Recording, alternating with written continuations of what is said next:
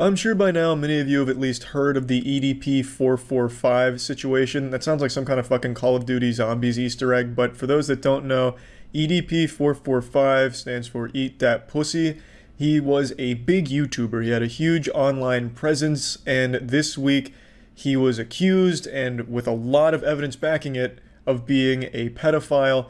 And with video evidence, him showing up to a meeting place where he believed he was meeting with a 13-year-old that was actually set up in very similar style to like a Chris Hansen investigation by a YouTuber, Predator Poachers. That name actually is shared by other people who hunt predators, but today this was done by one person, or one group in particular, and that person, the big face behind it, is not a good person at all. And that's why I wanted to do this little intro here, because I want to make it clear that there's no heroes in this story. You can't root for the person behind the investigation of EDP. They did a good thing, but they're a shit person.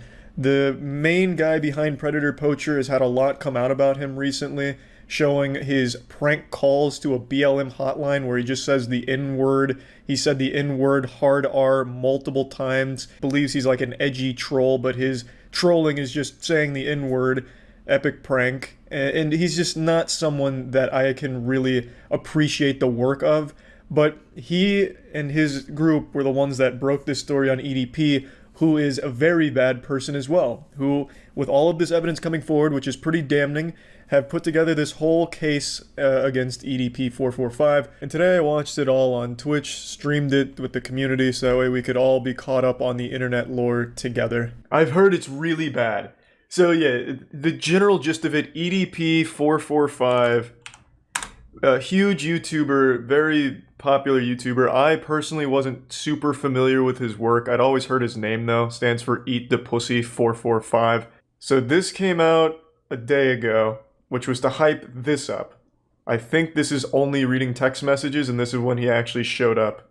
This is the only thing I've seen. This guy has a fucked up past. Like, even on this channel, apparently some videos that are still up from streams where he'd call BLM and drop the N-word to them or something.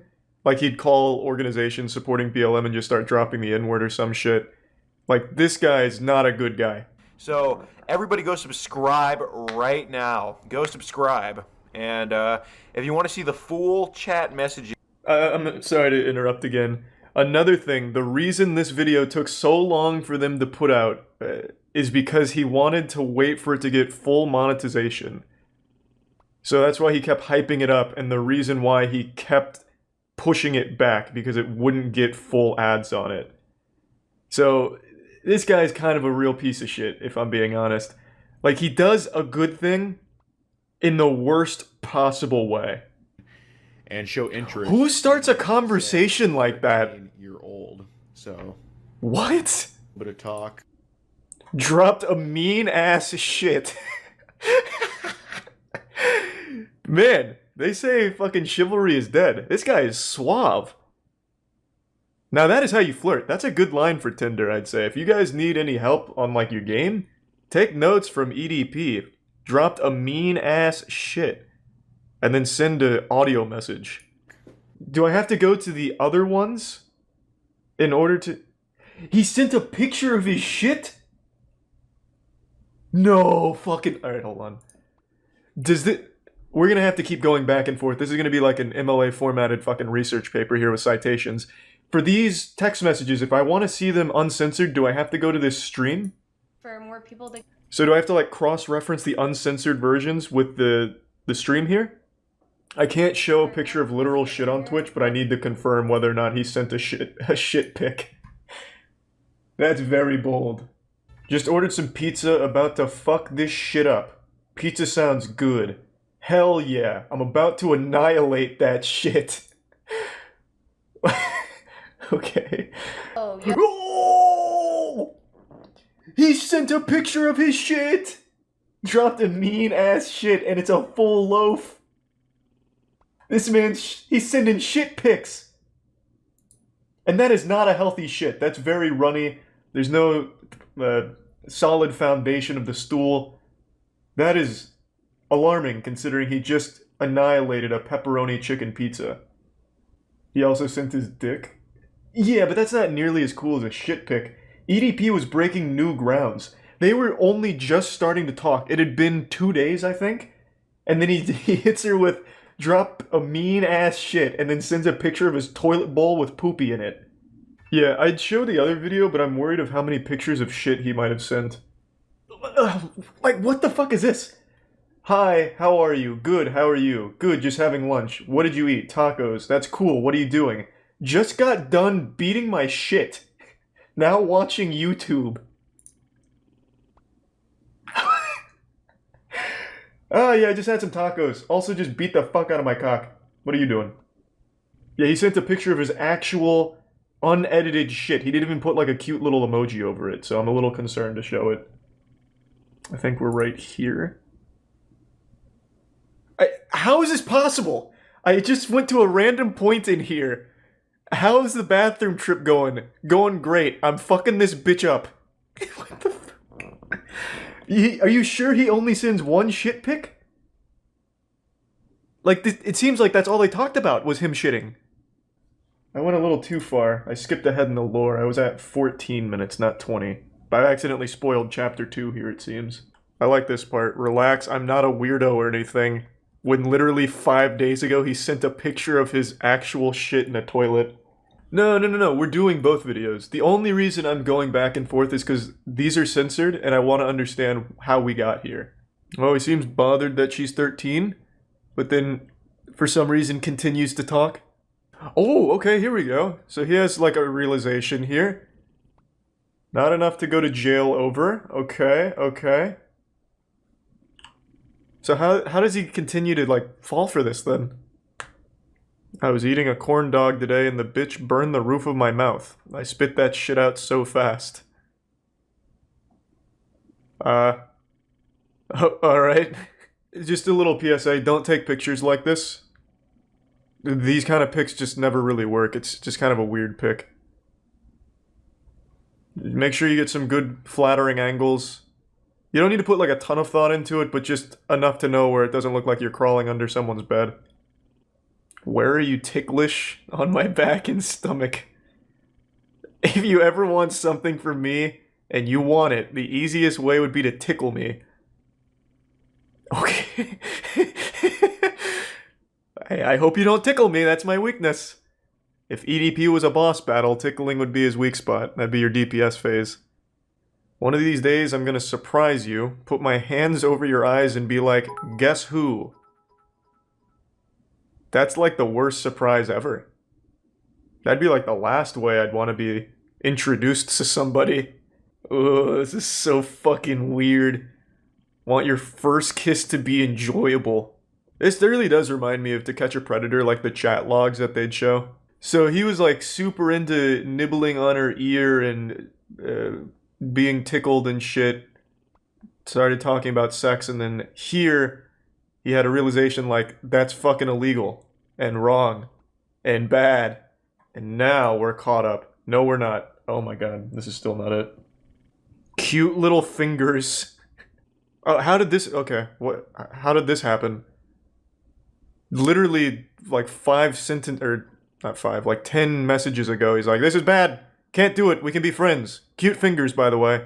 So you want to have sex? I can go easy, of course. Wait. Nah, EDP doesn't go easy. He goes ultra nightmare mode. There's no slowing down there. Man's just a fucking machine. I honestly enjoy doing what my YouTube name says. Eating the pussy. Yeah. Munching down on those beef curtains, baby! Yeah, there you go, EDP. What's the 445? Just a random number I chose, nothing to the meaning. Definitely has meaning now. I think the 445 absolutely has meaning. The amount of years he'll spend in jail. Well, probably not. You guys, I didn't know this. I learned this the other day. You guys remember Jared Fogle? The guy who had like 15 quadrillion quadruple bytes worth of child porn on his computer, as well as like openly admitting to abusing kids. You know he only got 13 years in jail? Did you know that? I thought he got life imprisonment. This man had so much child porn they had to invent a new way of measuring how much he had. And he only got 13 years in jail. This had to be like a full-time job texting this guy. putting in 9 to 5 hours here on the text messenger. Can't wait to hug you and kiss you. On the lips. On the cheek. On the neck. And I'd kiss and taste you down there. The vagina. The old vagina. Man, EDP really does just have a way with words. I love to kiss and lick the top of the foot. I love the toes, actually. Huh. So I can lick and suck your boobs. Pretty incredible. How does it feel? Pretty incredible, to be honest. The nipples get hard and really sensitive.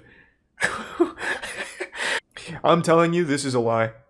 EDP went full fanfic here. He didn't fuck a school teacher. He didn't suckle on her nipples. This doesn't sound like anything a school teacher would say. I'm gonna know more about EDP's fucking life than his therapist does. There's so many text messages. For a virgin, the vagina is tight. Oh, here we go. Getting a health ed course from EDP, the man who just sent a picture of his shit. Basically, when intercourse happens, the penis is stretching open the vagina and forcing those muscles to temporarily stretch apart from one another. That's where the pain comes from. Ah, yes. She should have quizzed him. And what exactly does the potassium pump do in the body, EDP? You seem very knowledgeable on anatomy and physiology. Can you complete my homework? You used the wrong form of your, EDP. Some teacher you are. Your body is full of excitement and anticipation. You're wrong, you're again. Your body, I'd anticipating the sex. Poetic. Shakespearean, in fact. I also like roleplay. Hey, that's where you dress up and pretend to be Chris Hansen arresting me. It's a big fetish. Babe, babe, babe, babe, babe, babe. My cute-ass little baby girl. How many days have passed since he said, we can only be friends. This is illegal. This is bad. This will fuck me up if it ever got out. I can't do this. And then he immediately goes into, babe, babe, babe, let me suckle your nipples. Man, he really knows what to say.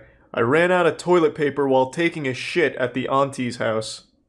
Hey, now I'm starting to get a little hot and bothered if I'm being honest. This guy's just smooth. The amount of times he's told me about his shits that he's taken, sent me a picture of his shit, how can I not start to fall in love, you know what I mean? Such a sassy little shit.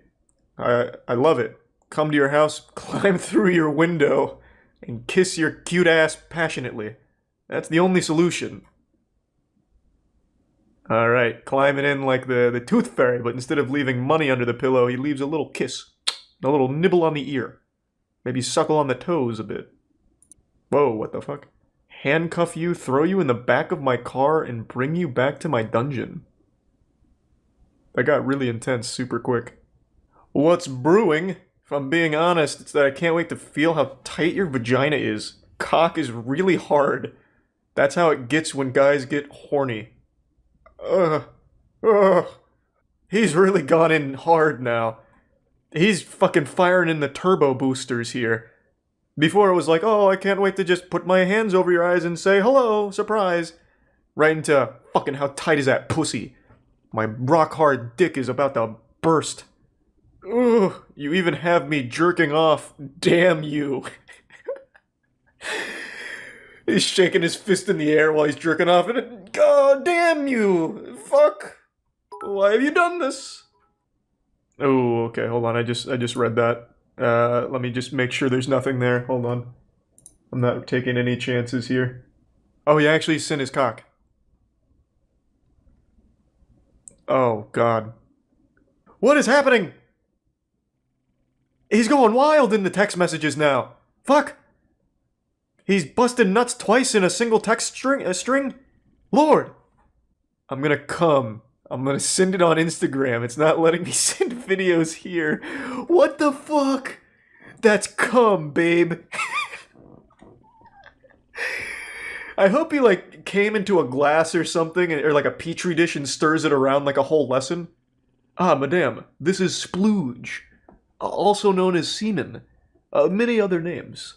Basically, whenever it feels so good to the point where I can't take it anymore, that's what happens, yes, the milk, the cream. Holy shit. You weren't kidding. This is really, like, fucking bad. And then the fact that he actually shows up, this is actually horrible. Oh no! He's becoming self-aware!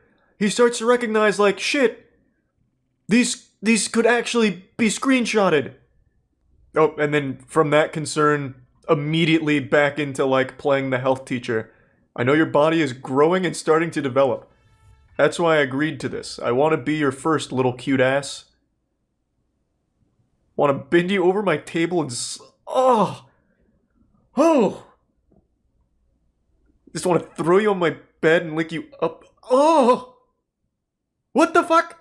This is worse than like 50 Shades of Grey writing, and that shit's horrible. They unironically use the term like sodden panties in that book. What do you think about that? I like that conclusion, as if you just dropped the mic. Yes, I want to fuck your fucking butthole. I want to butt fuck your pussy. So what do you think? Will you invest in my company? Like it's Shark Tank? That's probably the face he made when he went to meet her in person, and it was just two dudes with a camera. That's probably the exact face he wore right there. That's like a YouTube shocked thumbnail. Of course, real vaginas don't produce lube. Is he a virgin? It's not like vaginas are just dry. It's not like sticking your cock into like sandpaper. Maybe he just means like it doesn't produce Astroglide or something, like a specific lube brand. Like they don't have like a, it's not like Spider-Man's webs, like in the Amazing Spider-Man where you have to like put new web slingers in there for vaginal lube. But vaginas actually do get lubricated themselves. They're like a self-lubricating apparatus, really. Kiss your daddy goodnight. Sleep tight, princess. So this is when he finally started to believe this could all be a fucking setup. As if there wasn't an entire fucking 3 seasons of an extremely popular show all about this exact same thing. Even being fully aware of this very real possibility. Literally for like the 10,000th time in this conversation. Yeah, I guess every time he busted a nut, he started to realize this could all be fucking fake and a setup. But then after post-nut clarity faded away, he went right back to the, let me suck your fucking toes and take a shit. Here, he doesn't want to be. Let's go have a talk. How about on that bench right there? Okay. Can we give him a lav mic so we get better audio? Let's really go in here. Put this on, EDP. Right here? Coming out here to... Glasses off. Okay. Go ahead. Well, I was actually coming out here to pick up a cupcake and then go back home. Oh, okay. There was... Do they... You know, Do they sell cupcakes that was in this driveway? because I'm Oh, okay. So you should title a video instead of, your video almost threw hands with a 13-year-old. You should title your video almost hands with a 13-year-old. I think that'll get a lot of hits, EDP. I think so. Yeah. Oh. So this is you. Good one. So he's got like a whole little Okay. All right. routine So, prepared. Dan, what made you? So you initiated a conversation with a 13-year-old knowing she was 13. Yes or no? Correct. Okay. So is that a good? That guy in the background's trying so hard to seem like he's not listening. You've been exposed for this before. Correct. And you called them, but this is damning. Right. This is, I had to make sure myself. Right. Do you recognize me? No. Okay. I had to make sure myself. Well, that didn't really work. You don't have the Chris Hansen prestige yet. Me and my friend Keisha. Do you know who I am? Nope. Hilarious, man. Okay, that hurt. I appreciate it, man. What I don't understand, why are you attracted to like 13-year-olds? Like, why are you attracted to underage? That's a good question, yes. Why do you like children? In one of the Asking the hard-hitting screenshots questions. that you've always wanted to be with someone younger. Like you like cops. Right. Like, what goes through your head? What They should have rehearsed a little bit like what they want to ask. real, man. What goes on? So why are you a pedophile? Is loneliness, dude. I'll be completely honest with you, man. Do what Chris Hansen does. He does a really good job with interviews. Like, we're not like that. We're not like that. We're not attracted to minors. Bro, come on, man. You know exactly what it is, dude. Okay? No, you a we're pedophile? attracted to we're attracted to female our own age, dude. Let this be is known. Let this be known. I am not a. So what are you? If you're here to meet up with a 13-year-old girl after sending He hit it up like it was a catchphrase. Hey, not a pedophile. A guy that is. But we can forward this to cops because Yeah, absolutely. most definitely this is not your first time either, right? Right. This is absolutely not. Whoa. This is actually This actually is my first time. You just said it wasn't your first Yeah, that was Now you say second time? that was a bit rough on that one, The EDP. first time was You've done this before, yes. so But I mean, no, though. right? Yeah. So now, as far as the whole fantasy goes, you know what I mean? Let's be real, okay? You know what I mean? Like, What that's the part what does where that I'm mean? like, Stop saying you know what I mean. don't know what you mean. Sexual fantasies, that's what I mean. Okay, so sexual. I'm not calling you the P word, if you know what I'm talking. Look at these I'm screenshots. not calling you the P word. Yeah, but you know what I but mean. Do you fantasize about females under the age of 16? Yes or no? Sometimes. Yes. Okay. What are you doing? Holy shit. You fantasize about a 13-year-old, correct? Yes or no? Correct. Okay. Holy so, shit. if- This is right. fucking rough. Second Holy time. shit. I know, but you said earlier it was your first time. Like, Okay. Oh my Yeah, god. so we'll get to that. So you said, so 13 is the fantasy. Like for me, okay, 18. I think there's hot 18-year-olds. I wouldn't do anything with a 17-year-old. Right. But there's hot 17-year-olds. Right. But I don't go, yeah, when I see a 17-year-old. I'm just like, I can't do it. Like it's just not right. What But- what are you so what are you going on makes about? you go, Maybe about 7 months ago. This is just an extremely long confession. He doesn't he's So not what fighting did you any of do- this. so what was it that made you realize? Holy like, shit. For example, it's a bad analogy. You know, like if there's a hot 19-year-old into me, I'm like, oh, awesome. But if there's What like are you talking? I shouldn't say there's such thing as a hot 12-year-old, but if there's a 12-year-old into me, a 13-year-old, Jesus Christ. never. So what makes it okay to you for you to come here? It doesn't make it okay. I'm Right. just being honest with you. The screenshots, of course, I did. I mean, but like, why would you send it to a 13-year-old? Like, and that proves that you were turned on by it. Well, he said that a million times. Turned on, like, you We sent know a that. graphic photo. Because you were hard when you were doing. Obviously, yes or no. So you can't. He said that millions of times. I read What it. were you gonna do when you came here? To I felt like I knew his cock pretty well by the end of those messages. Honestly, Chris Hansen did it very well. Chris Hansen was a beautiful weapon against pedophiles, but YouTubers are not. Like, the only reason this video even surfaced is because they were finally able to get full ads on it. If this video never got ads, this wouldn't have even come out. They would have just let it ride, or let it die. They really just in it for, like, views to exploit bad people like EDP. This one seems staged. Okay, I can tell you this one is definitely not staged because his entire YouTube career has ended. This one is definitely not one of those fake ones. I can assure you of that. Like, even the interview it's not even an interview. The questions are, so you're a pedophile, why? I also like hot girls, but if they're 17, it's like, they're hot, but, you know, I can't do that. It's like, what are you fucking talking about? Like, you should have just taken Chris Hansen's script. You know, not this. Did they call the cops? That's what I don't know. Like, I don't know if they even get law enforcement involved. If you take their word for it, they do. But I don't know. I don't know enough about them, so I couldn't tell you yes or no. I would hope so. Like, if they went through all this effort, did a full investigation, and didn't give it to authorities, they should also be at some level responsible for, like, endangering minors to allow someone like that to continue doing their shit. So I would think that it would go to law enforcement at some point. But this isn't the first minor you've talked to before, correct? right.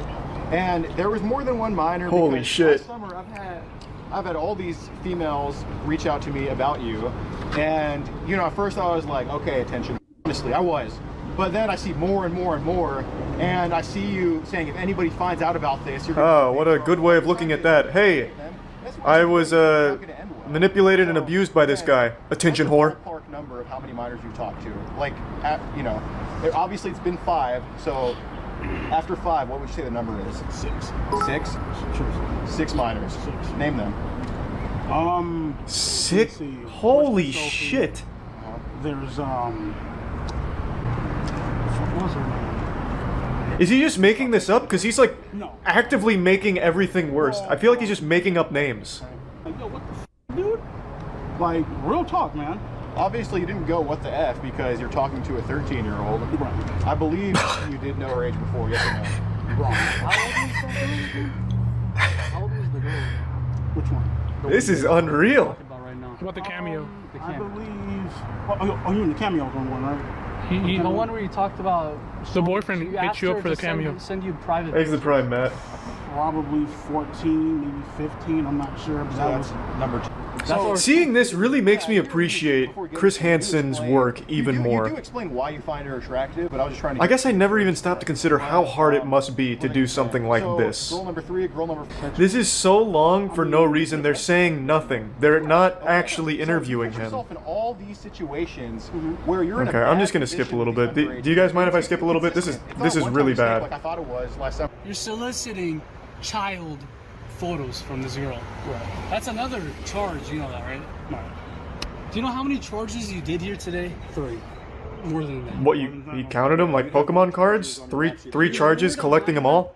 2 counts of graphic photos. You asked for graphic photos from this girl, and you came here to engage in sexual activity with a 13-year-old. Well, hold on. This is like an actual question. Like this is actually hitting him All with of them are something. felonies, by the way. Actually They're not something. misdemeanors. They're not So infractions. hold on, let me see where this goes. They're felonies. So Then so you were also a little bit submissive to her, yes or no? So well, You were a little bit submissive to her, yes or no? I was. Do you like being? Do you have a fantasy? So you did admit you fantasize about 13-year-olds, yes or no? Okay. Do you also fantasize? This guy's like the only guy that's actually a little bit, yes or no? trying to go somewhere with So this. what about a 13-year-old? And you have the audacity to say, please don't do this. Are you serious? We should be asking you, please don't do this to minors. I We should mean, be not doing this to minors. he's like that guy, or the girl in Game of Thrones walking around with the bells. Shame. Shame. Apartments? He's calling a friend right now. Yeah, he's at the apartments. Well, yeah, he needs to Calling get a picked friend up. Right now. Philip, Just please come. What are you panicking for? He's clearly calling a friend to get the fuck out of there. He's trying to get extracted from the mission. right by the jacket. Okay, please come quick. He's calling. It looks like he's calling some backup. Okay, all right. Oh, this guy sucks. Looks like he's calling some backup.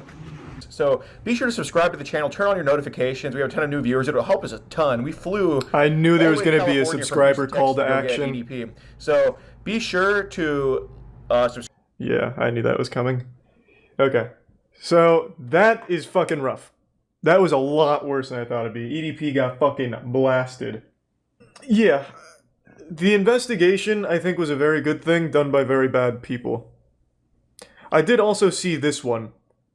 The things this guy says are really bad. Like, racist, all kinds of horrible shit from this guy. And a lot of people have taken note of it, but not everyone. I don't think this guy should be gaining so many subs for this shit. He did a good thing, and he tried his best to make a lot of money off it and capitalize on it, constantly calling for subscribe actions, refusing to post the video till it has full ads. So, I think the guy sucks, but what he did was good. And when he's talking to this guy in particular, he keeps talking about how... So, I'll break it down. The guy here is suicidal. He gets caught and he starts talking about how he's suicidal, he's tried to kill himself a couple of times, and in response, this guy says, you can't kill yourself because you're Jewish. That'd be a hate crime. What are you, some kind of Jewish Nazi? And then he keeps saying that for like 5 minutes. Like, that's his whole joke. He has like a little stand-up routine about why this guy shouldn't kill himself because he's Jewish. It's horrible. I actually, before finishing this up, I do want to look them up one more time. They claim that they've done this before, and the chat has told me that they've had people arrested. I want to see that. Okay, let me just immediately show you why I doubt that these guys actually care and are doing this for a good cause. Just going to their website, this is the first thing. Before you get anything else, you get payment plans. This is fucked up. So now where can I find out their track record? Have they actually gotten bad people off of the streets? Or do I have to pay to get that information? Holy shit. Making merch for hunting pedophiles. That's so weird. What does that merch even consist of? It's gonna be like one of those, like, cool dad shirts, like, I'm a veteran, I didn't fight in wars for you to look at my daughter, I'll put you in the ground.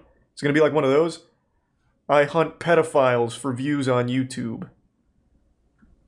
Or for money on YouTube, excuse me. At least Anxiety War, I do know the channel. At least they seem to actually want to do something good. And being successful is just, it came with the turf for them. Like Chris Hansen. Though I wouldn't really compare Anxiety War to Chris Hansen, but what I'm saying is at least they seem to be in it for a good reason. And there's also no information on this site except for buying things. I just wanted to know, do they have any proof that their investigations and this content they've made has actually gotten anyone arrested, put away, off the streets, anything? A lot of you said that they did, so I'm just wondering where you found that information. Who wouldn't want to walk around with a shirt that says Predator Poacher Hunters Club? That'd be pretty cool. So the first thing that comes up when I look this up, vigilante investigation creates issues for prosecuting cases. Talking about the predator poachers.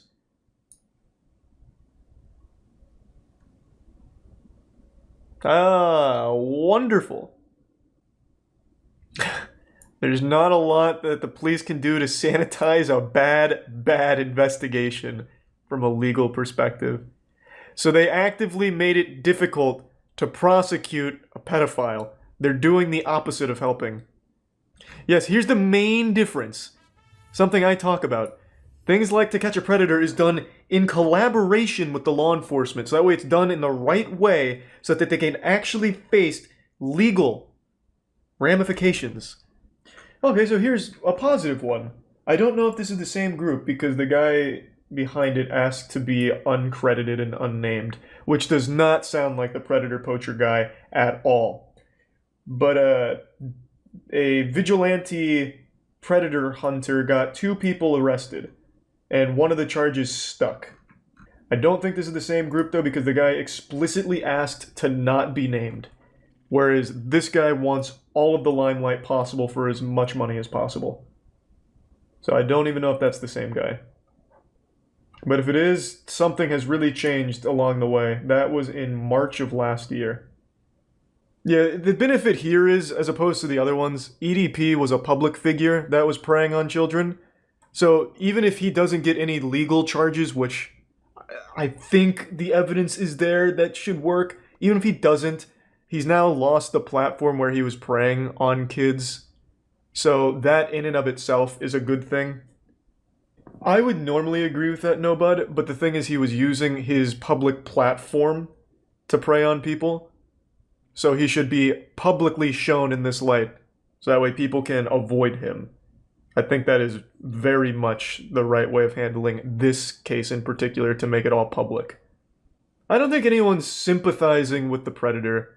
It's really just a matter of the person who caught the predator is so unlikable that you can't help but mention it when talking about the story. I really don't think there's anyone on EDP's side. Everything he said and did is deplorable. But when you have the guy who caught the predator saying, like, quickly get here, he's calling for backup, you can't help but be like, holy shit, not only is the pedophile evil, but this guy's also evil. Like, you know what I mean? It's finally here. A response more hyped up than the Avatar sequel. Logan Paul is addressing the massive 3-part investigation conducted by CoffeeZilla, exposing Crypto-Zoo as a potential scam. Logan Paul was not too happy about that nomenclature, so he made a video pretty much doubling down on everything about Crypto-Zoo never being a scam, while admitting to hiring criminals for the team, and trying to poke holes in CoffeeZilla's credibility, but without ever providing evidence for why CoffeeZilla's no longer credible. It's not the best response, but it was enough to win over a lot of people's trust somehow, even though Logan Paul never actually addresses any of Coffee's claims with the evidence Coffee provides. Instead, he fixates on a couple of small things, none of which actually contribute to disproving anything from CoffeeZilla's video series or his year-long investigation, and instead just kind of serves to assassinate CoffeeZilla's character, and then throws the condom on the floor and says he's taken CoffeeZilla to court. I'll see you in court, bub.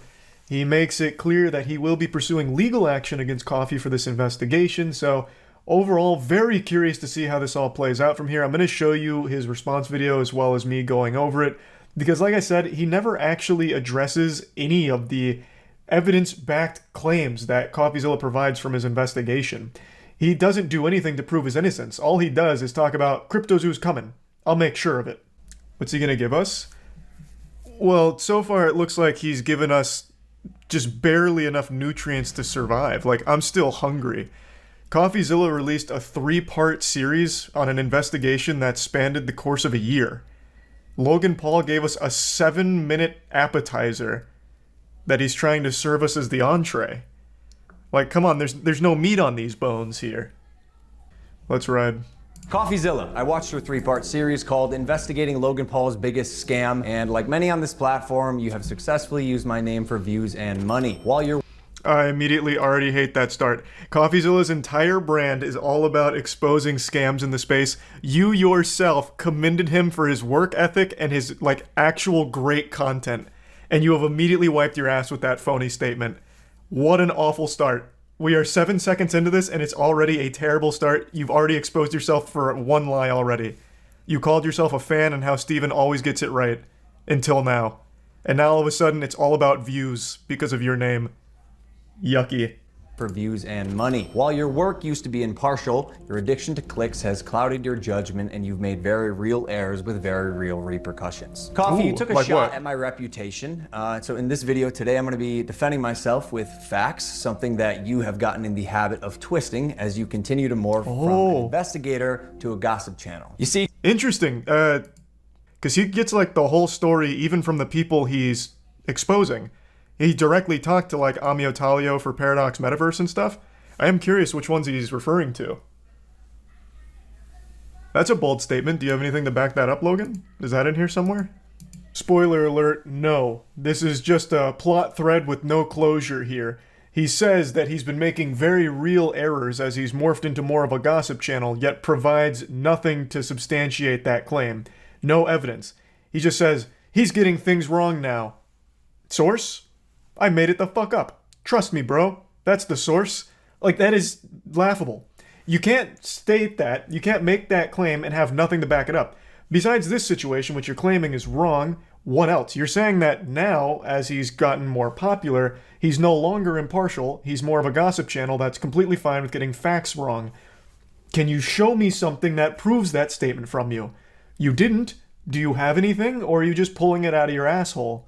you see, CoffeeZilla tried to work with law enforcement in the past, but his work was described as not anchored to truth and often speculative. He is a lopsided journalist with an agenda, and he's nothing more than the Keemstar of crypto and finance. But as opposed to just telling you, I'm going to show you some of the core discrepancies that I caught. Oh, that's such a big claim. Whoa, the legendary double fist into the butthole of wild claims with no evidence, huh, Logan?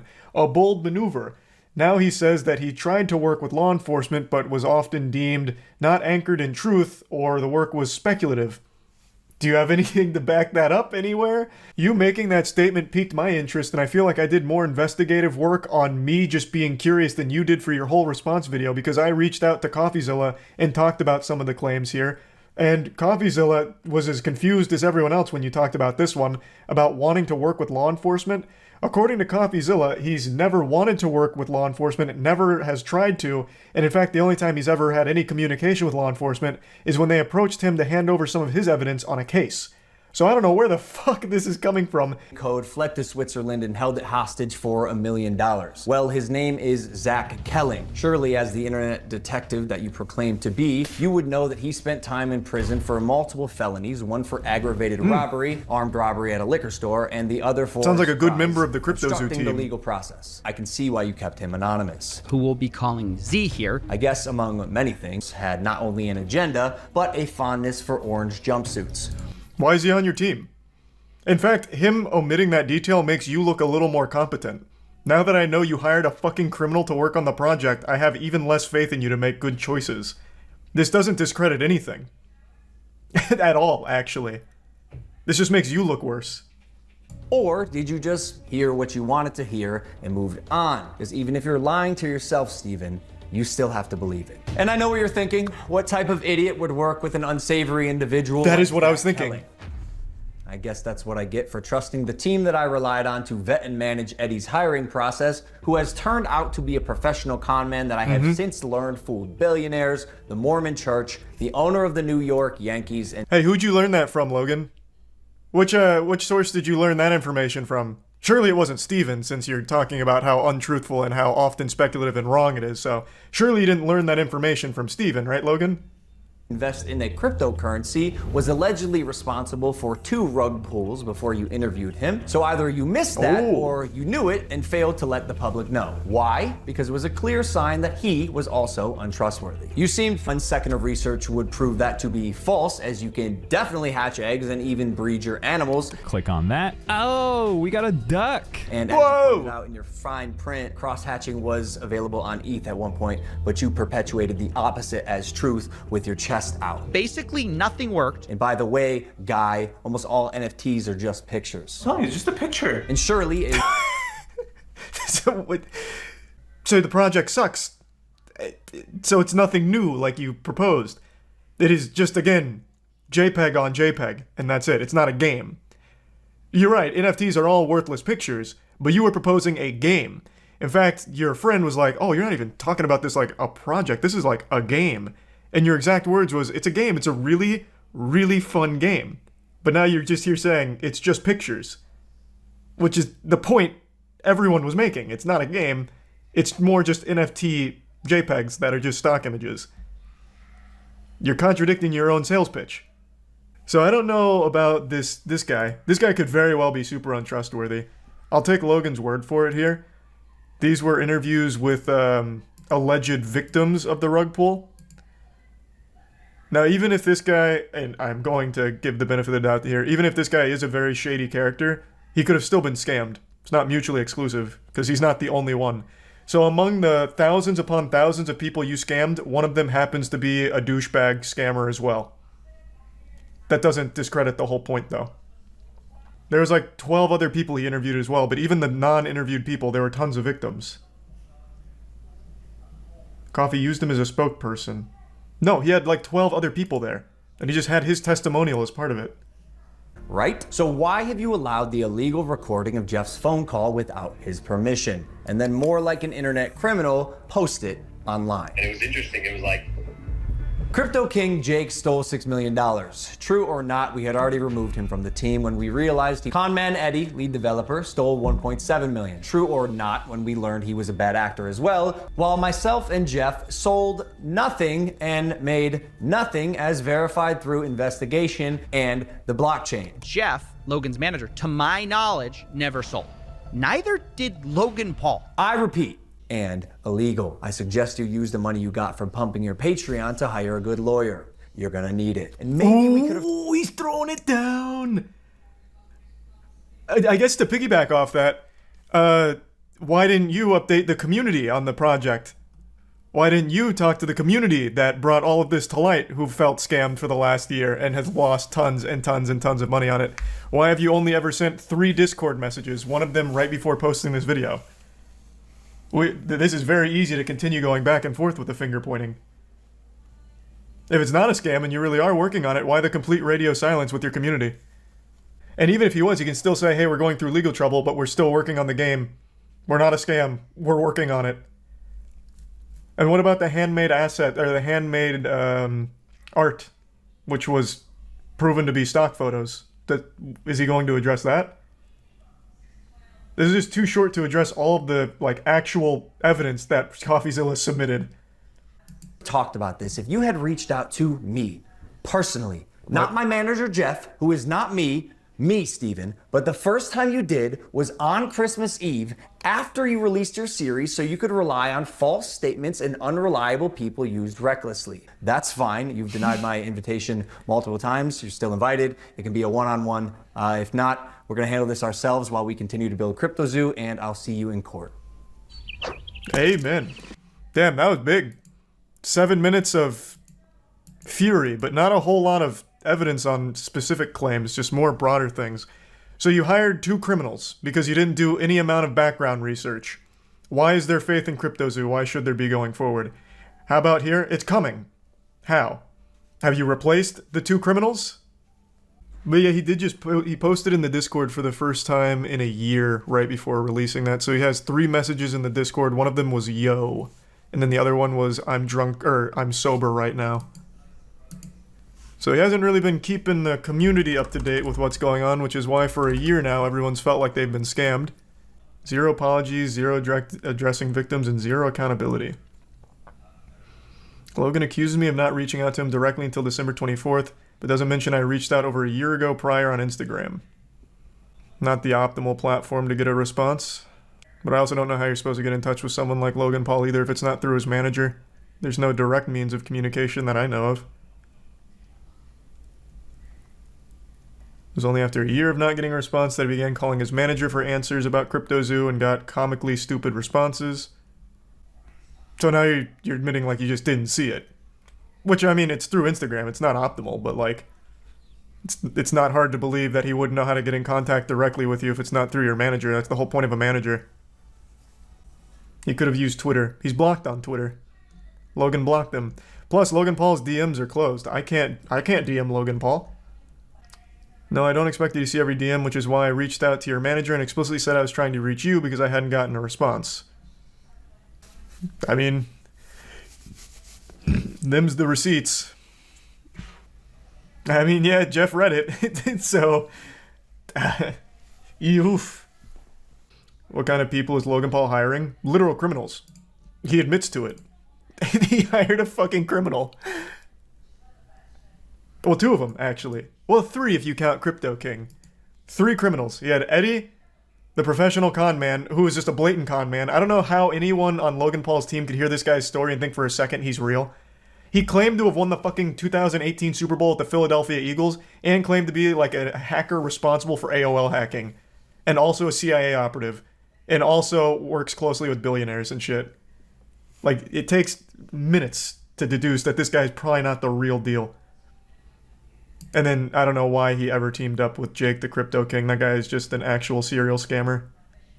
I hope that he does talk more on Impulsive because, like I said, he didn't tackle specific claims with evidence such as all of the text messages and all of the actual statements from the group meetings that I believe Jake the Crypto King provided, where it showcased his, like, the whole team's motives behind the project as well as market manipulation and then everything falling apart behind the scenes. He doesn't tackle the handmade art assets being just blatantly false and provably wrong. Apparently, I didn't do the research myself, but from all the evidence seems pretty cut and dry. He didn't tackle the actual specific claims on the project. He's going more big picture with it, but he focused in on some really small ones, I think. Again, this guy being a scammer and also getting scammed by Crypto0 doesn't really prove a point other than this one guy is a piece of shit who also got scammed by my project. He lost money on it just like everyone else. He shouldn't have been in your video. And that's fair.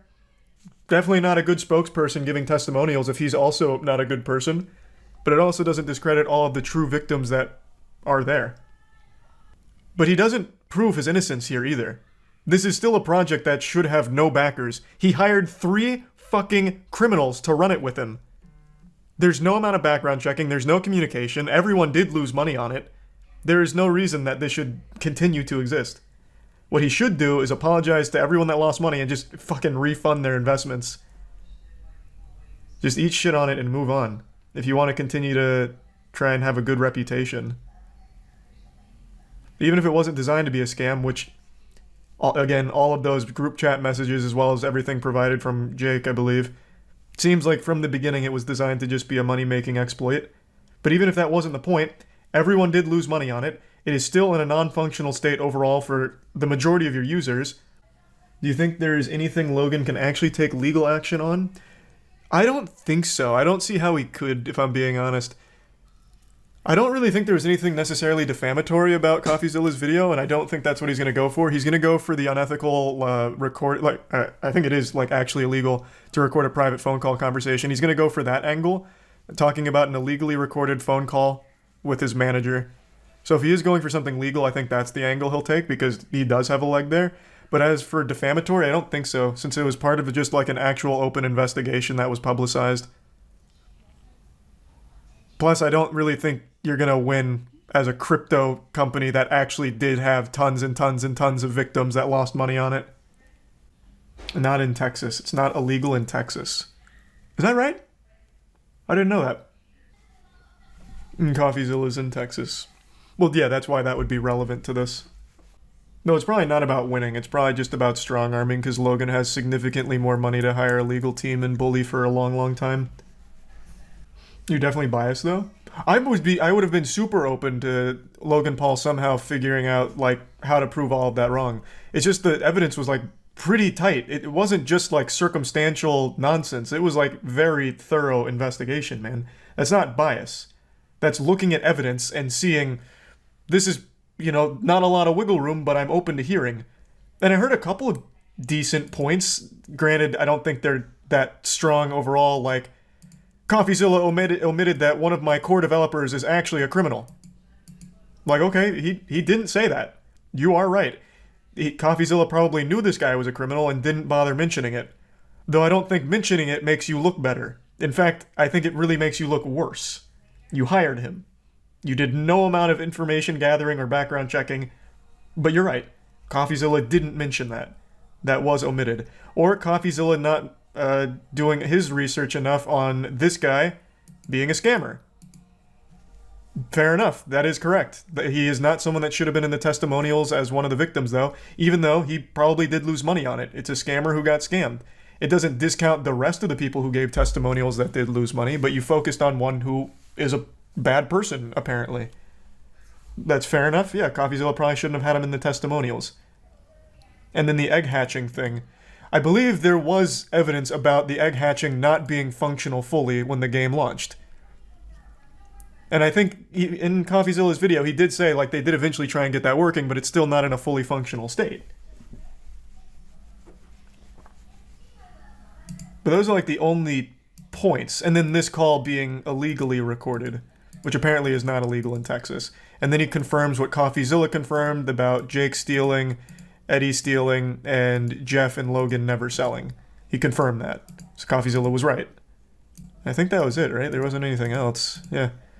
And then it was just about him, like, saying, we're working our ass off, it's gonna come out, it's not a scam, without providing any information on what exactly they're gonna do differently. You're gonna hire more criminals? It's just scammers scamming scammers. Yeah. That's exactly what it was internally.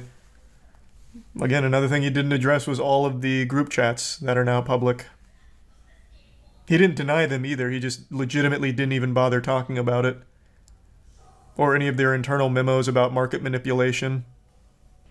It's enough for his fans who didn't watch the coffee video, though.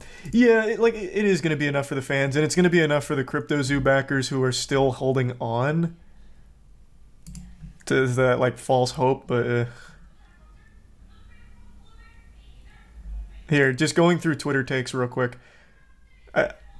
This seems kind of representative of most of the hive mind on it, so I'm just going to read it. Though this is just one person's opinion, kind of echoed in different ways. Logan and his team need to be held accountable for picking horrible partners, but to say he scammed when he didn't sell is insane. Just because he didn't sell doesn't mean that it wasn't a scam. Tons and tons of people lost money, and his internal partners did sell, making millions. Who's to say Logan Paul wouldn't have sold if it kept going? Plus, all of the group chat that is now public seems to have confirmed that this whole thing was just all about making as much money as possible and as quickly as possible on a bad idea. Still a scam. Just because it didn't sell doesn't mean it's not a scam. You 100% was going to sell if it didn't happen. Yeah, but that's just speculation. I don't know. I don't know if he would have sold. I will say the reason, one thing that definitely contributed to not selling is after Jake sold and made $6 million, the price right in the shitter. So obviously he wasn't going to sell too. And then Eddie sold $1.7 million and then deeper into the shitter. So clearly he wasn't going to be selling regardless. I don't know if his intention was to sell, but it seems like the intention with the project, based on all of the group chats, was to make as much money off the audience as he could for the whole team. Didn't he make money from the egg sales? That I still don't really know. Even in CoffeeZilla, I was scratching my head because I don't know. I don't think you can say for sure whether or not he himself pocketed money off of the egg sales. That, I think, is still just kind of tough to say for certain. Watch the CoffeeZilla video now. It's a lot different with this context. What the fuck? He didn't Context? What are you talking about? I guess in this one part where this guy giving his testimonial is untrustworthy, but other than that, it doesn't change the lens. The evidence is still there. He didn't tackle any of the evidence other than saying that one of them was unethically and illegally gathered through that recorded phone call. And that's really about it. Or that Z that he was talking to was actually a criminal that Logan hired. Like, it doesn't change the lens. How the fuck is Logan still sticking with Jeff? That I don't know. Jeff just sounds like an actually observable stupid man. Like an actual stupid idiot. I don't know why he keeps Jeff around. I don't. I really don't. I actually think Logan had no idea who was being hired. It was all Jeff, but Logan's gonna still take the fall for it because he just let Jeff run rampant like a dog off the leash. Hired 2 criminals, and then those criminals hired a criminal. So then eventually they hired all 3 fucking criminals. Like, I don't know why he keeps him around. He didn't say how it was a scam. I actually think a lot of children have too much easy access to the internet. What do you mean, explain how it was a scam? Like, what do you mean? The method of scamming was gathering as much money from people, talking about how fun this game is and how you can play to earn money on this game. And then the game comes out. The game isn't in a functional state for a while. Maybe it is now, perhaps. Logan seems to insinuate that it is functional. But regardless, it is worth nothing, meaning you did not play for a while. And now when you do play, you don't earn. So you just lose money. However, his team made, in total, $7.7 million off of selling. It's called Pump and Dump. Now, Logan and Jeff didn't sell. That is true. That didn't happen. But just because they didn't sell doesn't mean it wasn't a scam. There is a group chat where they were talking about money-making ways through the crypto space and copying a certain project that was very lucrative, and the entire conversation was always about making money off of Logan's audience. They then even get into market manipulation tactics, talking about what's an acceptable amount to sell on any given day to not influence price too much. It's a scam. That is a scam. I don't know why I needed to break it down into the Cliff Notes for you. I don't see why that was necessary. But I hope we're all on the same page now. Now, Logan Paul is denying that this was ever the case. So he's not, like, apologizing to all of the people that lost money or anything. He's saying that with this guy stealing the code, it was a huge setback, and there's just been so much going on behind the scenes, and then Jake tanking it, and then Eddie tanking it. It's just been hard to rebuild, but he's been working super hard to bring it back. But he still is missing the big problem. Nothing was communicated to the buyers.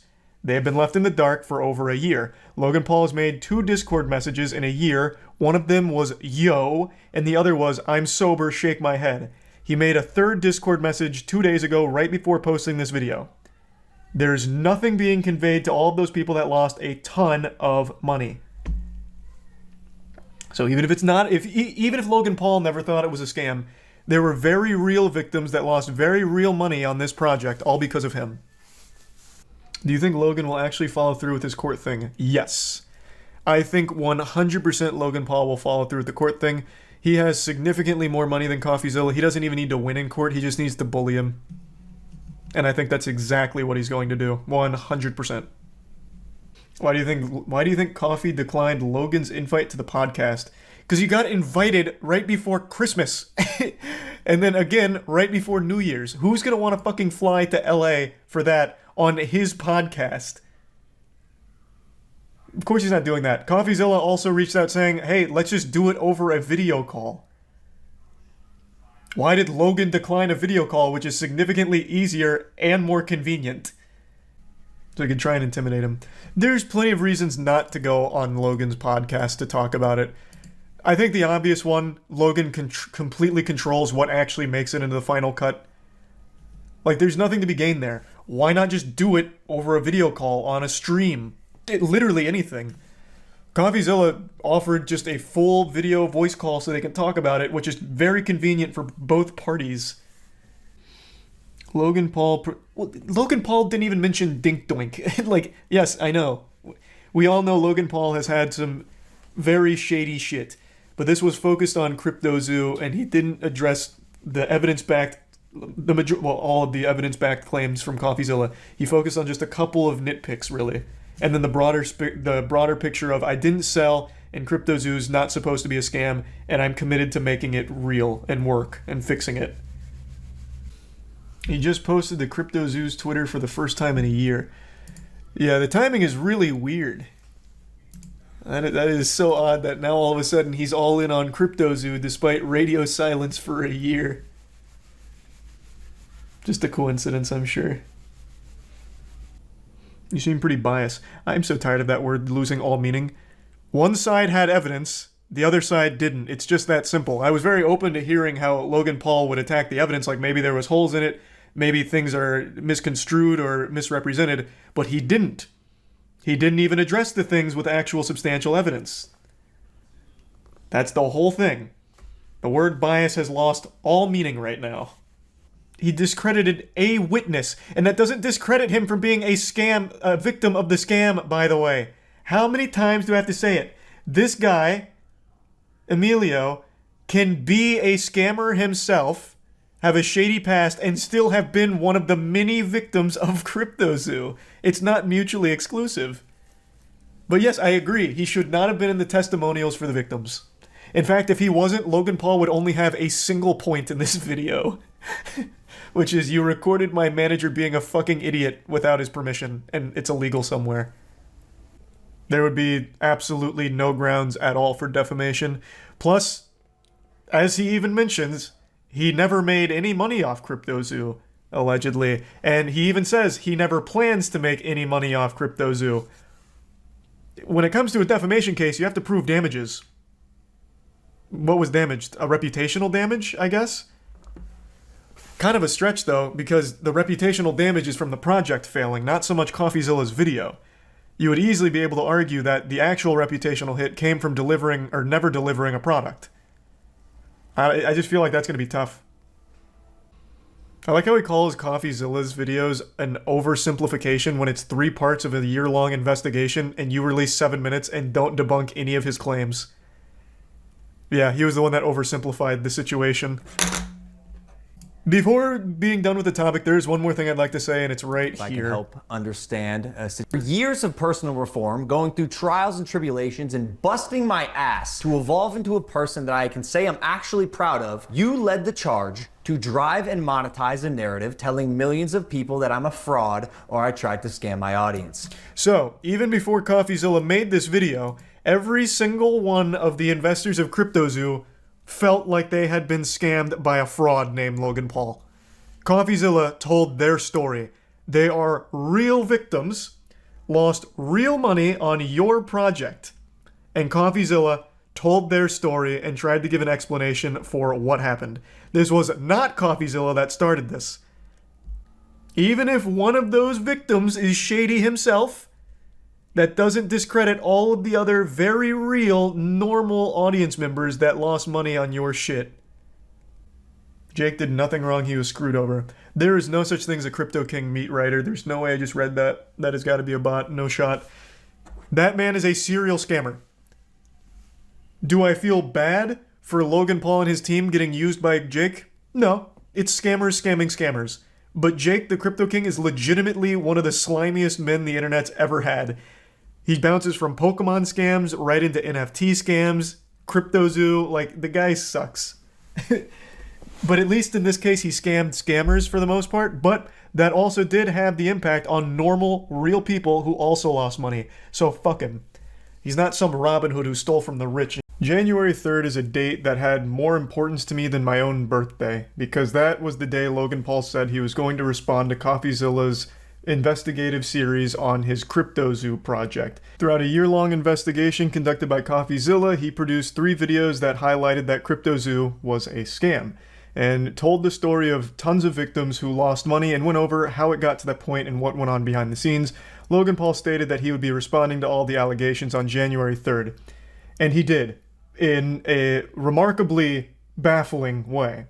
So January 3rd rolled around, and it was this very sad wet fart of a response from Logan Paul. He released a 7-minute video where he addressed none of the actual claims that had evidence backing them and avoided all of the actual hard-hitting facts that CoffeeZilla was providing without giving his side of anything. Instead, he just started attacking the character of CoffeeZilla and throwing out wild accusations with nothing to back up his claims in his own video, which makes him very hypocritical in that sense, such as him stating at the very beginning that CoffeeZilla's been getting information wrong because he's turned into a gossip channel without ever showing any of the things he's gotten wrong recently, and then saying that he tried to work in law enforcement but was turned away for being not truthful and his work often being speculative, of which he provides no sources to where he got that, so I imagine he reached into his colon and pulled it out like a little dingleberry. So, his video wasn't the best when it came to proving his innocence. So he then released a podcast episode yesterday going over it deeper. However, it's not deep at all. This shit is shallower than a micro penis. It doesn't go anywhere. It's still the very surface level shit where he doesn't actually talk about any of the evidence-backed claims that CoffeeZilla makes against him, his team, and his project. It's an hour and 20 minutes of them trying to play the victim here, and it's so shameless at one point that he even begins reading a letter that he supposedly received from a fan that made him tear up, talking about how great of a person Logan is and how he has such a kind heart, and then Logan tears up on the podcast again. None of this has anything to do with the CoffeeZilla investigation or Crypto0, so it just seems like he's farming sympathy points for some reason. It's just not good at all. This is actually significantly worse than his 7-minute response video. Now, he does reinforce that he will be suing CoffeeZilla for defamation for his investigative series on Crypto0, which leads me to believe that Logan Paul is truly surrounded by absolute fucking troglodytes. There is nobody in Logan Paul's immediate circle that gives him good advice. A defamation case is extremely hard to win in even the best of circumstances. But you have a shady crypto company that a ton of people lost a ton of money on, and you're suing a guy who investigated it for a year and provided nothing but an unbiased, objective looks at the facts. No matter how you want to spin it, it is objective as it gets. Logan Paul seems to believe that CoffeeZilla highlighted him as a malicious, evil supervillain, which are his words, not mine. But in the actual investigation videos, you can see CoffeeZilla multiple times mentions that he can't pin the blame on any one person, and in fact focuses more highly on the other two people, Jake the Crypto King and Eddie Ibanez, than Logan Paul. So, to win a defamation case, you not only have to prove that the information is incorrect, you have to prove that it was knowingly incorrect by the person who put it out there publicly. You have to prove there was malicious intent. You would have to somehow prove that CoffeeZilla knew all of this information was wrong, published it anyway for the sole purpose of hurting your image. And that's a very difficult thing to prove, because you can make tons of arguments that CoffeeZilla, even if things are wrong, which so far Logan Paul's proven nothing wrong, aside from one of the victims in the testimonials being shady, aside from that he's proven nothing, he would then have such a solid defense regardless, because he investigated and just provided like facts of information he gathered from Logan Paul's own team. So he would have a very strong case of, this isn't defamation, I was doing a public service by bringing all of this information to light. It's an unwinnable case for defamation, and I have to imagine Logan Paul knows that and just wants to bully CoffeeZilla legally and cost him a lot of money to hurt him, which is fucked up. That is malicious and supervillain-like, Logan. Of course, I'm no lawyer, but I am at least somewhat familiar with how defamation cases usually go, because when someone's feelings get hurt, they always try and sue for defamation for some reason. It's pretty cringe. Now, another thing that I want to mention before showing the podcast moments is Logan Paul is so delusional that he actually is using the defense of him hiring criminals makes him innocent. So in his response video, he's like, "You talked to my developer that stole the code for $1 million. Did you know that that developer is actually a convicted criminal?" And then showcases his criminal history, as if that makes Logan Paul look better or innocent. Logan, you hired 3 criminals to run this with you. That makes you look much, much worse and much more guilty. Oh, no, guys, it's not me that was bad. I hired 3 criminals. I brought together the Suicide Squad here to run this crypto company. It's them that were bad. It's not my fault. Why are you getting mad at me? I just hired the criminals. Obviously, you're responsible for the team you put together. You are liable for 2 of them stealing $7.7 million from the project here. That is your fault. I don't know why you keep falling back on, no, it's just that those criminals that did it, not me. Like, it's such a fucking stupid defense. I already did get kind of the spoilers that he really just repeats what he said in his video, which is nothing. Even in this hour and 20 long podcast, he doesn't actually debunk any of CoffeeZilla's. What was the question? He was just like spitting a fact. Now I know these are just like his lackeys, and his point is like, this is all wrong, but it wasn't even a question. He's just like, he's just like, right. Like, the only thing he failed to mention there is that it was a scam. But everything else, yeah, I mean, he's like, right. It's not like you were going to talk about CryptoZoo the next day or something. If CoffeeZilla never made the video telling the victim's story, this would have stayed just buried, fading into obscurity. Logan, big guy. Coffee already posted the receipts.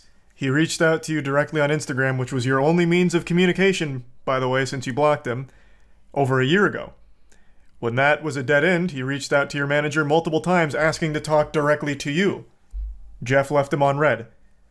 It wasn't until every other avenue was burned that he called your manager, Jeff. Those receipts were already posted. But you are right, he did reach out again on December 24th to your email, again, after exhausting everything else, again, because you have him blocked. But that's just so transparently weak. Your offer was for him to fly out to your studio to do it, so couldn't the same argument be made for you? Like, that's not a strong point that you, for some reason, harp on so heavily. His offer was to just do a general video call. In fact, CoffeeZilla doesn't even do those interviews, video calls, on his main channel. He does it on a secondary platform. So it wouldn't even be milking views or anything out of it. It's literally just getting the truth. Hey, Steven, just wanted to put my response to your scam allegations on your radar, linked below. Even though you broke laws, hardly substantiated your evidence, fabricated dangerously misleading falsehoods, and wrongfully accused me of scamming my fans, I'd still love to host you on Impulsive, again, unmonetized. It can even be one on... Hardly substantiated your evidence. I'm going to give him leeway on the breaking laws because even I didn't realize Texas was a one-party consent law when it came to recording conversations on the phone. So he didn't break laws, so that's blatantly wrong, but I'm going to give him leeway because I also didn't realize that that was legal in Texas. But this, fucking yikes, and fabricated, dangerously misleading falsehoods. What, talking to your team of criminals, like, directly?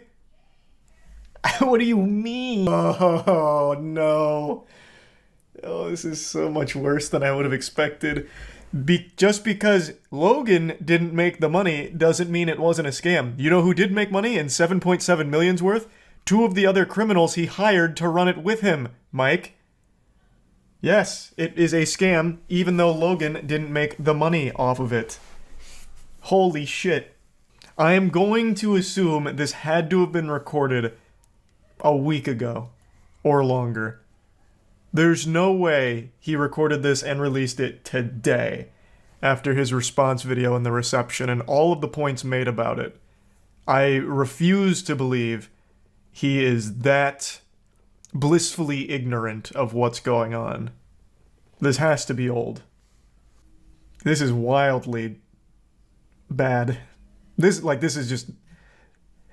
So the setup he's doing here is Coffee refused to come on Impulsive, so instead I'm gonna have my sidekick here make up easy softball questions that we think CoffeeZilla may have asked if he was lobotomized. And then Logan tackles those easy ones. For instance, what is a scam? Well, by the definition of a scam, Logan, did you make money off of this? And I already know the answer. Well, no, Mike. In fact, CoffeeZilla even corroborated this. I never sold the coin. That doesn't mean it's not a scam, Logan. Thus, everything CoffeeZilla said was accurate. Like, what the fuck? What the fuck? Doesn't mean it's not a scam, bro. Talk about the leaked group texts about how this was supposed to just emulate another lucrative project to exploit your fans for money as quickly as possible off as minimal effort as possible. And then talk about all of the meeting memos about market manipulation and what's an acceptable amount to sell on any given day for the percentage increase, or for the percentage effect on the overall tokenomics. Get into the market manipulation stuff from the actual group chats, man. That's what I'd like to hear. That seemed just like a kill shot to this entire thing. Yeah, maybe. If your brain is very smooth, I suppose. Well, everyone may have lost money, and the entire goal may have been to just exploit us for money, but Logan didn't sell. So I guess we weren't scammed. I can see how your mind worked in that. Talking about it was stock images. It has nothing... Even if the art was bad, if it was clear it was actually custom art by real artists, then the critique would just be, yeah, the art's kind of lame. The critique is, the handmade art claim is wrong. As in, you're using stock images. What is he talking about? His claims were literally handmade art, and he talked about how many artists he had on the team. But it was revealed that it was mainly stock photos. Now, the hybridization of the art with a panda with a long elephant nose, maybe you had someone drum that up in 5 minutes in Photoshop, I guess. But, like, even that's a stretch. Discussion he has that's insightful at all. I know that he says that CoffeeZilla is milking victims of his scam, which is a wild thing to say. Just get over it. You lost money. Stop milking it. That is what. Where is that actually? I'll pull that up in case any of you haven't seen that. Where in this podcast is it? Part, but that was embarrassing. Jesus Christ, Mike. Logan, when we were in Qatar, in that spa, surrounded by topless women, drinking expensive champagne, I looked over, you checked your phone, CoffeeZilla made a video with your name in it. You knew it was about CryptoZoo, and I saw, through the windows of your soul, I saw your heart broke, Logan. So I did what any good friend would do. I put your whole sack into my mouth. And I didn't want to, Logan. Trust me, I didn't want to. But I put it in my mouth where it was nice and warm, and I knew I could comfort you in this time of need. And I'm not trying to make it seem like the victim, but you ruined our entire vacation, CoffeeZilla. All of it. Ruined it. Did you watch the video? I have to wonder. I actually thought he did a really great job of talking about the other ones as being the really malicious, evil supervillains, and you being the bumbling buffoon. You played the comic relief of the scam, Logan. I have to wonder if he even watched it. Coffee focused very heavily on Crypto King and Eddie. You were just the dummy. Like the actual fucking dummy. Thanks to the resub Harmonica and Jelly. Thanks so much, give them their money back. Easy. Your fans mean so much to you. Wow, you do so much, you take a picture when they ask. Holy fuck, what a saint. Give them their money back. Prove it. Give them their money back. But, like, let's say it is 5 or 6 mil. Logan Paul, with Prime alone, makes that in, like, a week. People are fighting each other in the UK for Prime. He could absolutely afford just to give that back. Be like, you know what, guys? I really do, like, care about you. This isn't just lip service. This wasn't supposed to be a scam. Things got out of control. You lost money. Real people were hurt. And I can't live with that anymore. I'm giving you your investments back. And since it's on the blockchain, you have the ledger. You can easily see who invested what so you don't get scammed by people pretending to be investors. And you could easily just give them it back and make it whole. But he won't. He could afford to, though. 100% he could afford to. No, but Charlie, he takes pictures with his fans. That's a good point. A picture's worth more than the millions of dollars that they've lost. Hey, babe. I know I lost money with Dink Doink from Logan Paul last time. Well, I did it again with CryptoZoo, but I got this dope-ass picture with him. Like, look at how happy we look together. What do you mean you're leaving? For the lawsuit that I am filing. The defamation. I do... The disconnect in his brain is wild because he puts it on this lens like the guy, CoffeeZilla, is just someone that doesn't like him, as opposed to a guy who investigated this fully. So he truly believes that everyone that he showcases and every story he tells has to be by a paid actor and can't comprehend that real people lost a lot of money from his project. Or maybe he can and he pretends to be stupid. Couldn't really tell you. But yeah. He just talks about the people losing money as being milked, or them milking it. Yo, you got scammed. Get over it. I think I really do think Stan's had the best take on it. Like, if he was Logan Paul's guy, he would have advised to just ignore it. And he's absolutely right. I thought the right play would just be make everyone whole again, refund them. I think that's the morally correct thing to do. But if Logan just wanted the easiest way and just to get out of this as quickly as possible, if he never said anything, he would have been fine, actually. But now he's posted this on both of his main platforms, Logan Paul channel and now Impulsive. All of his audience is now aware of this. Now they've probably watched CoffeeZilla's video, and with all of that evidence, they're going to look at Logan Paul and be like, fuck, this guy hasn't proven his innocence at all. He hasn't even mentioned any of the claims. So he really fucked himself. If he had just ignored it, his audience would have never known, never cared, and he would have been in the same situation. He would have been fine. His fans are definitely not watching CoffeeZilla's video. I disagree. So I actually think since now he's posted it 2 times, they're gonna be like, what is he talking about? What are these scam allegations? I bet it's a bunch of baloney, a bunch of fucking barnacles. Logan would never do that. Let me see what this is. And they'll watch it for even a second, like hate watch it. But then Coffee immediately starts making points and they're like, interesting. His audience, no. I don't know, maybe I'm now skewed on what I think his audience is after the CoffeeZilla videos because everyone that he interviewed that got scammed for a lot of money was not a kid. They were young adults. So no, maybe I'm under the false idea that his audience is older than they are. I always thought he had like a Disney Channel audience, but after the CoffeeZilla investigation, I became convinced they were older. Plus he's in the WWE now, which is mainly older audience. So I don't know, maybe I'm wrong. I could be wrong, fully. What I wanted is for him to actually tackle the evidence. I would really like to hear from his side, if there is one. Right now, I'm starting to genuinely doubt he has any legs to stand on there on this situation.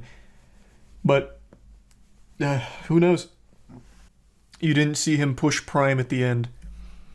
You look like a... Yeah, Prime needed an extra push.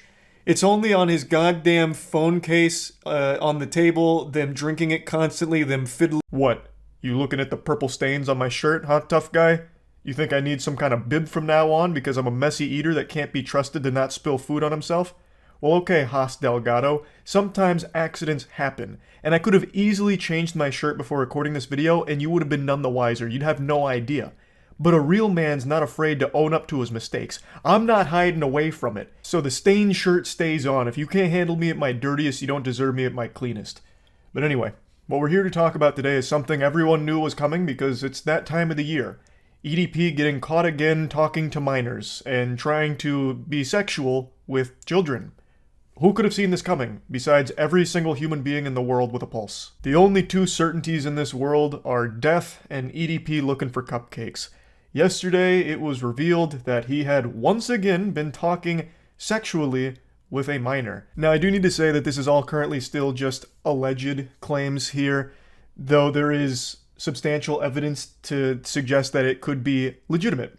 I'm inclined to believe what's being presented here because it seems like it's been done thoroughly and through proper channels instead of just being like a YouTuber-done investigation for clout. This really does seem like this could lead to real justice being served to EDP, who eluded justice over the last couple of years because of the previous investigation not being done through proper channels. So everything that's going on currently does seem to be legitimate, but it is important to say that they are all currently still allegations that he's been talking inappropriately with an underage girl. Apparently, he also sent nudes of himself to this minor. And I don't know if he sent any pictures of his poop in a toilet bowl this time around, which is his signature anime finishing move. Last time, a couple years ago, when he was caught sexting someone he believed to be a child, he sent a picture of his shit in the toilet. And this time around, in Season 20 of EDP being a disgusting child predator, we don't have any hard evidence to confirm nor deny the existence of shit pics in his exchange with this child. So, I'm sure as the investigation continues, more information will come to light and we'll know for sure. Now, the victim in this situation has come forward publicly, and there are a lot of chat logs that have released from it. I don't know if it's every single exchange they've ever had, or if there's still more. If it is every single exchange they've had, it doesn't seem like there's any shit pics, but, you know, you can never be too sure when it comes to EDP's sexting. He really likes to send pictures of his poopy. So what happened? Yesterday, a very big YouTuber named Gideon released a set of pictures as well as a short clip that had him dressed in a cupcake costume while confronting EDP with somebody else there as well. EDP is very upset about it. I'll go ahead and play you the clip. It's not a fucking joke, man. I'm just seldom at a loss for words. You know, 2 years ago you were caught. Kiss my ass. In 4K trying to meet a 13-year-old. And really, I'm not talking to you. He's talking to really, you. my nigga, this is bullshit, man, that y'all pulling right now. When I initially saw this, I thought there was a small chance that this could all just be some kind of prank video that was being staged here. But then I started to think rationally, and I came to the conclusion, what kind of fucking deranged individual would willingly lean into being a pedophile? Now, I know EDP has tried many bold tactics to squeak out of everything that's happened over the last 2 years. One of the most outrageous, outlandish claims I've ever heard is that all of it was just method acting for a role that he was playing.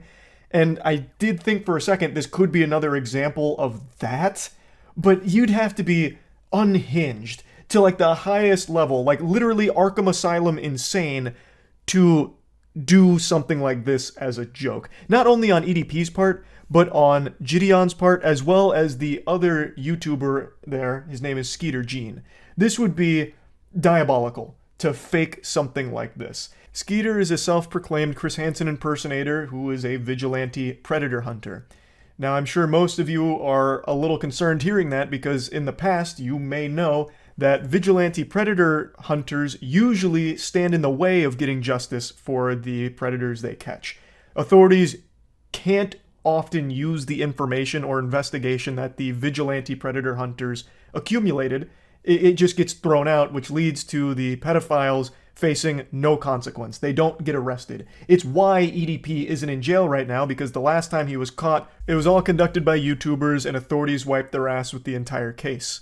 But with Skeeter Gene Hansen, from everything I've seen on his channel, and keep in mind, I'm only just now being made aware of him, so I haven't seen everything he's ever done, but from the bits that I've seen, he actually does collaboratively work with law enforcement and has actually conducted investigations that led to arrests for some of the predators that he was investigating. So it seems like he's actually doing this the proper way, with the proper authorities, through the right channels, and getting justice. So I'm optimistic that this was all done the right way. An important thing to note is that the picture of Gideon and Skeeter confronting EDP directly, as well as the clips that are surfacing from it, are not part of a sting operation.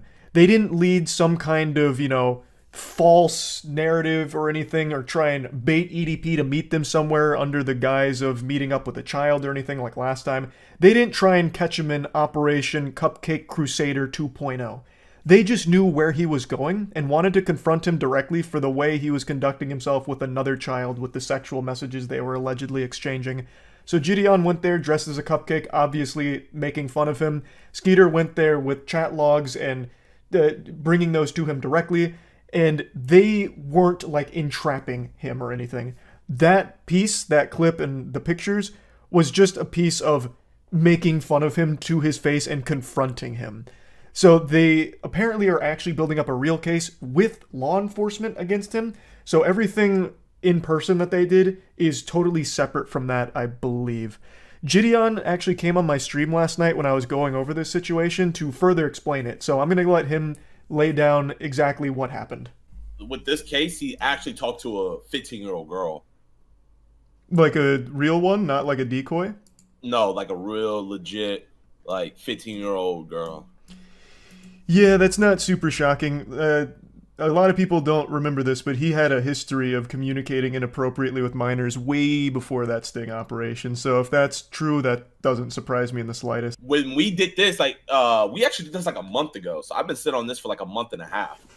But I was fully expected to like hold on to this for a year and then drop it. The only reason I dropped it today was because the victim, she went public with everything, and it kind of like threw me off because I was like, oh fuck, like I was like, what the fuck? Yeah. But when I talked to her after she did it, she was like, yeah, the cop said it's all good and stuff. So I was just like, oh, okay. So I dropped it too, but I'm most likely probably gonna be going to court with her because what? Wait, what? Yeah, so like I'm kind of like involved with the case now. Like the authorities, like they have my number and everything. They haven't contacted me yet. Okay, so was this like a investigation you conducted with like a team? Did you work collaboratively with the police? Like what exactly is all of it? I tried to do an interview with him back in early July, but he phase drugged me and he was like, oh, you gotta pay me. When we talked, he wasn't talking about paying and stuff. So I was like, bro, I'm not about to pay a fucking pedo. And so he left, but he joined my Discord. And the girl was in my Discord.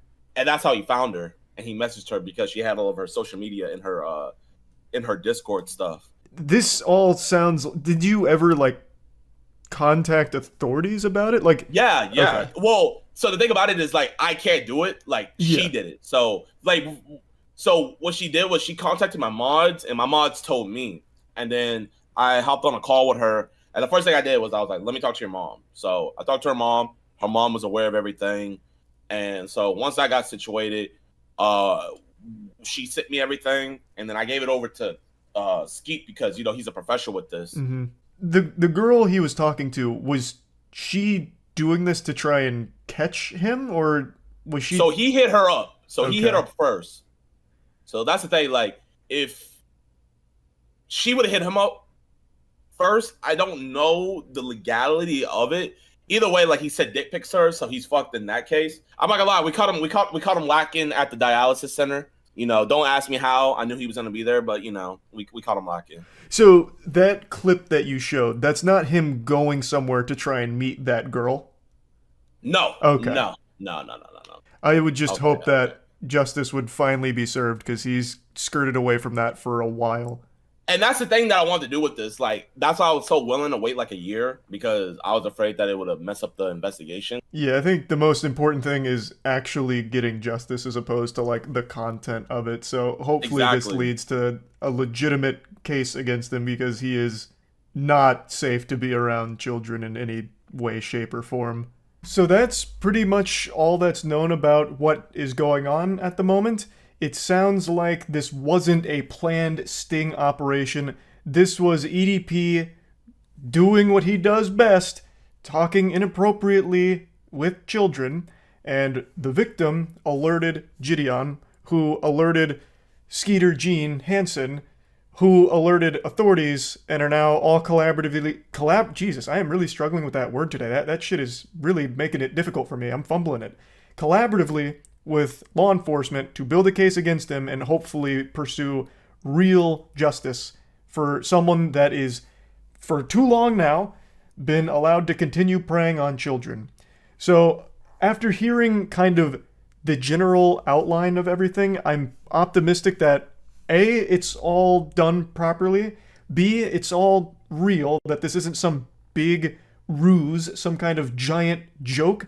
Again, I think that would be extraordinarily evil and ridiculous if this does all turn out to be fake, which I don't think it is. And 3, the most important, that this entire investigation leads to real justice. So EDP can no longer keep preying on the children in his audience. It's just, for too long, he has been able to continue coming back like this reoccurring villain. How many times do I have to teach you this lesson, old man type shit?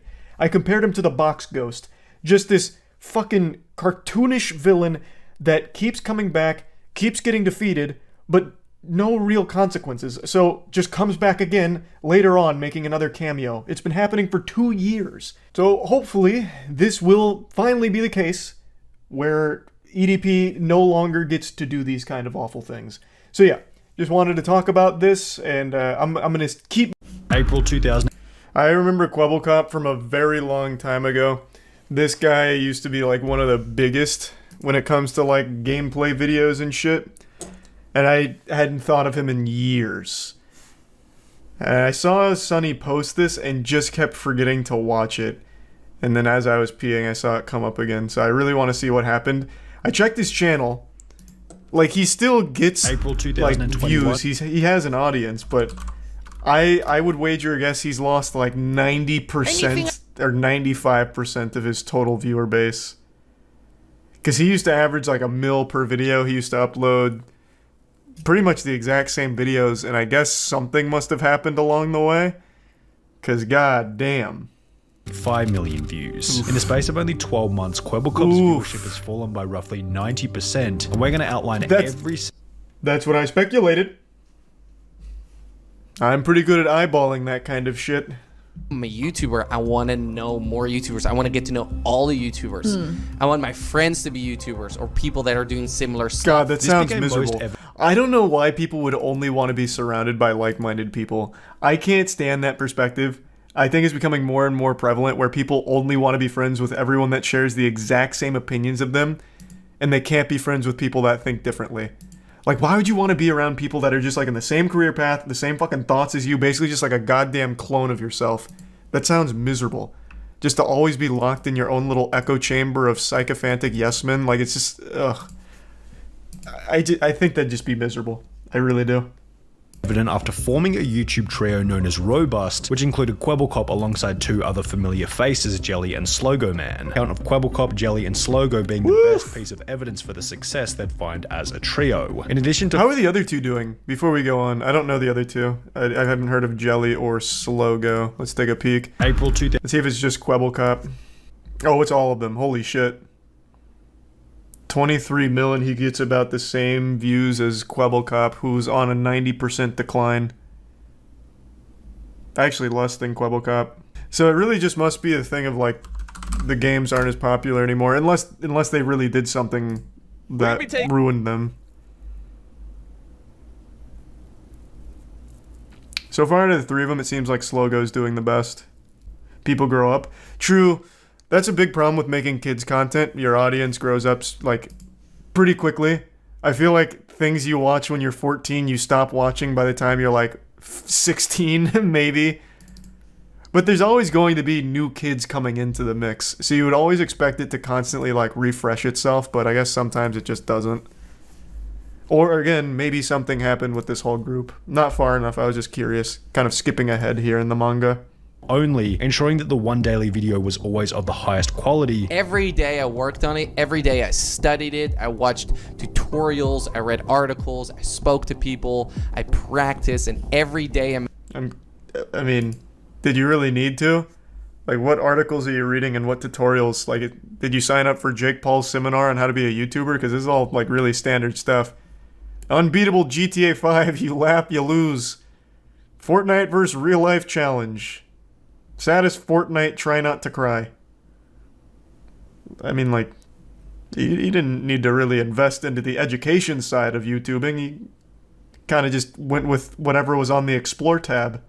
For the audience. I was making videos that my audience loved watching, right? So I asked myself, what does my audience love the most? Each of those clips from Kwebbelkop's discussion on the Legitimately Watchtime podcast also displayed just how switched on he was in terms of personal super development high energy. and the correct attitude required in order to grow Everything a else is successful secondary. YouTube channel. So if he had the correct attitude and mindset in order, why after 5 years of gaining an extremely consistent 100 million views per month, did this number drop to between 5 and 15 million over the course of only a year? Woman, please respect our privacy. Thank you, which was accompanied by a video approximately 1 year later, conveniently just pretty good post about it, I suppose. Explaining the reason behind their breakup. Why did you guys break up? Well, as you guys might know, I'm from Amsterdam, the Netherlands, and Azzy is from Canada. And it was a long distance relationship. Once the honeymoon phase was over, we realized that we're 2 people from completely different places. However, it would still be a little far-fetched to blame Kwebbelkop's decline in viewership on nothing but this separation. Sure, he had one. Didn't they live together?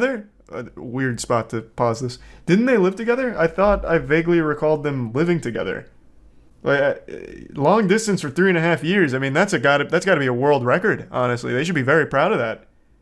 Making that work for 3.5 years. That's a good run then. No shame there. 3.5 years on long distance. Fuck me, you made history.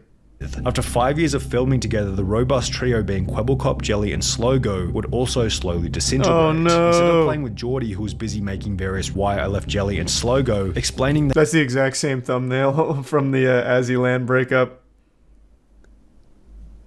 This man only has one sad face? Come on! You studied articles, you read books or whatever about YouTubing. You've got to switch up the crying thumbnail. This one should have at least had like one of these, maybe like the shocked face. Like, you can't keep reusing this shit, Kwebbelkop. I see what's gone wrong here.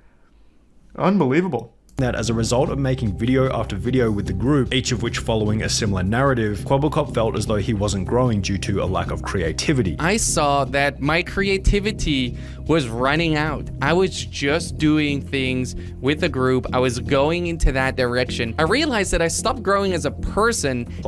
He then began I don't think it was the group. YouTuber going by the name of Tiger, yet this would also end in another bit of drama. Me and Kwebbelkop got into a fight, and after this fight, I was pretty much left with nothing. Kwebbelkop found Tiger when he was still a small cop, offered guidance and growth to Tiger in exchange for part or full ownership of the channel. I'm like, this guy could be a really big YouTuber. if I would coach him a little bit. He has so much talent. Now this went exactly as planned in the beginning. They started playing together. Okay, that's kind of fucked up. I've never heard of something like that. 2 million views per month to 20 million views per month. Titled Why I Left Quebblecop and Tiger. Man, they're getting so much mileage out of this crying face from Quebblecop. That shit is being used and abused in every single fucking thumbnail here ever. My god. I will say though, one of his reasons for leaving that group is because he couldn't be as creative as he wanted to be. Well, I'm glad he did that, because now creativity is the number one thing I get when looking at the channel here.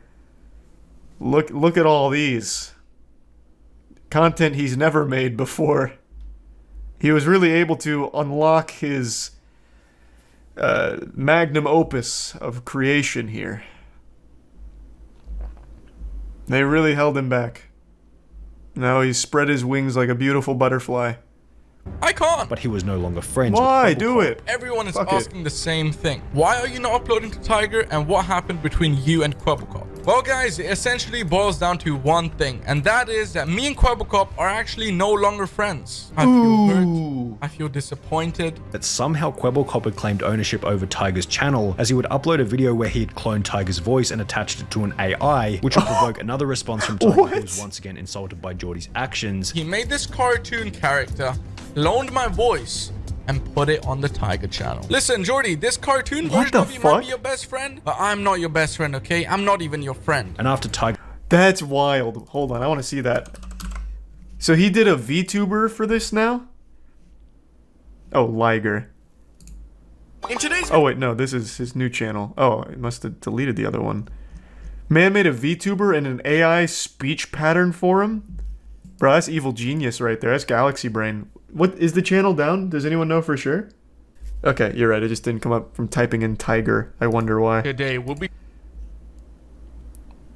Okay. It looks like he's not doing it anymore. He must have deleted the video. Decline wasn't the drama itself, but rather one discovery made by Geordie throughout the conflict with Tiger, being that he could make an AI character to act as a real person. Was per day. I wished I could clone myself, so I did. What Quebblecop is referring to in this Twitter thread is a channel he launched 1 month after the drama with Tiger, which posts gaming videos and uses an AI character as the main personality within the videos. Second channel. Okay. But when looking at the numbers, VTubing? it's obvious that this new AI... Starting today, from now on, you can expect my next video to be top notch, to be really and he delivered. flipping good, to be exactly Yes. what you want to see. Yet the first 3... Fuck yes! Yes! And this is what I wanted to see! Upgrading the slowest to fastest animal in GTA 5! Whee! I've always wanted to know! $10,000 dog, then him bragging about his custom orange G. $10,000 dog? What did this man buy? Goddamn Chimera? What kind of dog is 10 grand? Okay, so then he started flexing, okay? That's always the signs of insecurity and desperation coming in. Wagon, then him bragging about his $7.5 million penthouse apartment. Welcome to my $7.5 million penthouse tour. Let's see if this video can hit 100,000 likes. And it's just like... Did it work? 6 months ago. Welcome to... Fuck! What is Quebblecop's community called? His audience? Cops and robbers? What are you doing? Only 35K? Now we'll never get to see more of his $7.5 million penthouse. Quebble flops. Whoa! A piano with a Star Wars blaster poking out. What is this? A telescope? What the fuck is this? This golden gun thing. I'm just taking a brief tour here, if you don't mind. Oh man, look at all those fragrances. Terre de Hermes. This one's a replica. This one's not even the original. Okay, pour much? Yikes. Not even authentic. Why is this the most replayed? Because of this jar of urine? Oh, it's actually not this, it's the shower. You perverts. You Quebble flops. You perverts. I wanted to see him take a shower. Have some respect. Why would you post this, dude? Not only have you stated in the past that you apparently don't do YouTube for the money. I don't care about making an extra buck on YouTube. I don't care about the money. I really genuinely do not do YouTube for the money. But do you really think the audience wants to open up the YouTube app and instantly see something that makes them feel inferior to you? Do you think new viewers on I feel your like channel a part want of to the open up family. video section as products stems from a specific inclination to re-establish power, which might explain Kwebbelkop's motive to upload these off-brand videos. You just got analyzed on that one, Kwebbelkop. That is super true, though. You see this shit happen a lot with, I guess not necessarily streamers, because I don't think there's any, like, big streamers that have fully fallen off yet. But I've seen this on YouTube a few times with some of the big boys. Take, for example, like, Rice Gum. Though most of his content was built around flexing from the start, it obviously only had a shelf life of however many years he was on there for. I don't even remember now. But this kind of, like, flexing is always, like, in the death throes of that creator's channel. Happens all the time. Channel. In a recent video titled My $100 Million GTA 5 Business in Real Life, which sports a similar kind of vibe to the apartment tour, Kwebbelkop talks about how he's also launched an NFT business and is working on a video game, potentially fracturing his focus from YouTube even further. As mentioned earlier. Oh my god. No way. Kwebbelkop is no fucking way. He's in NFTs? Bro, this has to be like the last adopter of NFTs right now. Years ago, in August 2012, I had a dream. I was living in my mom's NFTs, baby. Just finished school. I was watching YouTube every single day, playing video games every single day. I thought to myself, what if this shit wasn't fungible? I called my mom and she said, Jordy, are you crazy? You need to go to I love games, but I hate funging. After quite a lot of convincing all day. At one point, things were going so well that Tiger said, you know what? I want to do things myself. Well, I just watched Sonny's video there. That's not really what happened. You guys just, you had a falling out. You guys aren't really like friends anymore, it seems. It wasn't necessarily a, you were too good. You guys were too good. I'm gonna try it on my own.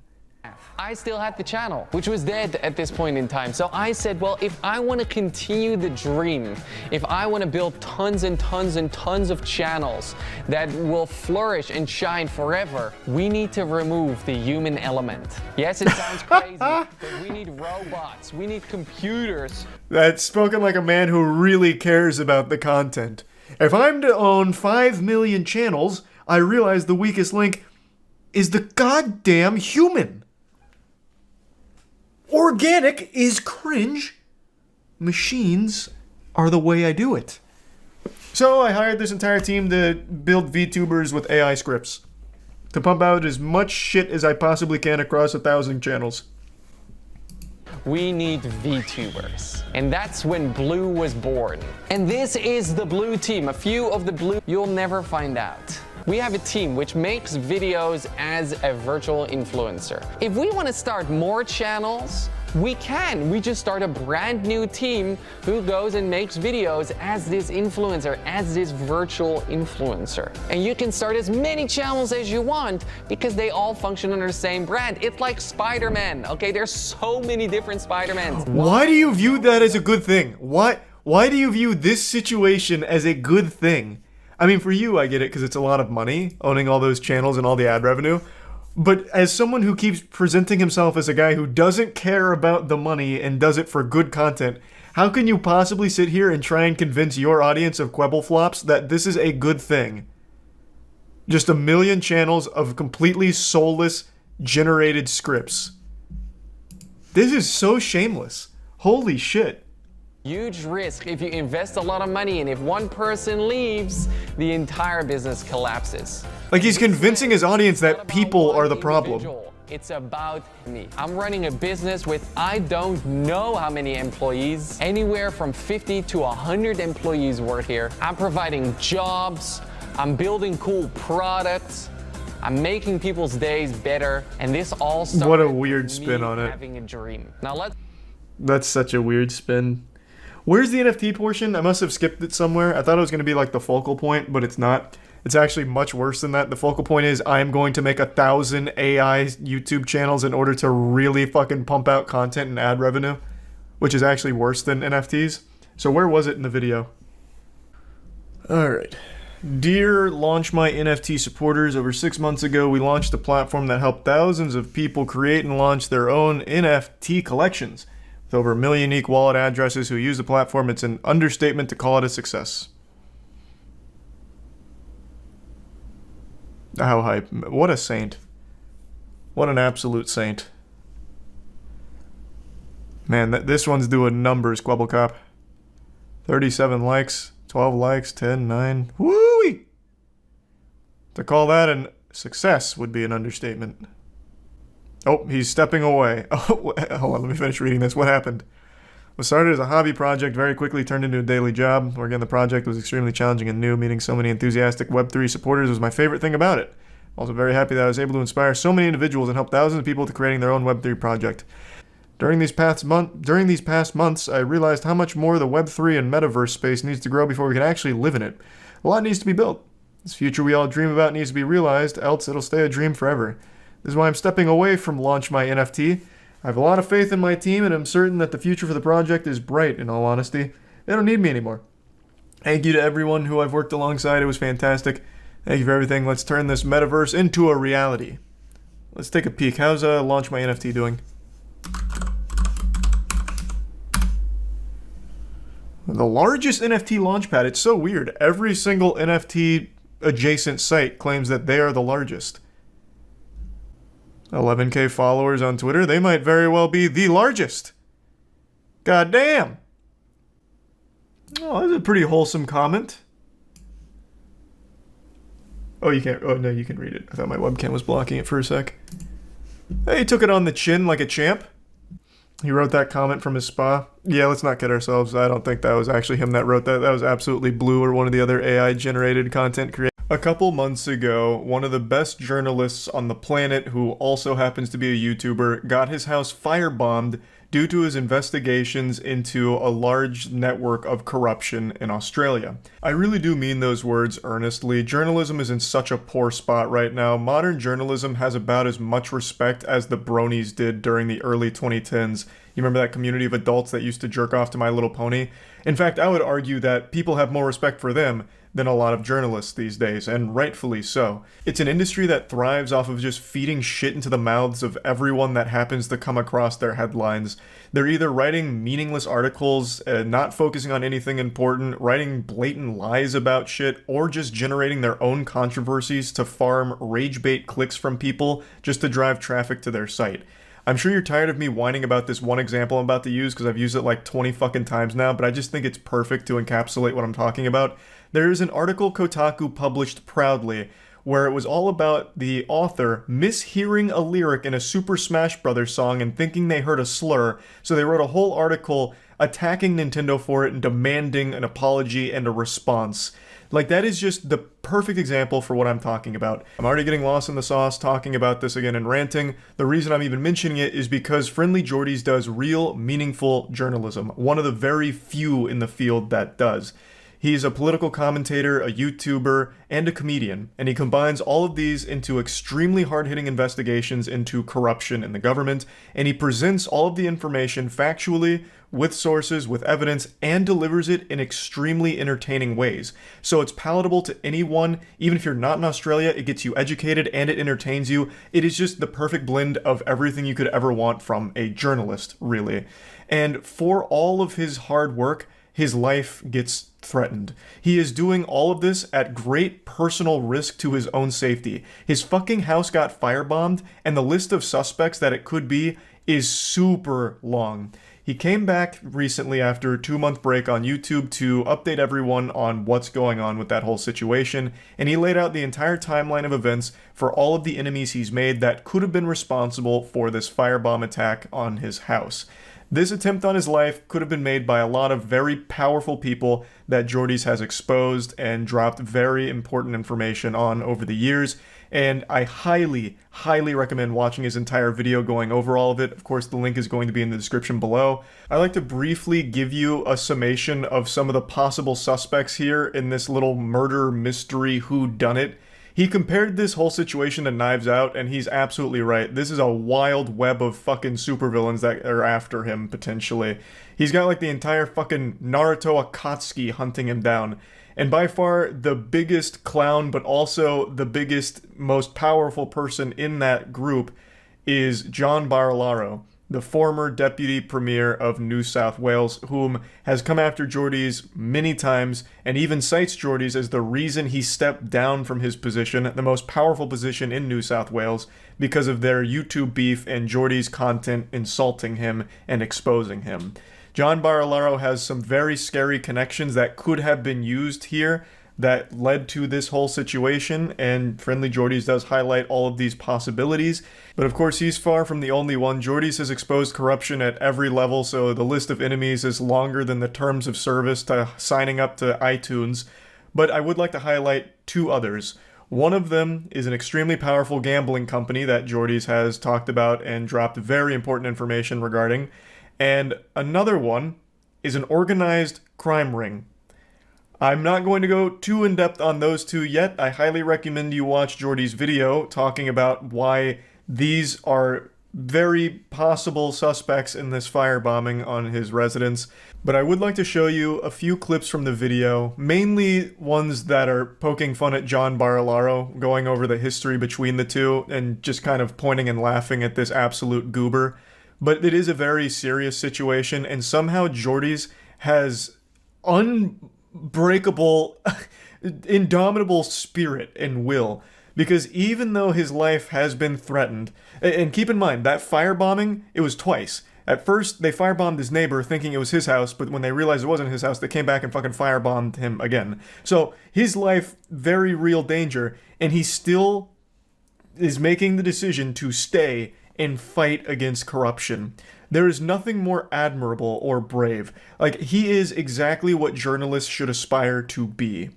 And he still somehow delivers content that is so entertaining and so good. I don't know how he does it without just like chewing on his fucking fingernails in fear every day. Absolute goddamn Australian hero. In what I now know was a premeditated attack that at best was intended to terrify me and at worst was intended to kill me. I would say it was probably intended to kill you. Like, throwing a firebomb at the house and actually setting the house on fire is less of like an intimidation tactic and more of an attempted murder, I would say.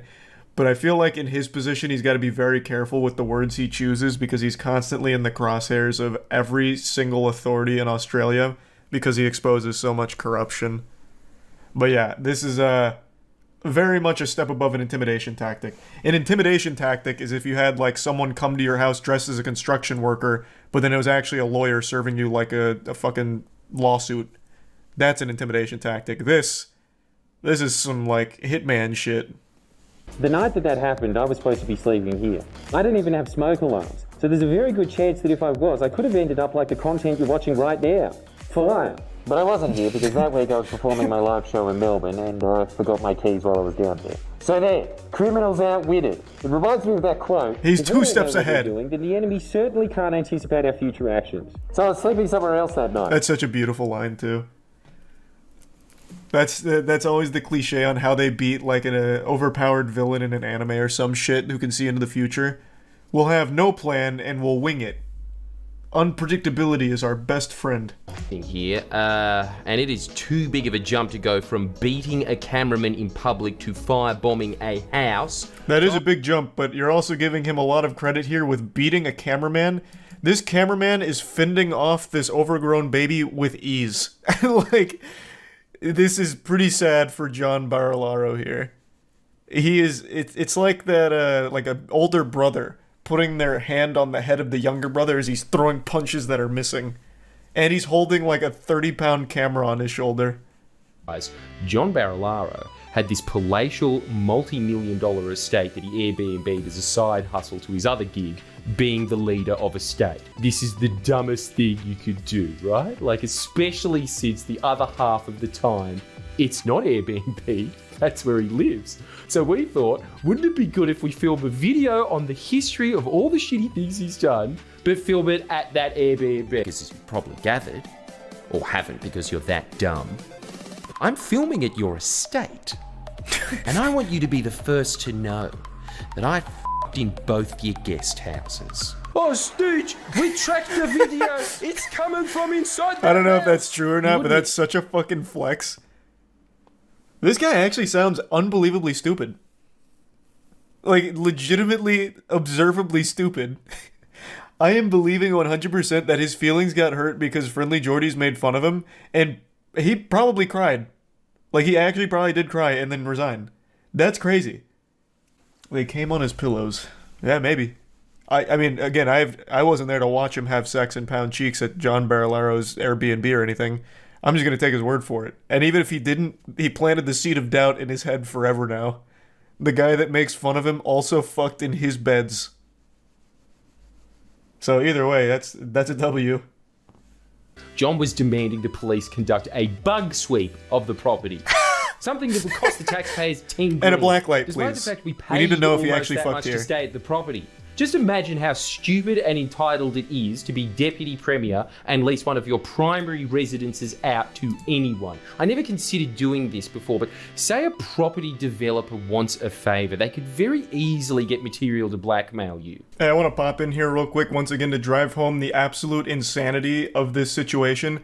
John Barilaro, the most powerful man in New South Wales, was listing his actual primary estate as an Airbnb when he wasn't staying there. That is levels of stupid that not even Saints Row was able to tickle. John Barilaro has the brain of a child still struggling to fit a square into a square hole. I don't know what could have even led to him believing that was a decent idea at all. Like, maybe it's 30, 40 years of eating paint chips and boofing asbestos. Like, I don't know. Like, how he could have thought in his position that listing his actual residency as an Airbnb was smart.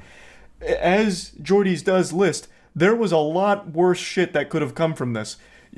Shit could have been planted in his estate that would have got him in huge legal trouble, blackmail, it could have been bugged. Like, there was so much that could have happened here because he lists it as a fucking Airbnb.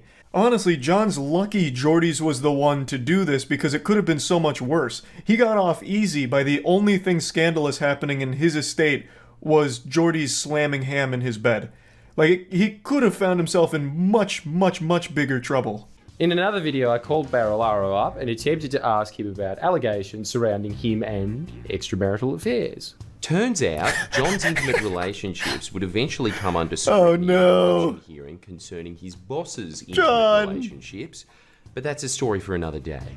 I didn't know this at the time, but these videos caused John's office to contact the New South Wales Police Force just days after their release, specifically the Counter-Terrorism and Special Tactics Command. God, what a flex. You grilled a man's cheeks so hard that he called in the Counter-Terrorism and Special Tactics Command. Fucking Jack Bauer had to be put on your case because you bullied this guy's feelings so hard. Jesus Christ. Now I think he fucked someone that's not his wife. Now, I mean, I know nothing about him or the case, but now because he called in fucking CTU, the Counterterrorism Unit, now I think he absolutely cheated on his wife. He went too hard to prove he didn't. Now I feel like he's covering something up. You see, you gotta, there's a fine line between, like, a proper response and an overkill. And when you reach overkill, you're basically already guilty. Oh no, John. The defamation lawyers draft up this absolutely schizophrenic letter detailing all of John's grievances with the videos I made, including that I called him a greasy little scrotum. He needed to clear the record on that one. Let everyone know that's not true. Go by, and they were pretty quiet. Seeing insults in writing on a legal document is crazy. On behalf of a guy that we exposed and made fun of. Oh no. So we've been served. And what they gave us, in my honest opinion, is another whiny crock of shit.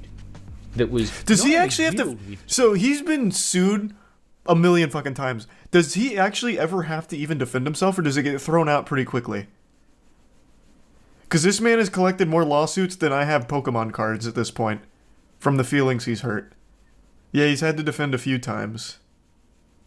Okay. Because, like, I've seen the sheer number of them, and it is overwhelming. But I also know quite a few of them get thrown out. Like, even in the description of this one is being thrown out. So I was just wondering if he ever even had to actually go defend himself, or if they eventually just drop it.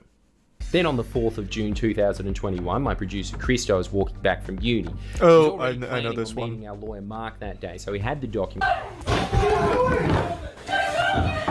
Yeah, this was a big clip when it came out. They're giving away evidence to try to run away with it. Yeah? What's happening? They're just fighting him. Run off with evidence. Okay? Who are you doing this? You have Jesus Christ. Come on, Cody. Where is it? Film this. I am. Make What sure the you don't film it. This is bizarre. This is not Australia. Yeah, it's Mark Davis. Christo was arrested by the Terror Police, specifically the Fixated Persons Unit, charged with 4 counts of stalking and intimidation. So we're now facing criminal charges and a defamation suit. The guy looks like he got... Well, I mean, in defense of John Barilaro, he literally did kind of get cucked by extension. Because this fucking idiot put his personal residence up as an Airbnb, so Friendly Jordies went and had sex there. Like, his estate got cucked. So of course he's going to be sad forever. I'll briefly give a little context here. Jordy's producer got arrested on completely bogus dog shit by the goddamn fucking counter-terrorist unit, like super soldiers meant to actually go after like terrorists and shit. All over fucking hurt feelings, and Jordy's and his team exposing corruption.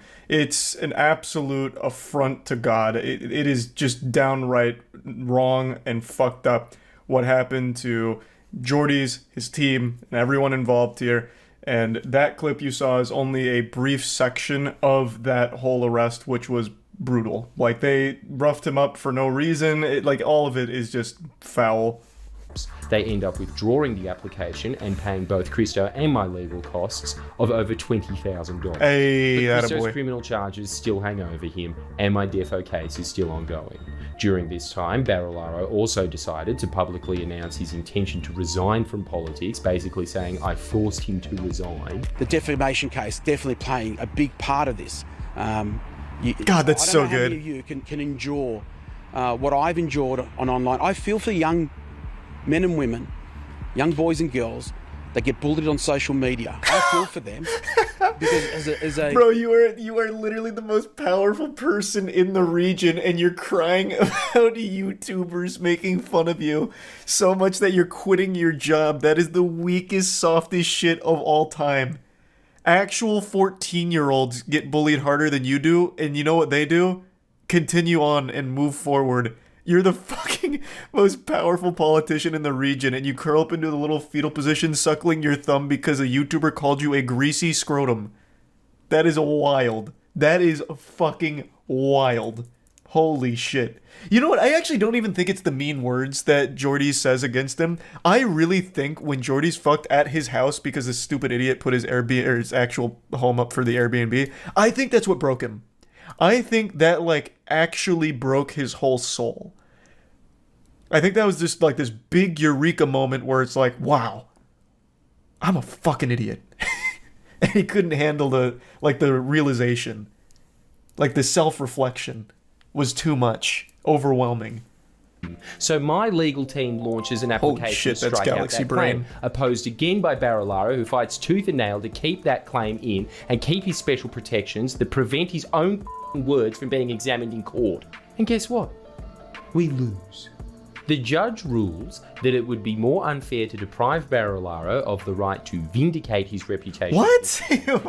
What is that stance? Than to make it impossible That's just for me blatant to corruption. defend myself. So I'm basically stuck in... That needs to be highly scrutinized ASAP. That is so wild.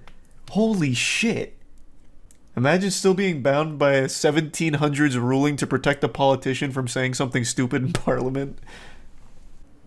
He literally said he can defend himself, but not you. I know. In late December of 2021, I released a video detailing that I had found an Ashley Madison account linked to John Barilaro's email address and personal details. You know the website that had the slogan, That's so good. "Life is short, have an affair." It was hacked a few years ago. Yes, I swear to God. that was as with huge. The rest of this saga, you couldn't make this up. That I can't wait for the reveal, but I just have to once again chime on that.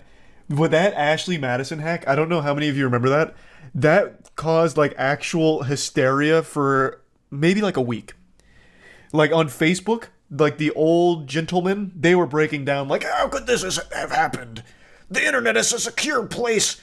My life is ruined. I can't believe it. Like absolutely having this nuclear meltdown because all of their shit was now exposed. It was amazing. It was fucking amazing.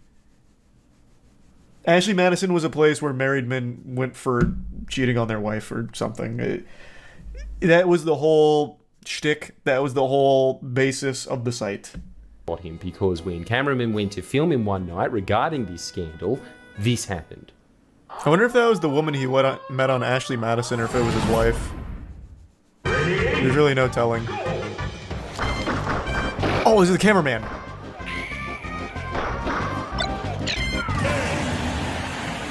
It was a long come on and... Please. The cameraman wins this. John took the most damage. John was the one that hit the blast zone here. Cameraman's got 30 pounds of fucking iron on him. And he is still just manhandling John with one arm. Couldn't work for a while, so we're now using our legal fund to pay for a legal action against John Barilaro on behalf of the camera. Let's go. That's so good. Days ago, John's charges were dropped on the grounds of mental health. How is that an excuse? Wait, what? Does that work in Australia? So let's say assault and battery, whatever. Like you show evidence like, hey, this is really taking a toll on my mental health. Like I'm really stressed about this, and then be like, oh my god, we're so fucking sorry. Holy shit. Okay, we'll drop the case, please. Take all the time you need to recover from the mental burden of this whole ordeal. Oh my god, wow. Is that just like something you can actually do? Like obviously assault charges are going to be mentally draining, especially to the super sensitive goofball Barilaro. But is that a real defense? Like, if my mental health is suffering from this, please drop it. And they'll be like, oh, yes. Well, now that you've said that. It's like in Pirates of the Caribbean with parlay. If you shout parlay, they just have to stop everything. No, not a thing. He's just super corrupt. Okay, thank God. I'm happy to hear that. Well, I mean, I'm not happy to hear about the corruption, but I'm glad to hear this isn't like a real tactic you can employ. Executive Director of large Sydney property development company Coronation Property Co. In August last year, we released an investigation into this developer, which detailed never before published links between them and one of the most violent crime organisations in all of Australian history, the Alameddine crime family, who are in no way suspects in the firebombing. No, not them. I'm sure they all have very credible alibis. Wow, that's we terrifying. That Andy DeHaas, the now former enough for Clubs New South Wales to bring a private prosecution against Troy and I. So now I've made even more enemies. The gambling lobby and anyone that would use them to launder money. And Clubs New South Wales rejected him. By the way, this came out on the same day John was saying in court that he was too mentally ill to face his assault charges, but well enough to run Clubs New South Wales, one of the most scrutinised jobs in the country right now. Well, the thing is, like, assault charges are a scary thing. That's like a mental ewy. Like, that's yucky. Like, that doesn't make me feel good. But being in charge of a massive gambling company, that's a yippee kind of feeling. Like, that's two very different sides of, like, the mental spectrum here. So I can totally understand him not wanting to go to court to face the assault charges. That is very stressful. This is pleasure. This is fun. So I get it. I get it, John. To have me thrown in jail, the 7th richest man in Australia threatening to sue me, numerous other property developers are dodgy bears. I have a longer enemies list than Richard Nixon, so despite having my suspicions, I'm still not completely sure as to who done it. But enough of listing enemies, it's now time for my friends list. First of all, Sorry to my neighbours and landlord, and future apology to whoever finds my corpse. It's going to be messy. I'm not going down without a fight. Big thank you, boy. That's like actually fucking terrifying. Like he's making light of it, but the enemies that he has listed here are actually fucking horrifying. Like, I can't believe he's still staying in Australia, honestly. I really can't. So, for those that don't remember the situation, I'll quickly let you know. His house got firebombed, but it was actually the second attempt. So they initially firebombed his fucking neighbors, thinking it was his house. And then when they realized it wasn't his house that they fucking firebombed, they came back to try and finish the job. And like he mentioned, the house didn't even have smoke alarms, so like he literally probably would have just died if he was actually home at the time. Because it would have been when he was asleep. And the enemies he's listed here and their connections are very serious. I don't know how he's sitting here and being like okay about it and lucid. What a man's man. The problem as well is people who hear real journalism but don't like the message and reject it. See, like, I don't really subscribe to that belief, because if you look at some of, like, the real journalists that do great work like Jordy's, they are very well received by actual people, not politicians and not the elite. Like, that's how you know it's the sign of, like, good journalism. I never really see... It's time once again for me to hop into the swamp and talk about one of the grossest bits of drama YouTube has seen in quite some time, with the EDP445 situation. Last week I made a whole video going over everything, no stone left unturned. I was putting my cock into every briefcase full of information I could find, and now today, only a week later, a lot more has happened, and there's a lot of things that I'd like to follow up on and kind of update, because I streamed all of this, and if you missed the stream, you fucked up, big mistake, you're missing out. And so when I did that, it was still like a developing story, and now we're reaching like the conclusion here, the end of the manga. So I just wanted to go over this because it is a crazy story. The EDP445 situation is like going to a water park, but all of the water has been exchanged for sewage instead. It's fucking gross and yucky, but it's also kind of a wild ride. Before I get into it though, there's something I want to mention. It's unrelated to all this. Today I'm doing a big charity stream for a charity I'm very passionate about called Cure Rare Disease. It's going to be a massive art stream, so if you want to see more masterpieces like this being made for charity, please tune in. It's at twitch.tv/moistcritical. It'll be going on when this video goes up and will be happening for most of the night, so please feel free to stop by. The link's in the description. I'll just hit you real quick with a brief plot summary here. EDP445 was a massive YouTuber who got Chris Hansened by another group online called Predator Poachers. They pretended to be a 13-year-old girl who hit up EDP, and then the conversation got all sexual, and eventually they got him to try and meet with a 13-year-old girl, and that's when they really caught him in 4K. And there's a lot more to it, obviously. Like, there's even an entire saga here in the anime where EDP sent pictures of his shit, his actual shit, in a toilet bowl. He sent pictures of that to the 13-year-old girl. Not that that's like super crucial in the story or anything. Like, you know, the FBI is not going to see those shit pictures and be like, well, we fucking got him now. You know, we weren't going to press charges till we saw this awful loaf of shit in the toilet. But it's something that I find to just be so weird and wacky that I can't help but mention it every time I hear or talk about the EDP story. Because I've never even heard of someone like sending shit pics. He also does send dick pics too. He plays by the meta, but the shit pics was truly something innovative.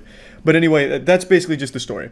YouTuber gets Chris Hansen and gets caught as a pedophile in a sting operation here by the Predator Poachers. And in most cases, you would expect the person behind this to be someone good looking to do something great for the community, like they did a great act catching a bad person. So you would expect most people would be patting them on the back, you know, patting them on the ass, telling them good game. But you can't really do that for the guy behind Predator Poachers. His name is Alex.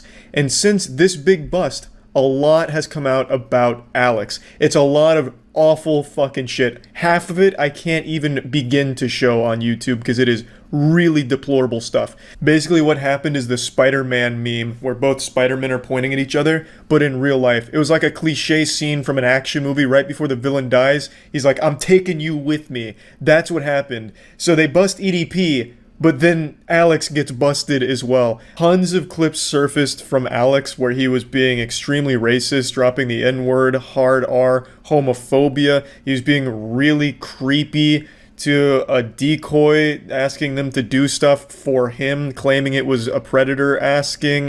It was really unsettling, disturbing, gross shit. He'd also make jokes about having children in his basement that he fucks. Like, he was a weird, gross fucking guy. And since all of this came out and the story blew up, EDP445 has been banned off YouTube, and Chet Goldstein has been banned off YouTube. Chet Goldstein was the channel that Alex would use from Predator Poachers for all of the content, and it's unclear whether or not he was banned for all the racism that was on the channel, or really what he was banned for.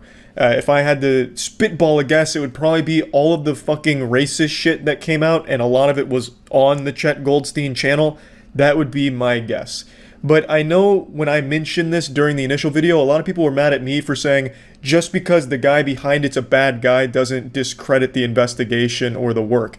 And I never said it did. You're just actual stupid brain to think that because this guy is bad, I am now all of a sudden defending EDP. Nobody's doing that. EDP's bad, and so are the people behind it. It was a good thing done by shitty people. It happens. You can still point out the shitty people while still acknowledging the good thing. I don't know why all of a sudden that was controversial to say. And it's still controversial. Like when people point out how awful of a person Chet Goldstein was, people often get met with angry comments saying, who cares? Doesn't matter. Being racist isn't as bad as being a pedophile. But I mean, they're both bad, so you can still point them out as bad. Like, you're just fucking dumb. Anyway, let me show you some of the clips, because people were also downplaying the severity of how awful this Chet Goldstein Alex guy was. So let me just show you a little bit. Highly censored, though, because this kind of shit is awful. Dude, you can't say fucking live stream. It's bad. Dude, then we're gonna get offended and report us. Oh, you're right. What the fuck is wrong with you? This guy just said a racist creep. Where are you, black? Yeah. It's probably a fucking angry n something. Oh, you're right. I don't want to eat anything right now. What the fuck, racist for real? I have a 3-year-old in my basement that's like lacking vitamin D. I provide her with plenty of D, just not the vitamin part. Oh no, that's not good either. Oh really? Not if it's a child. Well, I was tired of being a virgin, so what the fuck? Wow. Yeah. Fucking Nick. Oh shit, I said that in front of 216 people. Yeah, the guy fucking sucks ass. Like, he's not a good person. He did a good thing, but he's not a good person. You can point out the good thing and also point out that the person is bad. It's not one or the other. It can be both. EDP's bad. Chet Goldstein, Alex, Predator Poachers Alex is bad. Now, there is one thing I'd also like to set the record straight on. The guy that was with Alex when they busted EDP on camera, the guy that was wearing the mask, he is not associated with Alex. That is a completely different person named CC Unit. He is not, like, affiliated with Alex and his shit. He doesn't, like, sign off on it or anything from everything I've seen from the guy. He just happened to collaborate with them on this case, and unfortunately, like a porta potty being rocked back and forth, got caught in the crossfire of shit. Which is unfortunate because, I mean, he was probably a good guy and probably had good intentions. He's been doing this for a lot of years from what I can tell. Whereas Alex was just looking to capitalize and make money off it. He was pumping merch through it. When you went to the website, all it was payment plans for like Predator Poacher merch, and him saying he'll come to your city to do like a stand-up routine and put like a finger in his butthole, smell it and laugh. Like, all Alex wanted was money out of it, and he got like 100,000 subs. He wouldn't even post the video till it got fully monetized. But CC Unit is not affiliated with that. He's completely separate and just happened to be there and collab with him on the day that they busted EDP. So I actually really do feel bad for that guy, assuming that he doesn't have a past like Alex, but from what I've seen, he does seem to just genuinely want to help make the community a better place. Now, don't pump those brakes yet, because this ride is still going. You can't get the fuck out of here. This is Mr. Bones' wild ride. This is a never-ending adventure here. The biggest development is absolutely the authorities getting involved and saying that they are going to look into the case. But They also acknowledge that it could be a bit difficult given that this is not a very well conducted investigation by people that are less than professional, which is a remarkable understatement. Calling Alex less than professional is like calling a shotgun blast to the chest a minor boo-boo. It just doesn't really do it justice. It doesn't really capture the magnitude of the statement. Now, in the initial video, I showed you a couple different examples. One where the predator poachers made it much more difficult for authorities to move in and actually apprehend a pedophile. They said that the investigation was so bad that they couldn't really sanitize it and use it, and it just made it a lot harder for them to actually get charges against the predator. So we've seen examples where the vigilante predator hunters are really counterproductive to getting a pedophile behind bars, but then in the same video I also showed you an example where they were successful and helpful in getting a predator put away for at least a small length of time. So there's really no way to know where this is going to fall, if it's going to be like this investigation just fucked the case in the ass and now all of a sudden EDP isn't going to face any charges, or if this was actually helpful to the case. Overall, like I said in the last video, I think them going public with it isn't inherently a bad thing. Even if they were just trying to use this as like a spectacle for views and money, bringing it to the public eye was probably the right call regardless, because he was a public figure with a public platform using that platform to prey on kids. So coming public and getting that platform removed from him absolutely was the right call to combating this case in particular. But whether or not that's going to make it harder for authorities to actually put him in jail is what we're going to have to wait to find out. All I know for sure is there are no heroes in this story, but there was a good act done by a bad person. And what a fucking crazy week on YouTube it's been from all this shit.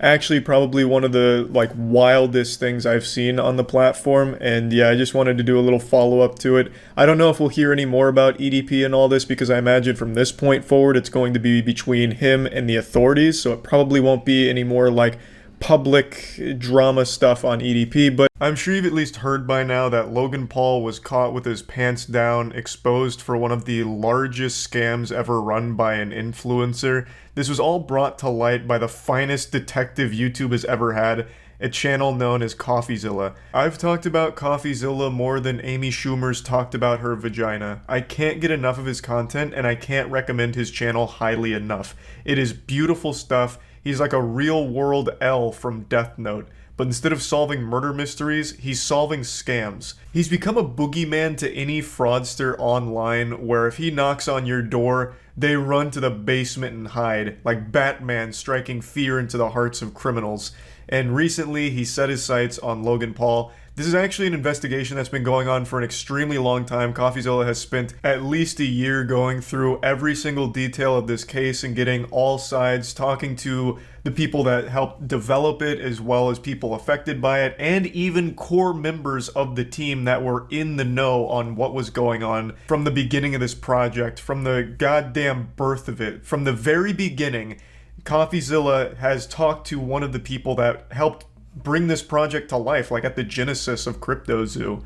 Now, to break it down into a nutshell, Crypto0 was supposed to be a play-to-earn crypto game where you buy a shitcoin called Zoo, which you use to purchase an NFT egg, which hatches into stock photos of animals. And then you can like breed those stock photos of animals into more stock photos. That's the entire gameplay loop. You look at fucking PNG stock photos of animals that combine like a whale with a frog. That's it. And where you can earn money is by burning those PNGs that you get, and then you can get Zoo in return, claim your yield. It sounds like the worst game ever fucking made. It's a worse game than Super Fight, which was a $200 Steam game that was a single level and only 30 seconds of gameplay. I'd have more fun watching my own car catch on fire with all of my shit inside of it than playing Crypto0, but it was never designed to be a game that's fun to play. From the very beginning, it was clearly designed to be a money-making scam to exploit Logan Paul's massive audience. And the game also never even worked, and to this day, over a year later, still doesn't work. You were never able to actually play, and you were never able to actually earn. Unless, of course, you were one of the founders from the beginning. Because then, there were a couple of founders that made a lot of money, including a cameo from someone you might be familiar with from previous scams, Jake the Crypto King, known for his Pokemon scam back in the day, he's back. I said on stream that this whole thing feels like the series finale to Logan Paul's career, where all of the side characters come in together for one big final oorah, like an episode where they bring in everyone to celebrate the end of the show. It is crazy just how deep this Crypto0 rabbit hole goes. I don't want to spoil anything, but yes, Agent 47 is back, and he is once again a very shady and big piece of shit in this whole thing. There are no good guys on the Crypto0 team. I don't want to get too deep into it because CoffeeZilla tells the whole story, but let me just give you the cliff notes here to get you hooked. This not only has scams galore, it even has fake orphans. It has a man who claims to have won the Super Bowl with the Philadelphia Eagles in 2018, despite never having even been associated with football in any capacity. The same guy also claiming to have been like a CIA operative, as well as hacking AOL. There's market manipulation. There's betrayal with the founding fathers of Crypto0 stabbing each other in the back repeatedly. It just plays out like a soap opera, but was real.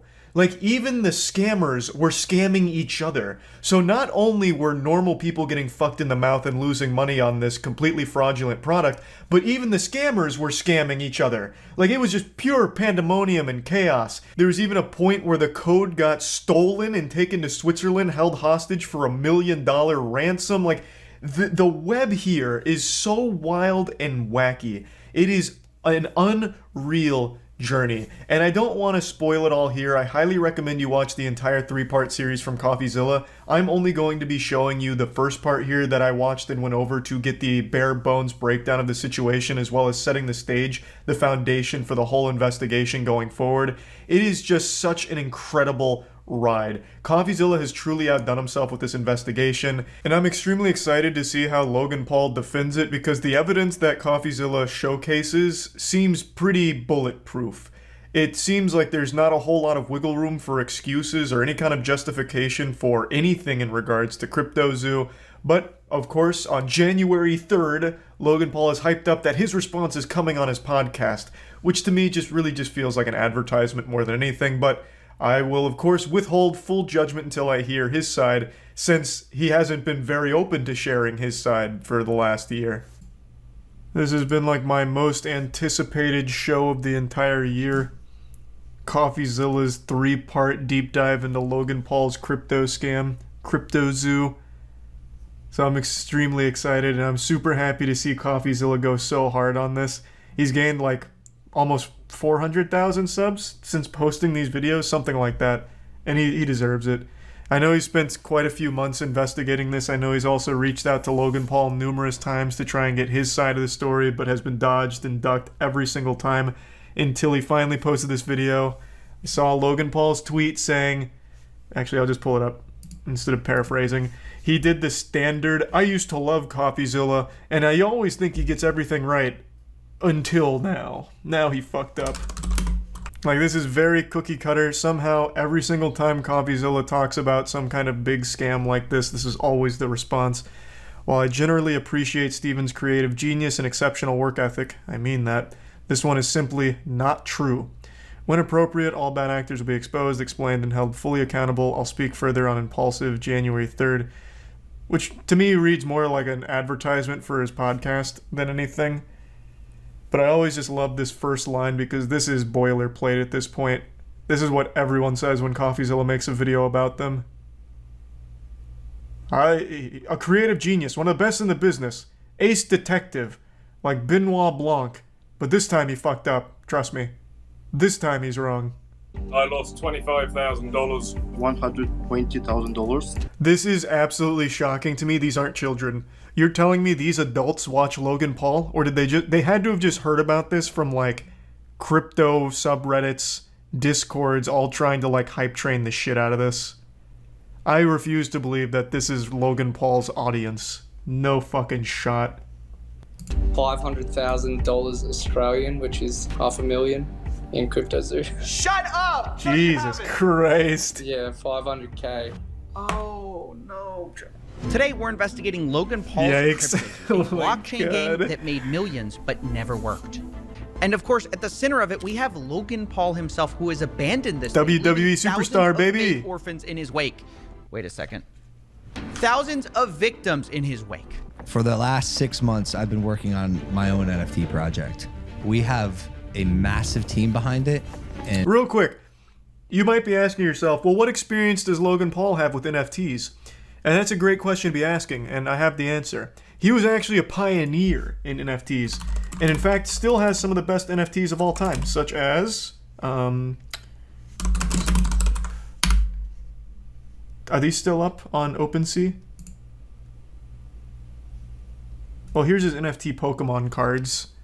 Beautiful stuff, obviously, very high quality stuff, and I mean only $10,000 for that, so I mean reasonably priced as well.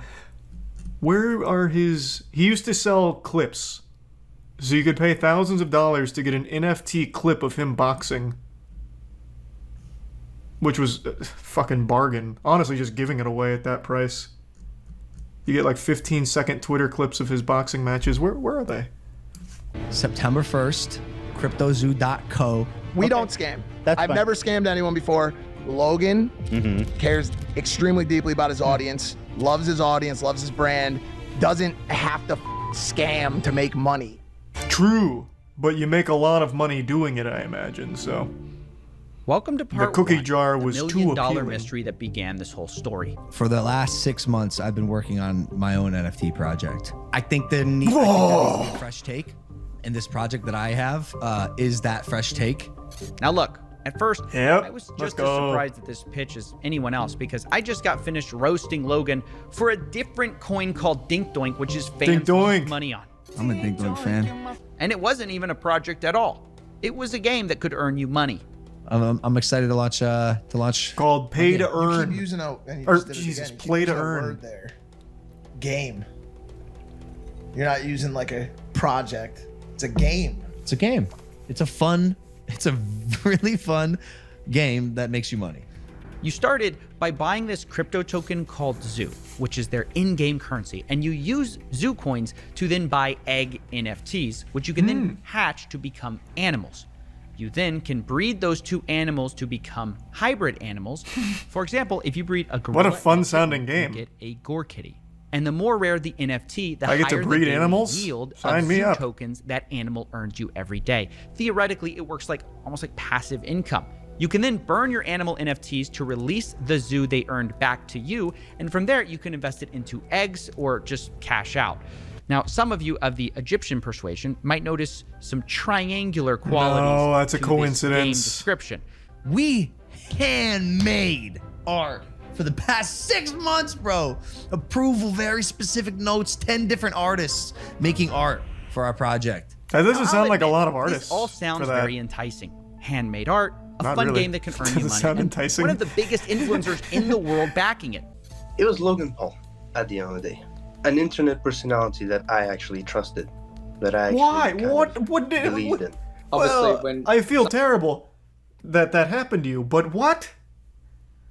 What in the history of Logan Paul has earned anyone's trust ever? Like, I can't think of anything he's ever done that was honest. Like, I legitimately can't. Except for him saying that he made a repeated lapse in his judgment when he filmed a dead body. Like, that's like the only thing I can think of with like honesty associated with Logan Paul. But yeah, I mean, Prime did come out. I've tried it. I mean, it's a real drink. I wasn't instantly poisoned or anything. It was fine. I actually thought it was good. But I'm just going to chalk that up to KSI. I'm just going to say KSI did everything because I legitimately have no trust in Logan. But as the game got closer to release, the CryptoZoo team started releasing the first ever photos of these animals. And come to find out, this handmade art story wasn't really true. It was actually Adobe stock photos mashed together. This was the sort of first red flag of this project. Hey! And I made a video about it at the time, but it was kind Let's of go. surface level, and what something the didn't fuck? add up beneath the surface. Something where I just couldn't. And it's not handmade at all. It's not even original. It's what's called a fork, a copy of, you know, some other code that exists out there. One of them is called Floki Shib X, which launched before it. So where'd this $1 million go? I didn't understand. There never was. Wait. Play that again. Did you hear that? There was no way to claim your yield. There never was. Hold on. I can't the core believe it. mechanic of crypto What? that you can make money with these stupid animals didn't even work on launch day, and still, to this day, a year later, still does not work. So I acquired a bunch of eggs, and I actually want to play the game. I didn't acquire the eggs with the intent of keeping them. I actually wanted to hatch them and see what I got out of them and play in this ecosystem that's for this. I am sorry this happened to you, my friend. What compelled you to want to play this game? There is no game. The game is you buy an egg, and then we give you a stock photo of what this animal might look like with a goofy nose. What is the game? Like, the only reason anyone would have ever put money into this is off the hope that they're somehow able to make a payday out of it. Like, cash in their yield for some kind of profit. There is no, like, actual game mechanics. It is, here's a couple pictures you can look at. That's it. That's fucking it. Just the worst Pokemon. It's not even a Pokemon at all. Like, even, let's take a card game. Even a card game has game mechanics. You play against someone, there is a goal, there is something you do, there is an actual gameplay element to it. Here, the gameplay is you hatch an egg, and we combine this photo of a moose with a photo of my cat. And that's it. And now you have played our game, and now you can either choose to keep that picture and hope it appreciates in value, you know, yield some more zoo, or you burn it to acquire your zoo. Those are your two options, neither of which constitute a game. Jesus Christ. It's never been up. Wait, you can't even hatch? No, I'm telling you, it's just a picture. There's nothing I could do with it. You're kidding! That's the whole game. It's just a picture. Even when you can hatch, it's just another picture. You can ask any of those community guys. It's basically worth nothing whatsoever. Wow. So on launch day, basically nothing worked, and a year later, that's still true. Now, after this was discovered, the price of Zoo fell 63% in just 24 hours. CryptoZoo already got millions in investments, but Logan only speaks in the Discord twice over the next year to say, quote, sober, currently shaking my head, and yo. That was his contribution to this project. Meanwhile, his community manager, Ben Roth. Because surely Logan Paul, who's got this billion-dollar hydration company and a WWE star, he's got enough money. He doesn't need to rug us lot. And it's because of these false promises about marketing that these poor investors believed in CryptoZoo so long. They sat and watched every Logan Paul episode. It actually is very impressive how far you can get when people just believe that you're too wealthy to exploit them. Like, if someone just believes you have so much money, that for some reason makes you trustworthy. That's wild to me, because I'd always think it's the fucking opposite. Too much of this is out, but he's been working on a massive project. And one of them will be the biggest thing I ever do. It's like my life and soul is put into this project, which is where most of my time these days goes. I'll tell you about this project when we get closer to launch. This project of mine is going to be... Is that the thing with the egg? Like the zoo? No. Okay, that's one. This is going to be, this is crazy. No, that shit sucks. That shit is garbage. I can't believe you guys bought that. If you're one of Holy these fuck, it was investors. awful. And Logan Paul You brought up the egg? pitching That this was a new joke. secret project, and you're thinking it's CryptoZoo, and someone's like, "Oh, is it that thing with the eggs?" And he's like, "No, definitely not. That was the last project. This is the real project that I'm working on." Much going on behind the scenes. Like, dog, I'm not the bad guy here. Yeah. There's some actual out there. Yeah. And it's not me. Like, I'm here to build. Oh, okay. This is a space now where that's a lot of people okay. Well, now I believe do see you. dollar signs. Like any burgeoning industry, if there's money to be made, there's going to be both good and bad people. There's a Okay, lot well, of at least we shady set the characters in record crypto straight. Space. I'm learning all of it. We had an issue. Took the code that he made, fled to Switzerland, actually fled to Switzerland, and like held it hostage for $1 million. Like behind the scenes drama that took a stick and stuck it in the spokes of my wheels. Oh, well, that wasn't expected. There's a shady developer who held up Logan's code hostage in Switzerland. That's why this hasn't worked the whole time. He held it hostage for $1 million. Well, and find out the truth of what happened. Why did he steal Logan's code for $1 million? However, that's what I really appreciate about CoffeeZilla. He's such a stronger man than I. That is like the most egregiously bullshit story ever. Like, genuinely, I don't believe a single fucking phrase uttered in that same breath. I don't think there's any world where that's actually true. but CoffeeZilla is still going to investigate it anyway. I finally got a hold of him, and when I did, he It's admitted true? he took No the code way. hostage, but he says the reason for it was nothing like what Logan had No. said. What? They never paid me anything at all, ever. I never was paid. And, we got to a point when I was working on it where I just realized they were just going to try to steal all of my work and not pay me. So I took all the source code private to 30 engineers. So I'm burning $50,000 a week on building this thing. What? Building what? You take a picture and you have your stock photos that you mash together to make a new picture when it hatches.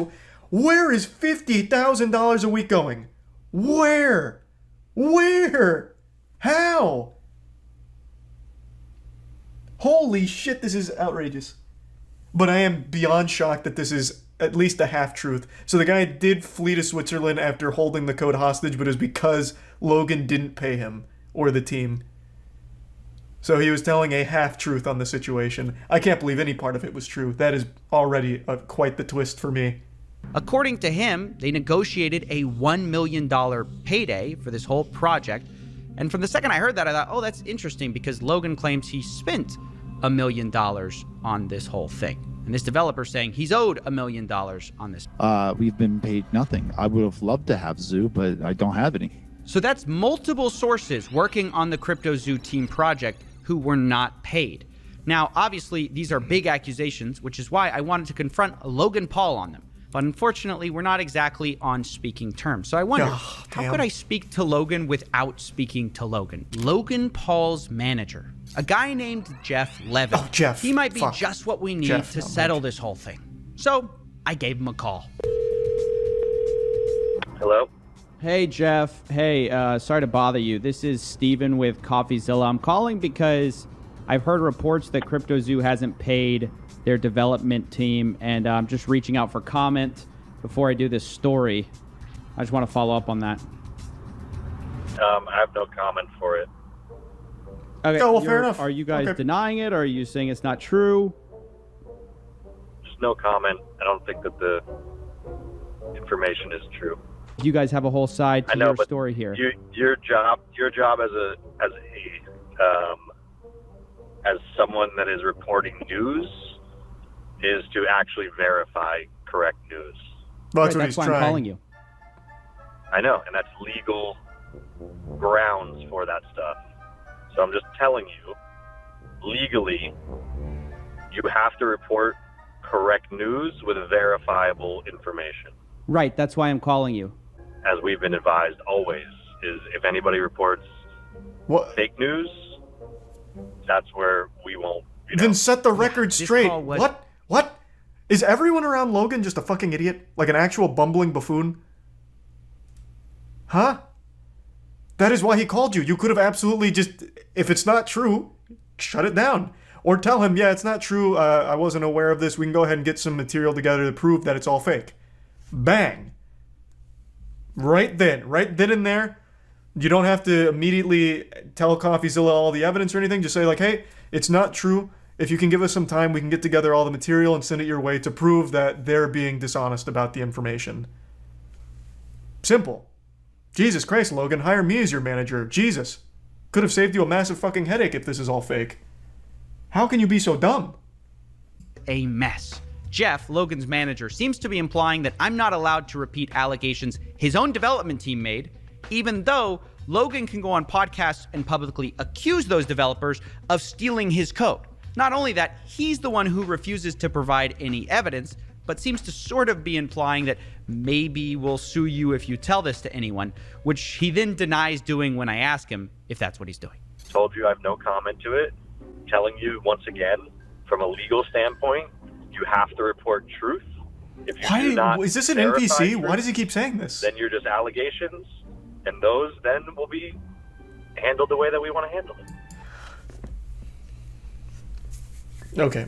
I understand you may have graduated Arizona State with the business degree, but holy shit, that is not being put to good use here, Jeff. You must have fallen ass backwards into this position. He is calling you so that way you can defend against the allegations. You don't have to do it right now on the phone call. Just say they're not true, and we will defend them. And here's our evidence. We can eventually get you our evidence. It is that simple. Like, it is that fucking simple. How dumb is this guy? Like, oh my god. He is calling you because he is trying to verify it as a trustworthy source. He wants the whole story. And how the fuck else is he supposed to verify it without talking to you? The team, the people behind it, the ones who now have the allegations. You are the only ones that can verify the authenticity of the claims. He can't go to the Better Business Bureau, who's somehow going to be having all the fucking answers to this. This guy is so dumb. He is so unbelievably dumb. And then making that like a sly little threat about it. He's Logan Paul's actual punching bag. He has to just keep Jeff around just to take all of the flack. That's got to be the only reason. He's like a little public spittoon for Logan Paul. Oh, what? No, I would have absolutely denied these things. Oh, that's just Jeff. Jeff, man, he's so fucking dumb. Yeah, no, oh my god, I can't believe Jeff. What a silly guy. I have no comment on the situation. Mm-hmm. Good defense. Your job legally is to report facts. If you don't report facts on the information you're given, it is illegal. It's not. You can report allegations. That's the whole fucking point of an allegation. He's not saying it's the truth. He is saying they're allegations, and he wants to verify, are these allegations accurate, or are they inaccurate? You can absolutely talk about allegations. Who is he? Who is Eddie Ibanez? It's a made-up name. That's a made-up name, hi, isn't it? My name's Eddie Ibanez, lead developer here at CryptoZoo. Oh, I have sworn multiple times that I would stop talking about EDP445, but just like most people's New Year's resolutions about going to the gym, I'm going to have to break it. Every few months for the last couple of years, like clockwork, he will try and come back to the internet after his historic fall from grace after being caught in the now infamous cupcake sting operation that outed him as a predator.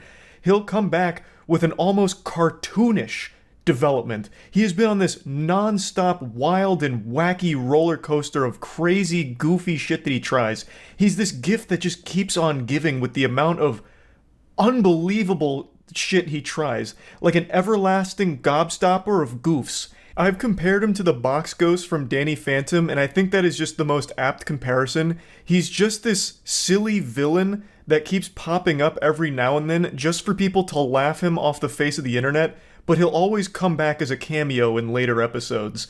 And that's why we're talking about him again today, because it's that time of the year where EDP tries to make a claim that he's innocent. And this time, he's saying, actually, it was all acting.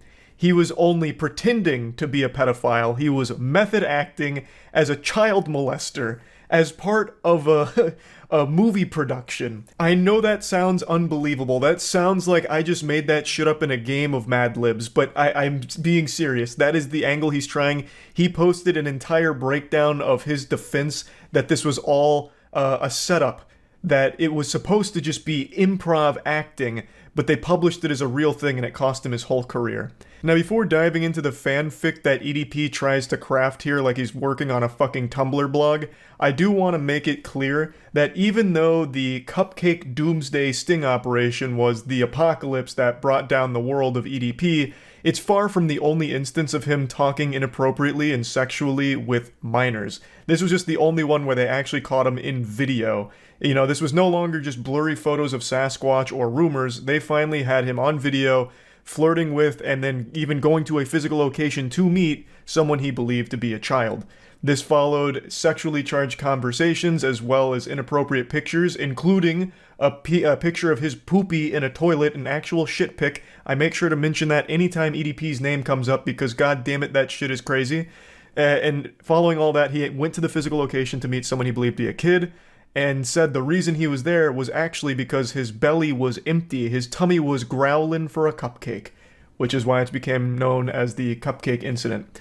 But this is just focusing on that video and not any of the other numerous claims and evidence about the way he talked to children and all of that. So let's take it from the top here in the timeline of events. He lays out all the lore, and it dates all the way back to 2019. So he's laying out the goddamn Silmarillion here, preceding the Lord of the Rings events that take place later on.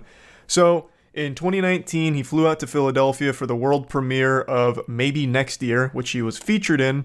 I suppose this was his acting debut, and that's crucial knowledge here because fast forward to 2021, he received an email from Chet Goldstein, who was the person conducting the investigation on EDP at the time, And he's claiming that in 2021, Chet Goldstein reached out to him, letting him know how impressed he was with EDP's performance in that documentary, saying that he was impressed with his work from maybe next year and wanted to give him a shot for a different part in a film that Chet Goldstein was working on at the time. So he drops a receipt here of an email that basically just echoes that, saying, hey, you know, your work was fucking amazing. Can't believe you didn't win an Oscar. Would love to have you as part of this next production if you're willing to try out for it. Get back to me. EDP responds, ecstatic to take this role. This was really going to blow up his acting career. He confirms an address with him, that it's a Rite Aid location they're meeting at. Chet Goldstein says that, you know, their cameraman will meet them at the Rite Aid parking lot, and it's going to be a random scene that they're going to act out for 30 to 40 minutes to see if he's fit for filming. He says, the scene we may ask you to act out may seem a bit odd, and I may crack some jokes and be rude in certain parts of the shoot that may seem offensive to you, but keep in mind, we have a protocol of situations we may throw at you to see how you respond and act in helping us determine if you're fit for the part. If selected for the part for the film we're shooting in Bakersville in October, we'll reach out in 7 to 14 business days from our meeting. Please message me back to confirm this date. So this is his bombshell, shocking revelation plot twist moment where you see Chet Goldstein actually was just wanting me to act, improv to make sure I was, up to snuff here with the role that I'd be required to play for his production. I was under the impression this was all part of the acting, which even upon hearing this excuse is one of the most unbelievable things I've ever heard. No, you remember that incident from 2 years ago. Keep in mind, he's just now posting this 2 years later. I'm guessing this idea came to him in a dream recently to try this garbage. But, why wait 2 years if this is all legitimate? But regardless, all of that pedophile shit, no, that's just because I was a very good actor. I actually fooled all of you. It was acting, but I'm really upset because, I was misled. I was instructed to improv. I had no idea this was going to be the result. But I know what you're thinking, Charles, he posted receipts, he posted emails right there. There's proof, there's evidence to support these outrageous claims. Sometimes reality can be stranger than fiction. And to that I say, I do not like those green eggs and ham. I do not like them, Sam I am. These are fucking poorly photoshopped emails that he posts. He couldn't even Photoshop or crop it correctly. Look at Chet Goldstein's name. You can still see some of the black flakes at the top where Chet Goldstein was pasted on top of whatever this email originally was, and none of it's even centered in the first place. It doesn't even convincingly look like real emails. It is awful. It is terribly done. And to go even a step further, I can literally hear EDP's voice in the Chet Goldstein text here. He caps locked respond and act, as if that's supposed to drive the point home, no, look, it's real. This is super real because respond and act. That's a key word. I'm gonna have to capitalize that one so that way people know that this is key. It's blatantly fake. These aren't real emails. But you know what? I'm always willing to play ball and suspend disbelief. Let's assume that this is real somehow. And the odds of this being even remotely real are beyond minuscule, incalculably low odds, but let's assume they are. It still doesn't explain away all of his other repeated behavior with the way he talks to minors or anything like that, and it doesn't even explain away the video itself. There's nothing in there that even gets corroborated with these emails he releases. Nothing checks out, even still, with the video itself and the claims he's making. He did an interview with an AI, I guess. I don't really know, but he's doing this interview with some kind of AI interviewer using some kind of fucking voice modulator. And the way he explains it is even more silly. He had his business card attached to the email. Okay, and that was shortly after the movie, maybe next year or so. You put kind of 2 and 2 together and everything aligned to this actually being an opportunity for you. Correct, yes. Okay, so Chet emails you and tells you to meet him at the apartment complex? I'm sorry, maybe I'm not understanding. Well, again, the original meetup spot was at the Rite Aid. In what fucking solar system would someone be so stupid as to get a random email from someone claiming to be a movie producer who just reached out to you with a cold call saying, hey, you're fucking performance in this documentary was superb, spectacular stuff. Come meet me at a Rite Aid where I'm going to have you play a child predator. Would you think that that's a good opportunity? So let's assume he didn't know he was going to be acting as a pedophile. The second that they start spitballing this improv at him, like, okay, so all of these chat logs with this child, you're a pedophile. Why would he play along with it? What opportunity did you think this was? How would portraying a child molester be like this golden goose for you? You are already a successful YouTuber with millions of subscribers, but this was your ticket to the big time? You know, this role you thought you were playing, like the role of method acting a fucking pedophile?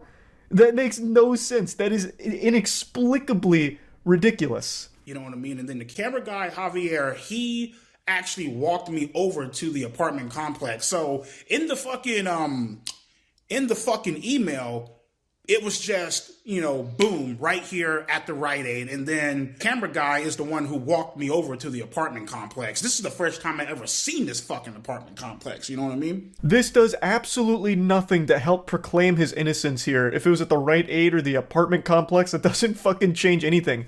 The clips he's showing, the Rite Aid only comes in the frame when EDP is leaving after they're talking about calling the cops and everything. That is when he is actually, like, making his grand getaway from this situation. He starts by going up to the apartment complex and then leaves going out by the Rite Aid. Do you have any indication on what you're walking into, what type of scene you're going to be acting out? He didn't tell me shit, basically. You know what I mean? He basically just said, hey, we got some chat logs here. We're going to improv this bitch. Go along with it. I'm just like, all right, cool. So... And then again, you know what I mean? It's like, how the fuck was I supposed to know this was a goddamn, you know, how the fuck was I supposed to know that this was a goddamn setup? Like, it's like, you know, you have fucking business cards, you have the official wavelength bullshit, you know what I mean? Motherfuckers is emailing you and shit. It's like, anybody in their right fucking mind would have thought that this was legit. I speak for every single living, breathing human being on this planet in saying that nobody in their right mind would have thought this is legit. At all. I will suspend disbelief yet again here to just toy around with this idea. Why the fuck would you even improv this kind of scene? Did you want the role of a pedophile? Did you want that to be your acting legacy? The follow-up to your magnum opus performance in maybe next year you wanted to be the child predator? What sense does that fucking make? This is the dumbest defense ever. And he doesn't even do anything to, like, somehow explain away everything he says and does in the video itself. None of this explains any of it. And this fucking email screenshots are fake emails to begin with. The whole thing is so stupid. But it is laughable that he is actually trying this with a straight face. Obviously, this is yet again another desperate attempt to prove that he's never been a child predator, even though there is overwhelming amounts of evidence, even outside of this big video that came from it.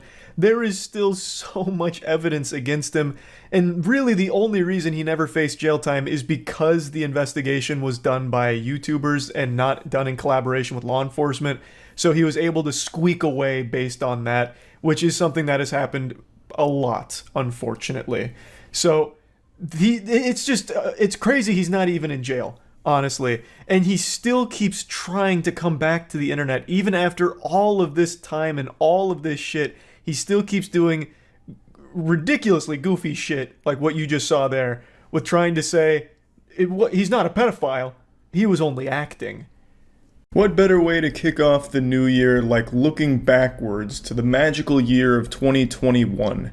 Let's take you back to the past to talk about a man who loved ass and cupcakes. I'm talking about EDP445. For those that don't remember, EDP445 was a massive YouTuber who in early 2021 got caught by a group of predator hunters for trying to have sex with a child. He got Chris Hansened and then recorded at the scene of the crime, where he defended himself by saying he wasn't actually there to fuck a child, he was just there for some cupcakes.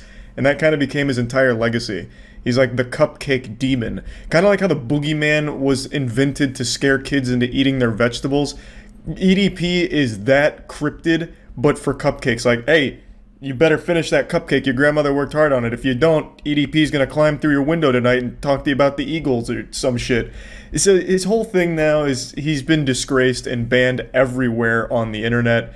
And I can't even begin to tell you the entire lore. This was probably one of the wildest stories I've ever actually seen in real time on YouTube. It just had so many twists and turns. There was a fucking crazy chapter in this whole thing where EDP sent a picture of his poop in a toilet to the kid. He like said, I ate a greasy pizza and took a fat shit, and then dropped a picture of his shit in the toilet bowl to them. It was a nutty ride. But anyway, since then, it's been radio silence for about 8 months. No one's really known what's happened to him. There's been tons of rumors, of course, that would start like he's in jail, or, you know, he's running for governor now, or he went to space and now he's a space pedophile, you know, just all kinds of things with no evidence. And last night on stream, chat made me aware of a new video that had an update with accurate information and a breakdown of the EDP story and where he is today. So I watched it last night on stream. That's twitch.tv/moistcritical. I stream every day. I'd love to see you there. I'll put the link in the description. Just please come on, swing by. I'm probably streaming right now. So I'll go ahead and play that for you now, and then I'm going to go over a bit more afterwards because I've done a little more research this morning on the situation. But just be aware that in the clips here, last night was New Year's, so there's a lot of fireworks going off in the background, so that's that banging that you keep hearing. Chat kept thinking I was kicking my desk, which confuses me because it's not like my desk is made out of nitroglycerin. It's not going to make like that kind of massive bang. So yeah, just a quick heads up there. The EDP445 video we're watching comes from YouTuber SunnyV2, who did a great job of researching the topic and getting all of the information out there. Okay, let's check on the EDP situation. Apparently he got arrested and went to jail, but this would be the first I've heard of that. So let's see. EDP445 has been fired from 3 different jobs over the last couple of weeks as a result of people exposing his employment to TikTok. What? Wait, really? Hold on, I didn't get a chance to read that Reddit thread. Did he actually try... Did he actually try and work at Chuck E. Cheese? There's no chance. Again, for those that don't know, EDP was the YouTuber who got exposed for being a pedophile or whatever, talking to kids and shit. He's most known for like the fist bump he tried to get from the predator catchers, as well as saying he was just there for a cupcake, even though there's like tons and tons of DMs of him confirming he was going to go there to try and fuck a kid. And then apparently now he's been fired 3 times, and one of the places was Chuck E. Cheese. I genuinely don't believe that.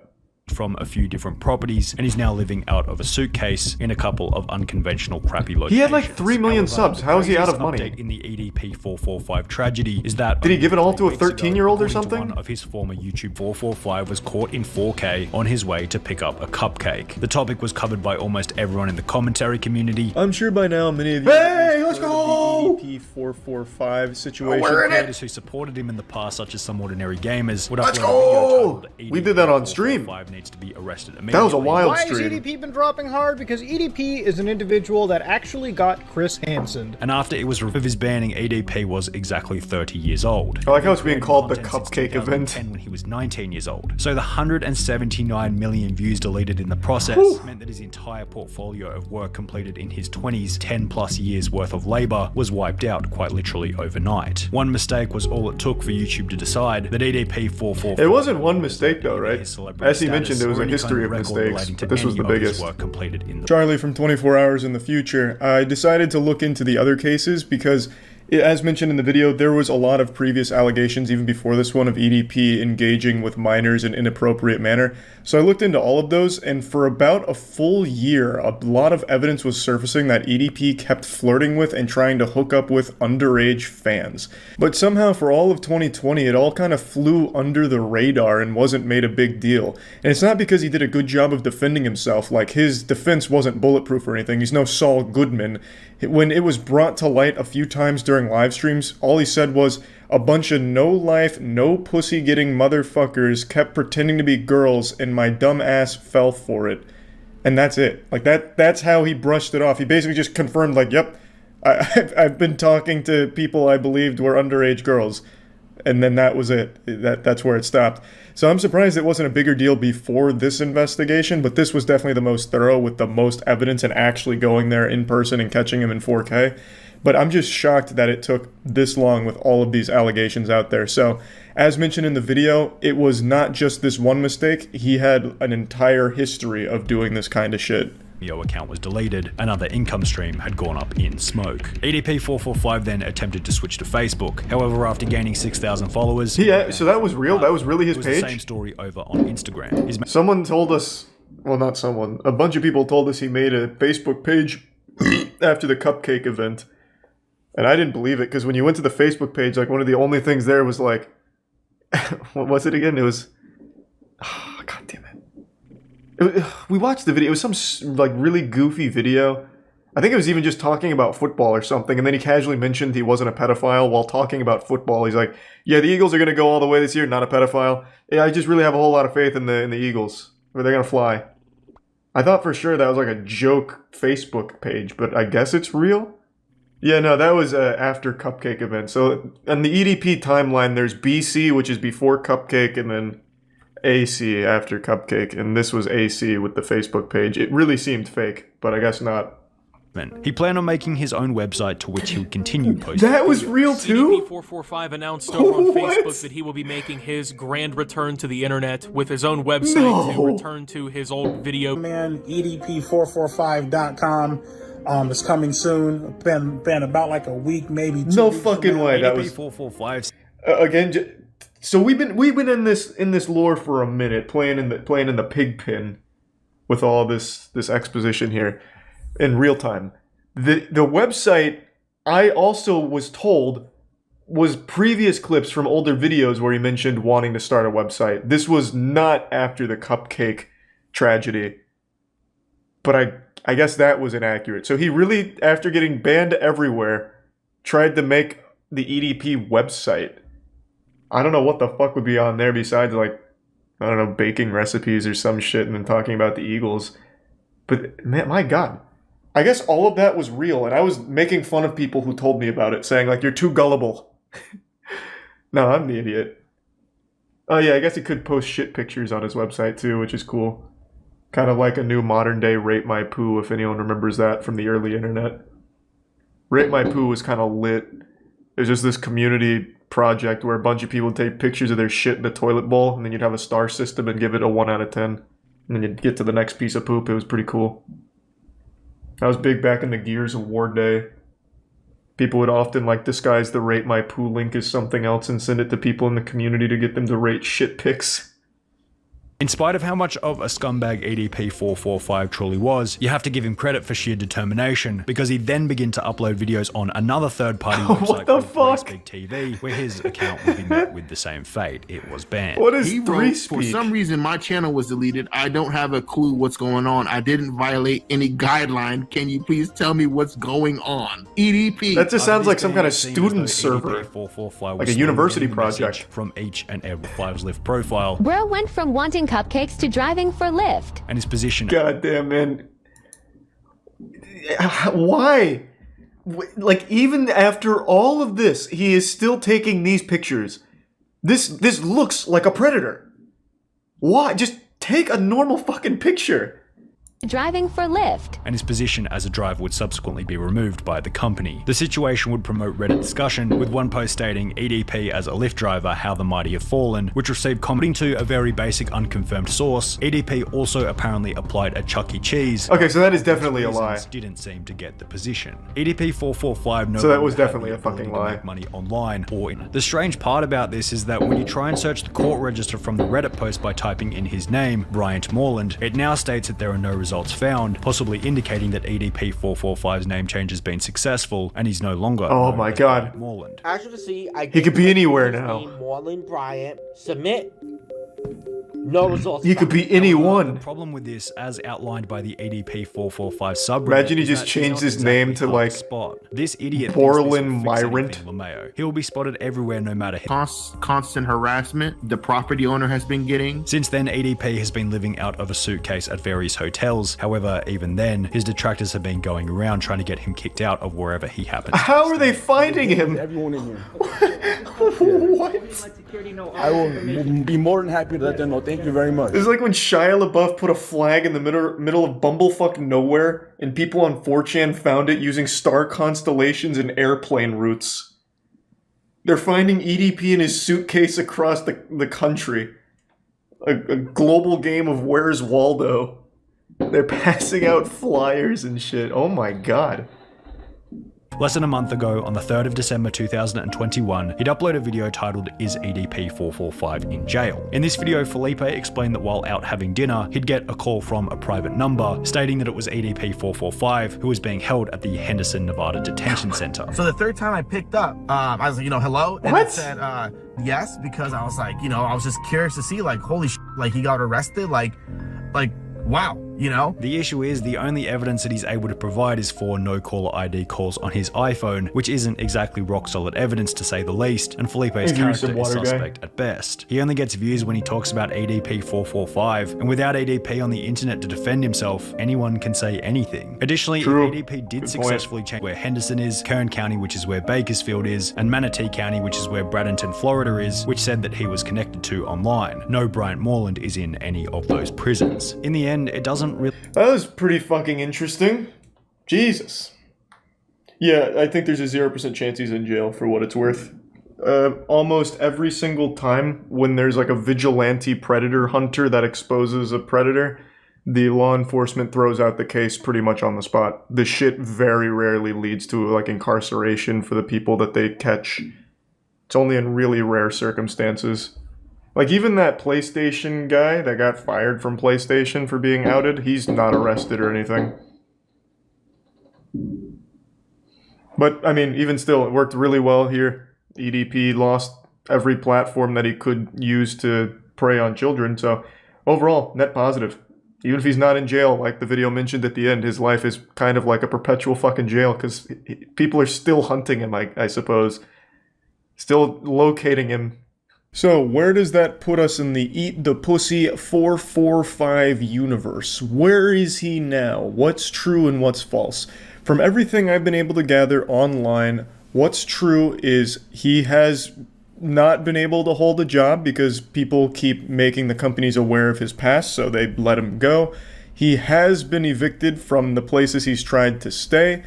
He is struggling with money, which absolutely blows my mind, because at 2 million subs, and the amount of money that he'd be making at 2 million subs, he should have been set for life, so he must have a problem with spending money.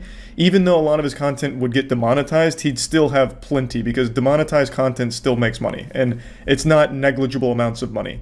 So those are all true. What is also true is he attempted to change his name, but what's unknown is whether or not that was successful. It seems like his name change has been successful, however, can't confirm nor deny that. And what also seems to be false is the claim that he's in jail. There's no real evidence to say that he's in jail. It just sounds made up, like the Tooth Fairy or some shit. The only source that says that is that YouTuber, and as mentioned in the video, he has incentive to like make EDP content and say things like that because it gets him views, so it's not the most reliable, and he didn't provide very good evidence or proof for it. It is also true he's been banned on every platform the internet has ever had, it seems. He's tried everywhere, so he's banned on like Facebook, Instagram, 3Speak, Cameo, fucking any website you could possibly imagine he's banned from. Club Penguin, Wizard 101, Discord, probably. I mean, God only knows. He's tried everywhere in order to try and get back on the internet, and it hasn't worked at all. Every platform immediately gets rid of him. So yeah, that's the full update on the Eat the Pussy 445 story. I just wanted to revisit this since this video was recently posted, and it's a story we followed. Cody Co is a YouTuber that probably doesn't need an introduction. I don't need to read the Wikipedia article explaining to you who he is and lore dumping. I'm sure most of you are at least loosely familiar with his content. He's been very large on the platform for years now. And recently, some disturbing allegations have come out against him. Now, the allegations against him aren't exactly brand new. They're not, fresh off the battle bus, hot drop in here out of nowhere. They've actually existed for a little while now, but never actually received a lot of coverage or a lot of attention. Kind of just been sidelined with people not knowing about it or not talking about it until yesterday when another YouTuber named D'Angelo Wallace gave some amazing coverage breaking down the entire situation here and going over everything that Cody Co is accused of. Someone has been alleging for years now that you, one of the largest commentary creators on YouTube, knowingly committed a crime against her when she was a minor. But YouTubers and viewers alike are ignoring and discrediting these allegations solely because the person making them happens to be an unlikable woman online, Tana Mojo. Yikes. Yeah, that's some pretty awful shit right there. That's a huge allegation that actually has a lot of evidence backing it up, which D'Angelo Wallace covers in great detail in this video. It's not some imaginary nothing burger that someone squeaked out between their butt cheeks to try and ruin Cody Co. It's a serious accusation that appears to have a lot of evidence about it. I'm not here to accuse you of committing a crime in this video because I can't do that based on someone else's allegations. Nobody can definitively take these allegations as proof, but at the same time, they should still be looked at and not treated as an open secret and swept under the rug like you've been doing for so many years now. I think that's a great point. Even though these are still allegations with nothing that's been proven, since there is so much supporting evidence around the claims, it definitely is something that needs to be examined thoroughly because it is a huge deal. And speaking of this podcast, about a month ago, she hosted a live episode in front of an audience, and the conversation turned to you. Who's the smallest you've ever had sex with? Oh my god, no one look at me, Cody Co. I can say that. I was literally 17, I can say that. This clip started making the rounds, and people were understandably perturbed, because if Tana Mojo was 17, you would have been 25. So people started speculating, and Tana decided to set the record straight. I hooked up with Cody Co when I was 17 and he was 25. I'm going to go ahead and break down these numbers here because it seems like people are starting to struggle with math, like teriology starting to pop off with 1 × 1 = 2 and all that. I'm just going to go ahead and explain this. 17 is less than 18. Thus, that is below the age of consent and is a crime. And I already have seen comments on this situation about 17, who gives a fuck? That's basically 18 anyway. And it's the same dog shit, brain dead, concerning mentality, like your hard drive needs to be investigated type shit that we saw with Dr. Disrespect, where they're like, no one should really care that Dr. Disrespect was talking inappropriately with a 17-year-old. Even though, once again, you absolute fucking Cro-Magnon, there is no evidence that Dr. Disrespect ever talked to a 17-year-old. Not even he said that. It has only ever been stated as a minor. Everyone around Dr. Disrespect never mentioned 17. It's actual delusional Fantasyland Narnia type shit where people are trying to defend him by saying it was actually a 17-year-old, 364 days old. Which is absolute fucking barnacles. Like, that's a load of fish paste. And even still, it's bad. I don't know how we've devolved so much where all of a sudden 17 is now something people try and justify. So like in this case right here, you'll have some drooling, stinky, bumbling morons in the comments saying how it's not a big deal because 17 shouldn't be an issue. You know, like, age of consent over in this region is actually 16, so really, he waited till she was old. Like, it's craziness. It's actually craziness. It is a crime. It is a minor. Still, it's bad. Like, I don't know why that needs to be explained all of a sudden. Now, something D'Angelo Wallace does make a point of here is pointing out that Tana Mojo is not well liked. I'm sure if you've been on YouTube for any length of time, you've heard her name and seen a lot of less than stellar things about her. She has a history of lying and putting on a lot of bad stuff and bad behavior. However, when it comes to this claim, this doesn't appear to be something that she's just lying about for clout to try and elevate her platform on the back of Cody Co's good name or anything like that. This is a story that's been told even a few years in the past about this situation here. So this isn't something that she just pulled out of thin air. This is actually an allegation that has existed for a long time that is only just now starting to surface. She claims that not only were you fully aware of her age at the time, but someone even tried to stop you and you went ahead anyway. There was a situation with Gabby Hanna at a Playlist Live where she pulled him aside and told him like, yo, she's 17. And then we still went and hooked up. To be clear, 17 is under the age of consent in many states, including Florida, where Playlist Live used to take place. So this means that Tana Mojo is accusing you of statutory rape, and she's not trying to hide that. This isn't just some crazy tea. it was a crime. Remember how Tana said that fellow YouTuber Gabby Hanna tried to stop you before everything allegedly went down? Well, did you know that Gabby is actually on record telling the exact same story several years ago? One time, I told a guy, I saw him making out with a girl at a party who was underage, and I pulled him aside and I was like, hey man, you probably don't know, I know she like looks a little older, she's underage, watch it. And he was like, oh my God, thank you for telling me. And then he turned that. This is really, really bad. Really, really bad indeed. Pardon my potty mouth here, but this is fucking disgusting.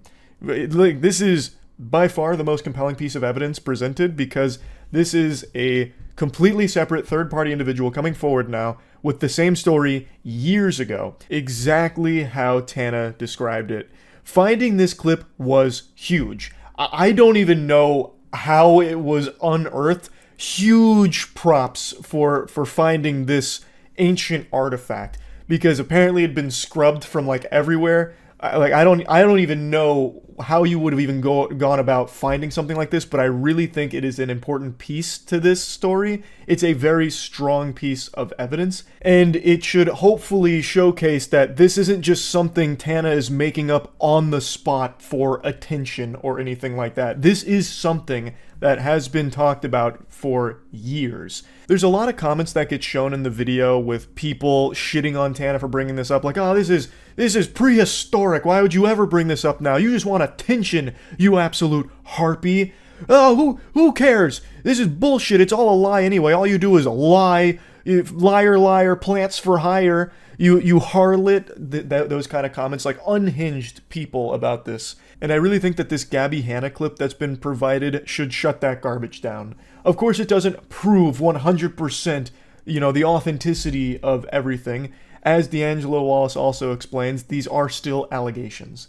But that is a pretty substantial piece of evidence there that should at least show why this needs to be talked about and should absolutely be addressed directly by Cody. People make accusations all the time, specifically regarding things that are very difficult to prove or disprove, unfortunate as that may be. But when somebody makes an allegation and they say they have a witness, and that witness can be found telling the exact same story years before any of this came out, that's not something I can just ignore. In a situation that cannot be proven, corroboration by a third party goes a long way. I'm not accusing you of committing a crime, but even if what Tana says is false, your silence is still grossly incompetent at best. It really is a pretty bad strategy here. This isn't something John Madden would draw up in the playbook. Burying his head in the sand and hoping that the storm blows through doesn't exactly work in a situation like this. I mean, I guess it has up till this point, since so few people were aware of it, but now that it's being talked about more and more, I do think that he's going to need to come forward about all of it. There is quite a bit of time in the video dedicated to the community's response to the allegations, because it is bad how, like, viewers have responded to all of this. Basically, and it is a good point that D'Angelo Wallace made, because Tana Mongeau is widely disliked by the broader YouTube audience, when she was the one putting these claims out there, people attacked her, like dogpiled her for saying things like this. Like, they jumped on her like she had just, killed a puppy in front of them. Like, people responded to her in the worst possible way with these allegations. And Tana made a really good point where she said if this was any other YouTuber she was talking about, one that wasn't as highly regarded as Cody, the response would be completely different, where she'd be getting sympathetic messages and support for coming forward with her experience. But because it's Cody, it's been a biblical smackdown in the comments against her, which is just like a crazy response to something like this. I mean, there were some lunatics there, like genuinely hateful people saying like the most misogynistic shit you could find in the comment section about this because she dared come forward with her experience and talk about that situation. Now again, yes, they are allegations. Nothing has been proven, but there is a lot of evidence here that should at the very least get a response from Cody Co about all of this. And it's not like he's not aware of what's happening. As pointed out in this video, he is seemingly censoring his YouTube comment section. And now you're choosing censorship. On your YouTube channel, where you've been pumping out content nearly every day now, I couldn't find a single comment on your last video about this situation. Not even one. Comparing that to the comment section on your Instagram, where every single comment I saw was about this, it's clear that you're heavily censoring your audience on YouTube. I actually went and checked this myself because this is a Lego build that you can follow along with at home. I went to his latest upload and clicked newest in the comment section because surely you'd see some now after this is being blown up into a huge story. But even when filtering on his newest upload by newest comments, I still only found a couple of comments that referenced this. So it really does seem like it's being heavily censored in the YouTube comments. Because with how big the story is, you would expect a lot of them, especially when you look at his Instagram. But somehow, nothing on YouTube? Yeah, that's very suspicious. That definitely smells like he is censoring the comments there. So it's not like he doesn't know what's going on here. Tana also said that he had reached out at some point kind of about this, saying like, are we good? So it's not something that he's just unaware of, and that's why he hasn't addressed it. D'Angelo Wallace also points out how he's responded to things in the past, like he paywalled an apology for like an old clip that surfaced where he was using a slur. So he's talking about like the history of responding poorly to situations that Cody finds himself in. And then he brought up this, which I'd never heard of. Not many people know that you've already lost fans over an eerily similar topic. You used to frequently feature and promote your college friend Colby Leachman in your videos, until it came out that during your school days, Leachman's university put him on probation for, as a United States District Judge would later put it, the non-consensual videotaping of a sex act with another student, showing the video to other people, lying to the police about the video, and behaving horribly to that individual and at least one other woman. To make matters worse, the woman in the video also alleged that Leachman drugged her before the recording and that she hadn't actually consented to anything at all. You had this man in your videos. You were telling us to follow him on Instagram, and at some point you did wise up, so he's no longer part of your content, but he still seems like he's very much a part of your friend group. From the continued hangout since then to inviting him to your wedding just last year, people are under the impression that you're best friends with someone who, at best, committed an illegal sex act and at worst is an alleged rapist. And no matter how many times people rediscover this information over the years, you refuse to say anything at all. That is baffling to me. Like, it's one thing to be friends with someone who turns out to be a monster, but once you learn that they're a monster, that's where it should stop. I've said this before. If my best friend Matt turned out to have like a secret double life, you know, a Jekyll and Hyde situation where Matt goes out there and he does something truly heinous, I would cut them out of my life. I wouldn't be able to go forward being friends with someone like that. You know, giving him a fist bump saying, hey, we're still bubble buddies, bro. Like, I couldn't do that. So it's so weird to me that Cody can, and when people have talked about it in the past, apparently Cody has just ignored it. That is very, very odd. I haven't seen a single channel over 1 million subscribers do so much as acknowledge that this situation exists. And I'm not talking about channels that never would have discussed something like this either. I mean the same channels that were rightfully calling out people like Dr. Disrespect for texting a minor, which are the same channels that are now completely ignoring a scenario with an even bigger creator being accused of doing something much worse. D'Angelo Wallace makes a point a couple times in this video about the silence on this subject being staggering, considering in the YouTube ecosystem there's tons of commentary channels that'll cover a wide variety of topics, sometimes rumors that aren't nearly this serious, you know, like a 2-part docuseries on that time Markiplier allegedly pooped without peeing. Or, in my case, I'll make a whole rant going over how aliens probably aren't visiting us via theoretical warp drives to haunt our boners. And yet, somehow, a story that's this serious just slips through the cracks and didn't have many people talking about it until very recently. So I'd like to at least take a quick moment here to explain why I hadn't covered it. Now, I did hear the whispers about this Cody Co allegation about a week ago now, where someone in stream chat had mentioned, hey, have you heard what Cody Co apparently did with Tana Mojo? And on stream I asked what they were talking about because I hadn't heard shit about that. Eventually another chatter explained that I could find more information about it on Reddit because a conversation was starting to develop around those allegations, so I made like a note of it and then went to bed. The following day, I got home pretty late and then went to follow up on things from the previous night, because sometimes during stream, I'll make like tabs about what people are telling me to look up. I don't do react content on stream or anything anymore, so if it's like a video that people are recommending I check out to get caught up on something or whatever, I'll make a tab for that video and then watch it when I get back to the following day. And when it came to the Cody Co thing with the Reddit post, by the time I got to it, it was deleted. So I kind of assumed that maybe the claims were just baloney, and I didn't see a whole lot of chatter about it. I saw a couple of tweets that loosely talked around it, vaguely, and I just didn't look into it deeper than that. And I recognize now that that was a mistake, so I'm sorry for that. But I just didn't find a lot of information at the time, until, of course, last night when D'Angelo Wallace posted the video covering all of this.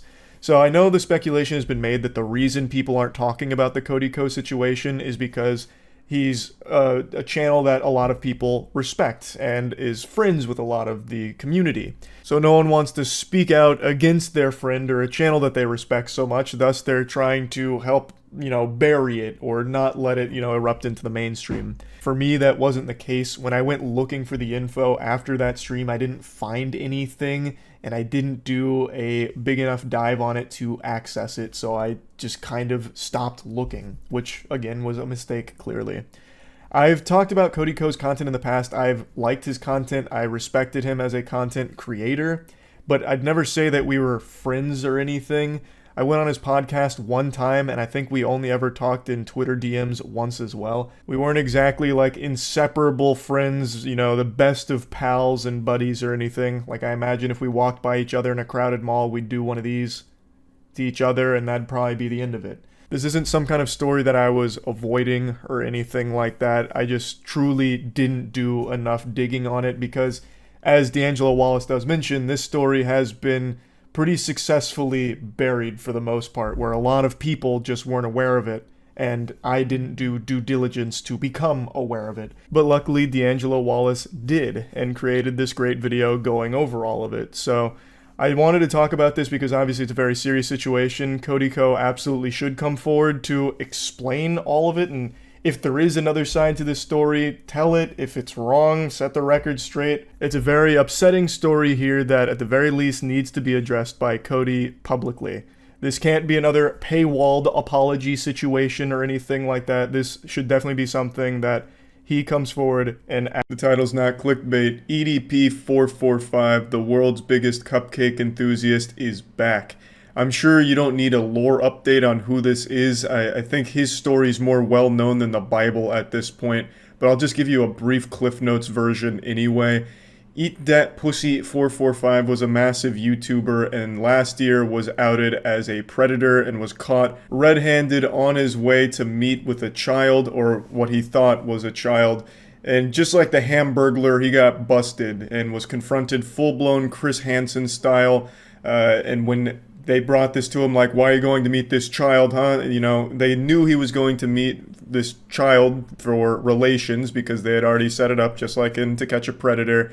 And his defense was, no, I wasn't going to do anything sexual with the kid. I was just here for a cupcake. And then he extended his hand for a fist bump, which was declined. So he's sitting there all fucking sad with his fist out like he just threw down in rock, paper, scissors.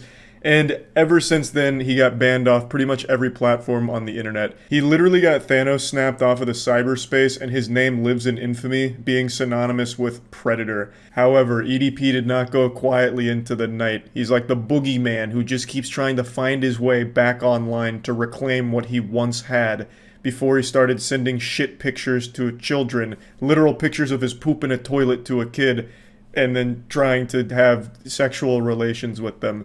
He's trying to once again get back to that glory. Now, in the last update, we had an incredible YouTuber named SunnyV2 bring us all of the updated New Testament of the EDP Bible, telling us where he's at and what he's doing and how things have been going wrong for him. And to quickly summarize on the last episode of Dragon Ball Z, EDP has tried to hold down another job as like a Lyft driver or Uber Eats, but people found him and recognized him, started clowning on him, and eventually his past made it to the higher-ups at the Lyft and Uber Eats and was fired for it.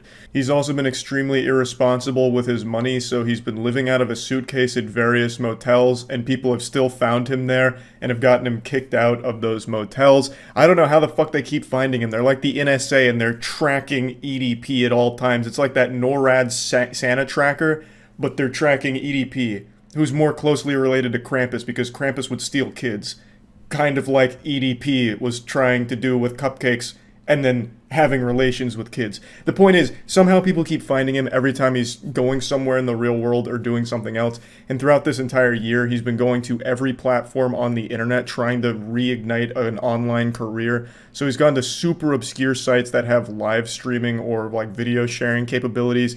Dude would enter Club Penguin as a content creator if it had like live sharing of videos features. He is using everything in acts of desperation to have an online presence again because that's what he was used to. That's where he made all of his money. Before then, he was like a security guard, but now it doesn't seem like he can hold down a job because of everything that came to light about him. It wasn't just this one instance where he was directly busted for being a predator. He had had at least somewhat of a history of this kind of behavior in other circumstances with underage people. So it was a long time coming, and now as a result, he's having a very hard time in the real world and obviously can't really make it back online.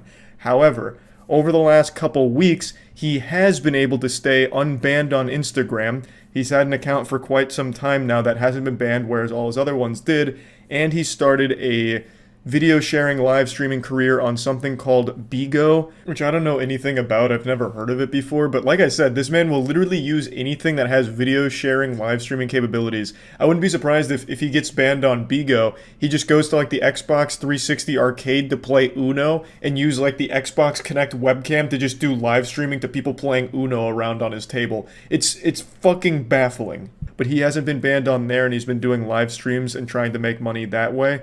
But the live streams are basically him just getting dunked on by the people that still follow him.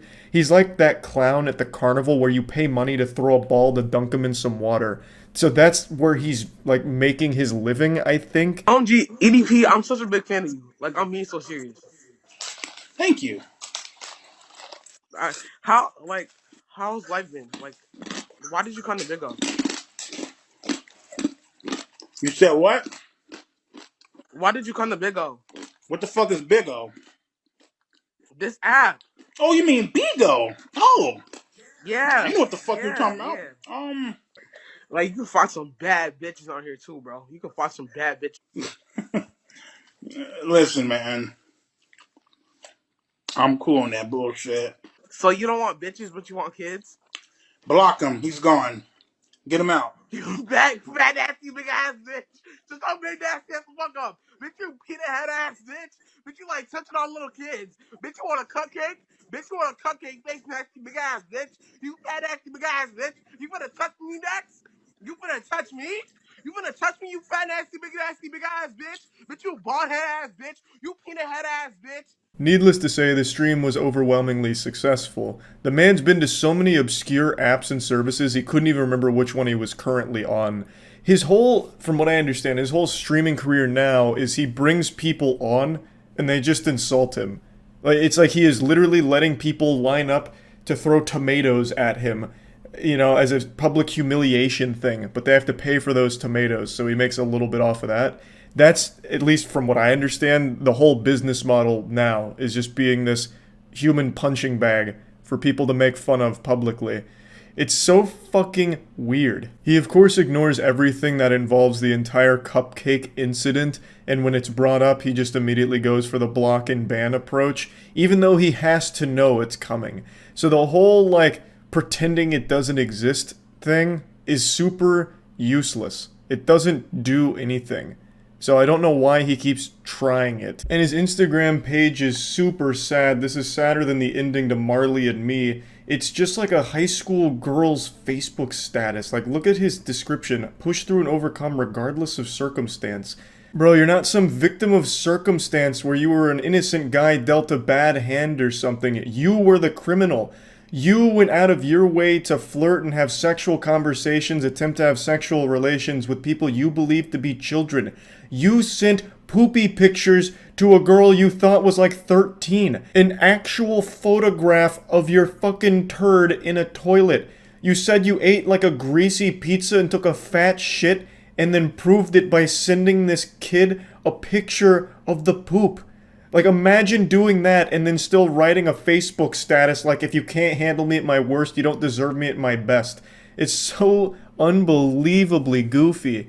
And then his actual profile pic here, you know, the Iron Man filter or whatever this is like some kind of, you know, Tony Stark identifying cupcakes, location, targeted. Like, I don't understand at all what the whole vibe of this Instagram page is. It's just random memes, a couple of rants about football, and then he'll say or post some shit like this where he says he doesn't have enough money to afford anything besides hamburger meat, but that's fine, which is just an outright lie because the majority of the pictures on this Instagram page are pictures of him eating food or food that he is eating. And then in his Bigo live streams, he is always snacking on something. It's so fucking weird. His story is like in Harry Potter, when Voldemort tried to kill Harry, but the Avada Kedavra spell that he cast when Harry was a baby backfired and blasted him instead, reducing him to this weird amorphous blob that attaches itself to the back of some dude's head in the Sorcerer's Stone and desperately trying to get his full body back. That's EDP. He's this hemorrhoid that keeps attaching itself to the most obscure video sharing services imaginable, desperately trying to return to full form. It makes no fucking sense why he doesn't just move on from the internet. It's clearly not going to work. Like, I've said this before, but the best thing for EDP and for children is if EDP just voluntarily goes to jail at this point. You know, like, at least then people wouldn't be tracking him down anymore out in the wild like it's a fucking Pokemon hunt. He'd be able to get meals because apparently he's been struggling with finding food, which I still think is an outright lie since every instance of EDP being spotted has him with food, like snacking on livestream or his Instagram showcasing a bunch of food that I imagine he's eating. But who knows, maybe I'm wrong and that's just like emergency food that he had stored in an underground bunker that he's tapping into and it's running out of supply. But again, I really think, unironically, the best thing EDP can do for himself and for the safety of cupcakes and kids everywhere is just to go to jail himself. Spend some years in there, he'd probably lose weight by the end of it, grow out a beard, people wouldn't recognize you, then you could find another job somewhere and just stay there and not go back to the internet. He was on YouTube for the better part of like 10 years or something, so he was obviously very used to it and accustomed to it. And when it was gone, he hasn't known what to do since. The whole fucking situation is so entirely goofy, and I just wanted to give yet another update to it because it is constantly evolving somehow. This is a video that is long overdue. I am so tardy to this party. I've been sitting on this topic for so long it's got squatters' rights. This is like when they made Zoolander 2 15 years after Zoolander 1 and nobody cared about it. But I still just feel the need to finally mention the Illuminati situation. For most of 2023, Illuminati has been this constant source of agony. There was an unreal amount of information that has come out and continues to come out about Illuminati, all of which is very bad. And as a result, her career as a YouTuber has reached a screeching halt. Now, I'm sure a lot of you have kept up with it, at least to some capacity, because it's been a huge story for so long now, but I'll give you like the most basic rundown. Illuminati was a YouTube channel, well, is a YouTube channel. She continues to post even through this, this apocalyptic career destruction. Her channel is dedicated to making video essays, mainly on like a variety of topics. She was known for how quickly she gets out the video essays, and also them being pretty high quality still. She grew pretty quickly and got very big. I think at her peak she had around 1.7 million subscribers, and things were smooth sailing. She was popping off, constantly recommended in the algorithm to people. And then in April of this year, her ego got the best of her, a victim of her own hubris. She made a call-out tweet against Legal Eagle, a very well-respected YouTuber and a fucking lawyer too, by the way, claiming that Legal Eagle's team had stolen her editing style, So, not legal eagle editors broaching my editors to take my video style when they didn't give up the info, they literally copied it. And by the way, I have the messages from my editors and found an email from them too. Just changed the color from purple to blue, huh? Interesting. So this is her trying to accuse Legal Eagle of stealing her editing techniques, which is an outrageous claim to make. And she didn't realize she brought piss to a poop fight.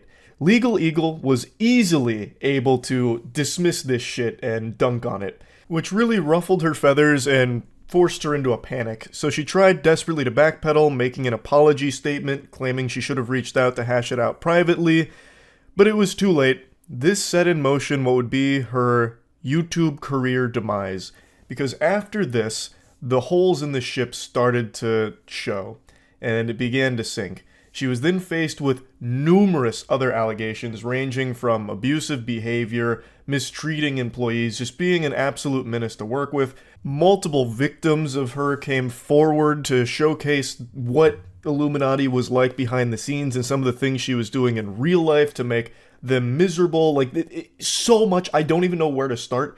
You could fill an entire fucking library section with just textbooks on this Illuminati lore. It has been so much, and it's constantly being added on to. Like, there's constant, like, patch notes here where there's, like, new updates to this story with new victims coming forward with their own accounts of Illuminati and what she's done to them. It's just a never-ending flood of information about how awful of a person Illuminati is. If you just search Illuminati's name on YouTube, you will get hundreds, if not thousands of videos going over and chronicling all of the allegations, all of the evidence to support the claims, and all of the terrible things that have come to light from this, as well as a lot of video essays on her downfall, because it is such a rare phenomenon to see someone as popular as her sink their career in this way. It doesn't happen often. The only other example I can think of is Boogie, and that happened slowly and gradually over the course of many years. Hers happened over the course of a few months, because that's how much came out and how disgusting a lot of it was. It is wild. So I talked about it on stream a little bit, as well as gave my prediction on what I think she's going to do in the future, because as of right now, she is still just trying to bury her head in the sand and keep posting videos to try and squeeze as much as she can out of the channel while it still's around, while there's still some people watching. She's trying to get the most juice from the squeeze here, trying to suckle the last bit of milk from this titty. And I wanted to share that prediction I had because I do think it's a pretty strong one. It's not backed by any scientific evidence or anything, just my own game theories I've cooked up here in my head. But I think it's a pretty likely course that she'll take once she realizes that she can no longer suck her audience dry like a vampire once they all stop watching, which she is rapidly getting close to that point. I never caught up like with the full depth of the Illuminati situation. All I know is that I've never seen a channel go from as popular as she is to where she is now. So she must have done some really deplorable stuff. I know it started when she accused Legal Eagle of plagiarizing her editing style, got biblically fucking clowned on for it, and then from there a ton of people came forward revealing how toxic and mean she is behind the scenes. And then she recently had a whole special segment in H-Bomber's video on plagiarism, and then she also got an entire video from H-Bomber specifically on her plagiarism, because all the shit she does is basically lifted from like articles or documentaries. But other than that, I haven't dove into like the 5 or 6 hours worth of cumulative like trash she has done. It's a lot. But what's very interesting is she still continues posting as if nothing happened. So I wanted to... All she did was turn off comments and she just puts her head down and grinds, ignoring all of it. What if it's another AI YouTuber? That, I wouldn't be surprised. I feel like if anyone's going to try and replace themselves with AI, it'll be Illuminati at this point because her name is mud. Like, she is ruined. Like, nobody, like, supports her. So she would definitely stand to benefit from buying Quebblecop's AI Keys to the Kingdom and make herself an AI tuber. It's Sunny V2 with a voice changer. Yeah. Yeah, I'll make you a prediction. Here's what I think. I think Illuminati will continue this trajectory for maybe 6 more months tops. After that, she's going to start another channel using an AI voice model in order to keep doing these same kind of videos, but start fresh and hope people don't connect her to it. That's my guess. Because before all of this came to light, she was getting like 100 to 300k views per video. Then everyone learned that she's an absolute insufferable person that's done horrible things, apparently. And now no one watches her. But if she did the same shtick with an AI voice on a fresh channel, she'd probably get away with it. Like I just said, it is so much to cover. I never even took the full plunge. It's just, she's this reoccurring villain. Every 3 weeks or so, there's new information about something fucked up she's done or is doing. It's this constant snowball that never runs out of snow, gathering steam. Better for her to just call Saul. Nah, she's gonna need to get herself a Hoover. Like, she's gotta relocate and disappear. Like I said, my prediction, I really do stand by it. I think she will probably, in 6 months' time, make a new channel, AI voice, make the exact same content, and just start fresh. So, go ahead and clip it. Make sure you remember my prediction, because I stand by it. I really think she's going to be one of the first YouTubers, other than Kwebbelkop, who is going to try to go entirely AI video-based. That is the direction I think she is going. So, let it be known, if that happens, I call... EDP445 has issued an apology for the cupcake incident from 2 years ago. Not exactly the quickest response time, but it's a little bit faster than Valve responding to Team Fortress 2 issues. So, I probably don't even need to give you the lore dump here. The story of EDP445's fall from grace is a more well-known story than Little Red Riding Hood by this point. But just in case, 2 years ago he was caught in a child predator sting operation, which also unearthed a lot of other repeated instances of him being inappropriate with minors in his community. For this, he lost his entire career, and since then he has desperately been trying to claw his way back to the internet because it's all he knows. It's his only home, so he pathetically comes back like every couple of months for the last 2 years, like clockwork, with a new pitiful attempt at reviving his internet career. There's only a few certainties in life: death, taxes, and EDP coming back when no one wants him to. He's posted videos on every platform that allows video sharing capability. I wouldn't have been surprised if he tried to make a career out of streaming on Xbox 360 Arcade Uno, where they used to let you use the Xbox fucking Connect or whatever in order to like have a webcam chat in Uno servers. Wouldn't have been surprised if he tried that. He has gone to every platform ever and has been banned from all of them. Because what EDP did is unforgivable. This is not something you can ever come back from. He should be counting his lucky stars he's not in jail. He must have had fairy godparents and they granted him one last wish, and it was to avoid jail time. The only reason he's not there is because the investigation and all of the evidence was conducted online, so authorities usually don't use that in like actual prosecution or anything. So he must have collected all the fucking Dragon Balls and made a wish, and Shinron kept him out of jail. Because the amount of proof and evidence of not only the cupcake incident, obviously, where he actually went in person to meet a child for sex, not only just that, but like a repeated history of having similar circumstances with being inappropriate with kids, all of this very well documented. The fact that all of that exists and he's not in jail is beyond a miracle for EDP. And now he is once again doing his standard song and dance, trying to get back his internet career and find redemption. He's made a couple other videos in the past addressing it loosely, like where he's like eating a cupcake, so literally leaning into being a pedophile, I guess, and acknowledging it. And then only a handful of months ago, he made a statement on his website that was perhaps one of the wildest ideas ever cooked up by a human brain. He said that the whole cupcake incident, that whole scenario, was actually all acting. He was hired for an acting job to play a pedophile, and he committed to the role, and he had no idea it was going to be used as like a legitimate thing. He thought it was all just a Shakespearean play, basically, just part of, you know, the acting craft. But this is the first video he's made where he's apologizing and talking about it, like actually talking about it. And I've seen a lot of people saying, oh wow, finally, he's taking accountability. He's starting to, you know, grow now, and you know, maybe he can move on from this. What a bunch of hooey. That is a load of fish paste.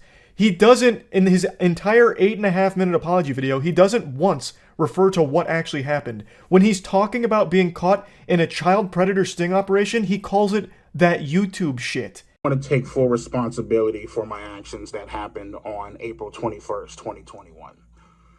The entire YouTube shit that went down, the entire YouTube incident, you know what I mean, that went the fuck down. I'm not even going to get into it. You guys already know what the fuck happened. I'm taking full responsibility, full accountability for my actions.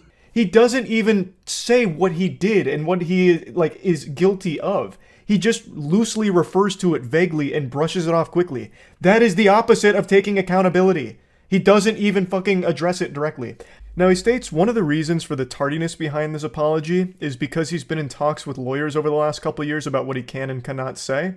And I'm just going to slap down the Phoenix Wright objection. I'm calling baloney, because if he did have a team of lawyers behind him after all these years, I'm assuming they would have advised him to not make any of the statements he's made over the last couple of years. Especially the one where he faked emails to try and confirm that all of this was actually just an acting moment. It was all just a ruse. It was supposed to be a movie, not real. It's all fake. Or the other statement he made about how it never happened in the first place and just outright denying it. I feel like if there were lawyers behind him for the last couple of years, they would have told him, do not do that. But let's play ball with that idea for a second. Let's assume he's being truthful. If the lawyers have told him to not mention any of the specifics of the incident, then you can't come on this video and pretend like you're taking accountability or responsibility. If you're not willing to actually tackle what happened and what you are guilty of and actually talk about it directly, then you can't pretend that you're somehow taking accountability or responsibility in the situation. I didn't want to talk about this apology video because I don't think there's any value here. I've already made a few videos talking about EDP over the last 2 years with every attempt he's made to try and come back to the internet. And this is just another one of those, a desperate Hail Mary to try and monetize an internet career again because it is all he has. It is the only home that he knows. So he keeps trying. But this is just not something that you can come back from.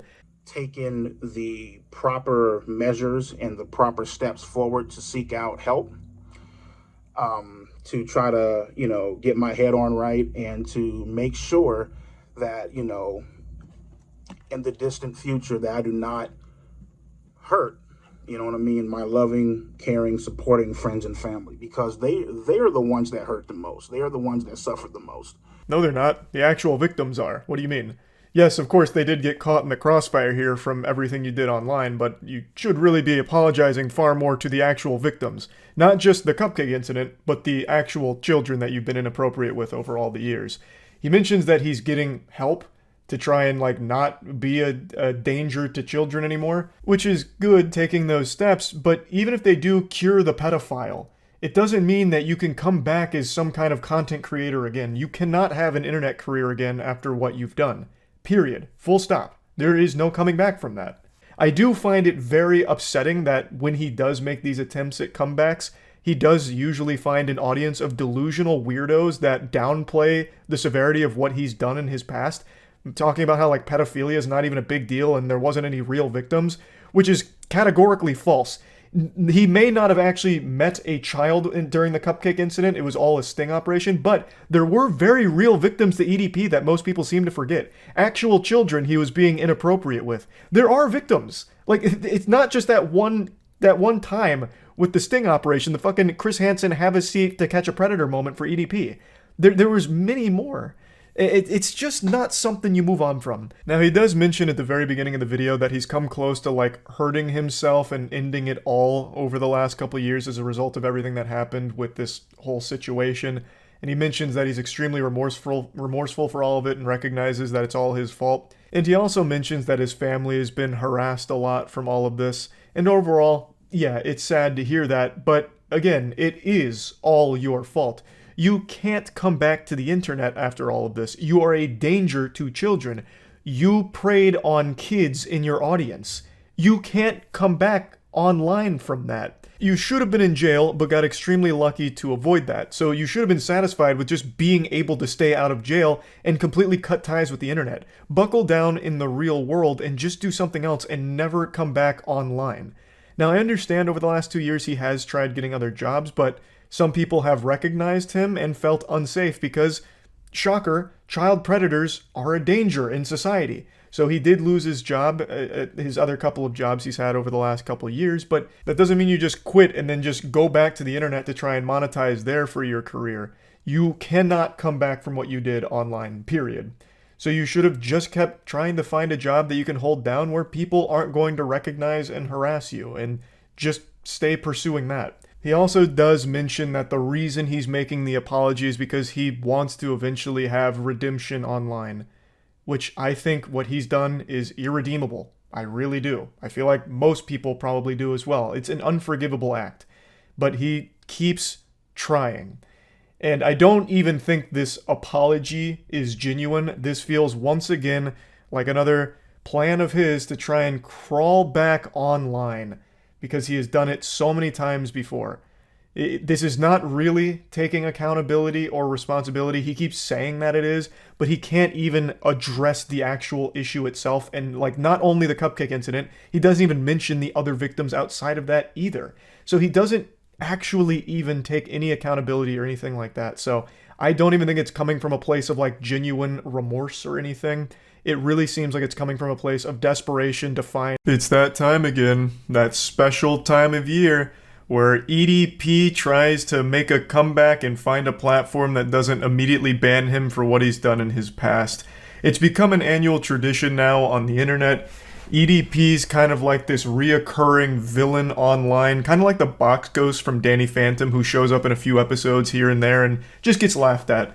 That's EDP. Once upon a time, EDP445 was an extremely successful YouTuber with over 2 million subscribers, but then got caught in a pedophile sting operation where he was sexually communicating with someone he believed to be a child, and even went to a physical location to try and meet that child, which led to the infamous piece of internet history where EDP tried to squeak his way out of a sticky situation when he was caught on camera at the physical location that they arranged for him to meet what he believed to be a child. He came up with the genius idea of claiming he was not there to meet a child, but was actually just there for a cupcake. It was an iconic moment that will go down in internet lore, etched into the tablets of time, and that's become his legacy. He was then banned off of YouTube, and every now and then tries to come back to hope that the heat's cooled down enough where he can make yet again a thriving career online. This is like the 5th video I've made about the EDP saga. It's got seasons to it. It's like the longest running series on my channel next to the Moist Meter. It's just wild how often he does these things and the way that he goes about them. But this time it's a little different, and I wasn't even going to make a video talking about it because it's become such a standard normal thing for EDP to try and crawl his way back. It's like that scene in Indiana Jones and the Crystal Skull where he locks himself in that refrigerator as the nuclear bomb goes off and then he just gets out and walks away. That's EDP. Like, he comes out, the bomb goes off, where it's like, wait, EDP's back. The guy that did all that pedophile shit?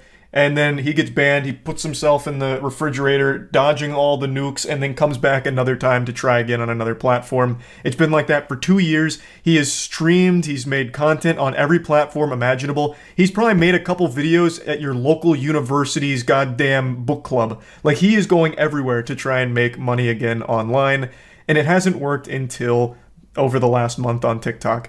Over the last month on TikTok, he made yet another account, and this time he hasn't been banned. In fact, he has over 730,000 followers right now and actively live streams on there to great success. But unfortunately, it seems like this success may have brought out the kitty diddling demon from within EDP once more.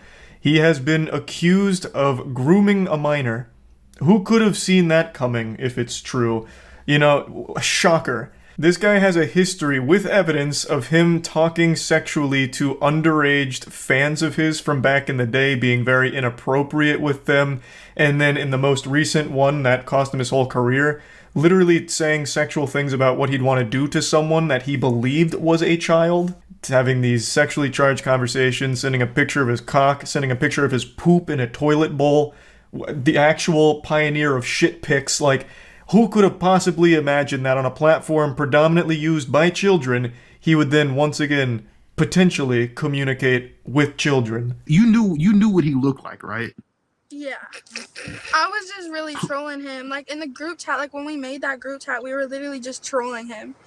And like, he just took it too damn far. Like, he started like personally like DMing me and like saying He fell that he's for it gonna again. fly me out and he's gonna like hmm nut in me and shit. So on here it says, "Don't let anyone ever tell you you aren't beautiful, not even me. You deserve the best. Trust me, if I was in Louisiana, it'd be a beat down your door, smothering you with flowers and hugs.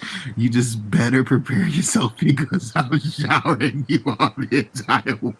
That's the corniest shit ever. This is part of a larger interview from this YouTube channel, Master at Work, and I'll be honest, I've finished watching it, but I'm still a little confused on the specifics of exactly what happened here. The best I can piece together is the girl in the interview was trolling EDP. They had like a group chat together, and while she was underage, was talking to EDP, but then she turned of age, she turned 18, and then EDP got more sexual with their conversations or something like that. I'm not entirely sure on the exact timeline of everything that happened or anything, but overall, it still seems like a very weird situation, at the very least. Assuming, of course, it's all true. There's not 100% irrefutable evidence at the moment here, and I'm sure EDP will latch onto that, claiming that it's all just fake haters trying to bring him down. Because even to this day, he doesn't really acknowledge what happened and what cost him his career. Though on TikTok, he did make a video taking a slow bite of a cupcake, which is the closest he's come to talking about it, and it's really weird that he still leans in to the pedophile stuff. Like, he knows the cupcake is associated with him trying to go to the physical location where he was talking about having sex with someone he believed was a kid, and yet he will openly eat a cupcake, thus tipping his hat to it. He's trying, like, for this level of self-awareness, like, yeah, you guys all know about the pedophile past, so here's that. And now let's talk about the Eagles. It's just so fucking weird. But yeah, I really didn't want to mention EDP again going forward since it's such a normal thing that happens now, like a little natural disaster that blows through with EDP making an account and trying to get popular again somewhere. And somehow it usually works out for him for a brief moment of time where he'll get a lot of followers in a short amount of time, like he has on TikTok. The guy's like a tardigrade, or as you might know it, a water bear, which is like this tiny little micro animal that can survive pretty much everywhere. In a volcano, in space even. Like, somehow EDP always just comes back and tries to find some place to live on the internet no matter how hard the internet tries to push him away. The tenacity is unreal. But yeah, the reason I was talking about it today is because of the accusations that now came out against him, which isn't a surprising thing if all of those accusations are proven true, given his history and his repeated pattern of inappropriately talking to children. The fact that he is now huge on TikTok, which is a platform that is predominantly a child audience, it isn't surprising that he would once again go back to that pattern of behavior that he's demonstrated while he was on YouTube. So yeah, that's the... We live in a clown world where people will do whatever it takes to feel special for just a moment. Everyone's so hungry for clout, more important than oxygen to some people, and they'll make a fool of themselves on TikTok and pretty much anywhere online. I mentioned this streamer a lot, but there was a streamer that used to finger his butthole for $20. There was that guy we recently talked about who threw himself in front of a train to stop it as part of like a TikTok challenge and then got 3 years in jail for it.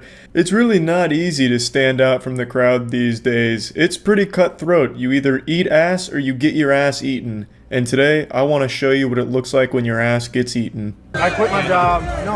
Wait, it's a story. I'm interested. It's a story. I just talked to Logan Paul. I mean, like, he was just being nice, and I get it. Media, whatever, he has to be nice.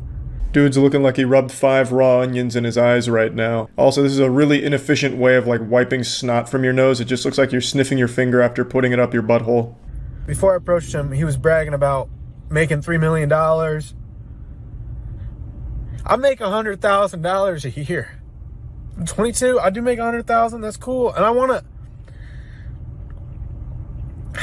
act. I want to do these things. I'm having a breakdown right now.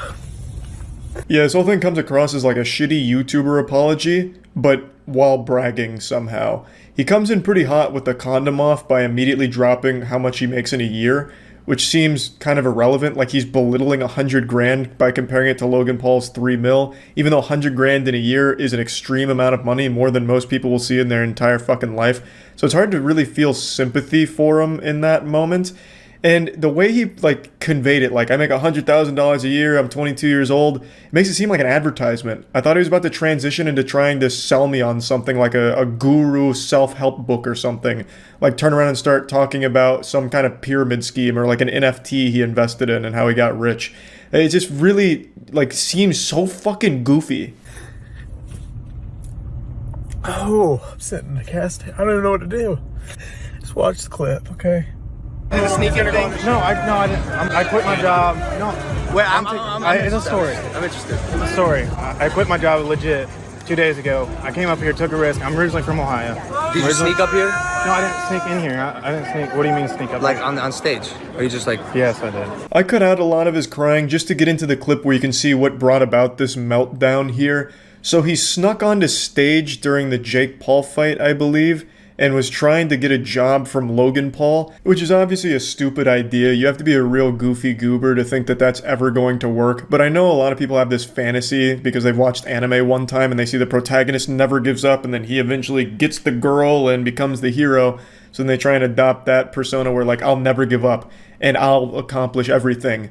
But they do it in the wrong way like this guy. So he just approaches Logan, total stranger, and he just starts going over his resume. And Logan, like, immediately calls it out, too, by saying, like, hey, you definitely snuck in here, right? And he's like, no. But yes. It's one of the sneak videos. Sorry, Did you print the ticket and stuff? No, I just needed to talk to you. I'm trying to talk to your brother. I'm trying to talk about business, trying to get a job. Like, I want to do media. I've been trying to get... What are you good at? I was 7 dances. I did like What's that. your TikTok handle? I did that video, you know, like going like that. Yeah, you know. Oh, so you really got what it takes. I don't. Then why would I need give a you a mentor. job? He's also extremely bad at making a case for himself. So a lot of times, like, for example, when Elon Musk was doing his open conference and taking questions from the crowd, and that guy approached him saying, like, I'm a super genius and you need to hire me for your board of directors because I'm so fucking smart. And if you don't, you're going to regret it. In fact, I might even be CEO of Tesla pretty soon, so you should hire me. At least he was, like, confident in himself in the way that he, like, carried it. This guy's like, hey, I want a job, but I'm also not good at anything. Like, Logan even, like, threw him a bone. He's like, oh, so you definitely have what it takes. He's like, no, I fucking suck. Like, if you're gonna commit this hard, at least just lie about being cool or something. Yeah, I used to work for the CIA, but had to be retired after racking up too many kills. Or, I was the stunt double for Andre the Giant and Princess story, and now I'm just looking to get back in the business. But this guy, he doesn't even bother trying to sound like he's qualified for any position. The only thing he can muster is, I did a TikTok dance once, and I did it shitty. Like, come on, man. Like, what do you expect Logan Paul to do? Like, hear that and be like, oh, welcome aboard. Fucking fist bump him. Well, I want to say, Logan Paul looks really good here. He comes across as like a really understanding, nice guy. Even gives him some good advice to go off of. So, if this was like a marketing strategy from Logan's team, they fucking crushed it here. Because Logan really comes across great. But I actually think this was a genuine interaction with a guy who needs some help. Well, why would I do that? I want to be like... I'm 22 years old. I'm just trying. I bet. I can't be a mentor right now, right? In my life, I'm a fuck up myself. I need a mentor. You know what I'm saying? Like, I need connections and you need people be around you, right? No, I didn't have connections and people around. I have Jake. That's it. Do you have a brother? Do you have people, friends? I don't. Friends? You got friends. You got amigos. I don't. You don't have friends? I don't. I swear to God. I'm here by myself. Where are you from? I find it extremely hard to believe when someone says they have no friends, because that's pretty much impossible these days. Everyone has friends. No matter how much of a fuck up you are or how outrageous the things you believe are, you will always have people that are on your side. So I really think a lot of what he says in this video is lying in order to garner sympathy from Logan, thinking that it would help him land a job, which obviously never works. It's like that same strategy nice guys use to try and make a girl fall for them, where they just be as pathetic as they can. Like, they'll be whining and crying in front of the girl they like, oh, no one likes me, my dog won't even look at me, my dog took a shit on the floor because they were so disgusted with me, God, no one's ever gonna love me, except maybe you, can you show me your titties, you know? That really weird thing that the nice guys will do to make the girl, like, feel bad for them, bad enough to, like, date them, that's the impression I get from this guy and the way he approaches the situation. Because then he goes in to talk about how he quit his job in order to come here and try and get this from Logan Paul. Dude apparently just quit a $100,000 a year job at 22 years old. It's either the dumbest decision of all time or a lie. I cannot imagine anyone would be that reckless. There's nothing wrong with following your dreams, but to quit your job and throw away everything in order to pursue them is the wrong way of doing it. You need to approach your dreams in a reasonable, rational manner. I know everyone has this like glorified fantasy that they'll read about online about how like the billionaire quit his job, sold his house, lived out of a box, drank piss for 1,000 years before he finally hit it big and it was all worth it. But that's just not likely to happen to you. There is no reason to quit your job to pursue your passion. You should pursue it while also making sure you are taken care of as well.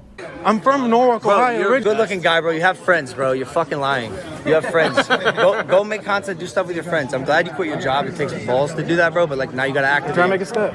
I'm not. Media. But I'm not the guy directly. You're the guy. No, you're the guy. No, bro. My team is this. Relax, bro. Relax. I'm not the guy. Like life isn't about handouts. You know what I'm saying? I know. I'm not trying to get a handout. I'm not trying to get a handout. What are you trying to do? I'm trying to work hard for a little money. No money. That's the very definition of a handout. You have approached him completely out of the blue, unprovoked, told him a sob story, and are hoping to get a job out of it. That is a handout. Even if he gave you an unpaid internship position, that is him being nice to you because you made him feel bad. I don't know. I can get a job somewhere else. All I want to move to LA, and I want to be able to be part of that. Look, I have to go. If you really are serious about it, bro, you should move to LA, and just like you approached me, start making connections with every single person you meet in LA. I'm serious. That's it. I've always said this. If you're charismatic and you can talk to someone, you can make it in LA. Yes, sir. Yeah, that's my advice, man. Unironically, Logan Paul comes across incredible throughout this entire interaction. While I don't necessarily agree with the advice of moving to LA, he's not wrong either. If that guy does want to pursue this seriously, he would need to consider going to LA and just trying to network, I suppose. I think LA fucking sucks. It's my least favorite place on the planet, probably. But it's also not horrible advice to give this guy either. Unfortunately, though, it doesn't seem like he actually took the advice to heart or anything because he starts crying in his car about the interaction, so he was apparently not pleased with the result. He really went in there with that sense of entitlement, like, I deserve this job and I'm going to get it. Again, I think that falls into that like, I don't even know what to call it, that mindset that some people have where they are the center of the universe and everything needs to happen the way they have it in their head. This guy had a very high-paying job, probably had a big ego, and thought, you know what, I want to get into acting, I want to get into YouTubing, and I'm going to make Logan Paul take me there because I deserve it.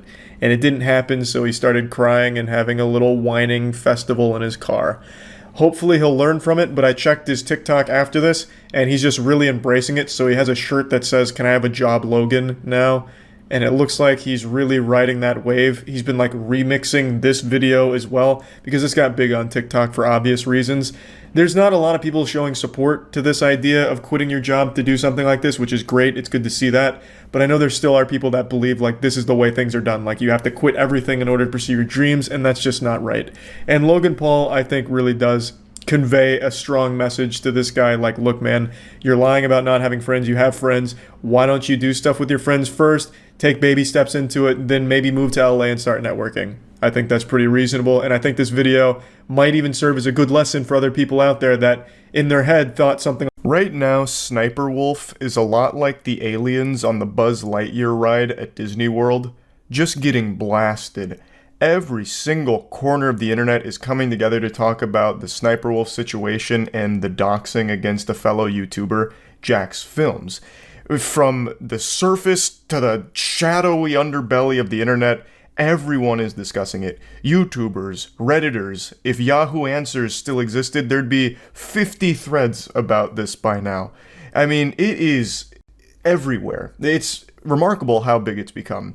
I'll give you the brief nutshell on it in case you don't know what I'm referring to, but I know you do. If you're watching this video right now on the internet, you are at least loosely familiar with who she is and what she just did, because she just broke one of the 10 commandments of being online. She took an internet dispute into the god-forsaken wasteland we call the corporeal dimension, the real world. Wake the fuck up, samurai. Usually internet beef is just served up medium rare online, but she served this beef medium dare you to commit a crime. Man, that shit was lame. But kind of like Dr. Seuss rhyming that one, actually, kind of fire. But what I'm saying is, what started is just Jax Films making fun of SSSniperWolf for her content and pointing out that what she's doing is bad, escalated into her being so upset about it that she found his address, went to his address, posted it on her Instagram, not the address per se, but just posted his house on her Instagram, bragging about it, saying, you know, it's time we talk it out like adults. Which, of course, is the furthest thing from talking it out, unless, of course, you're an unhinged lunatic. This is just senseless yapping to try and justify what she did here. You can't do that. It's borderline criminal. So she posted it, 5 million of her Instagram followers to see, which, of course, made Jax Films and his wife feel very unsafe in their home.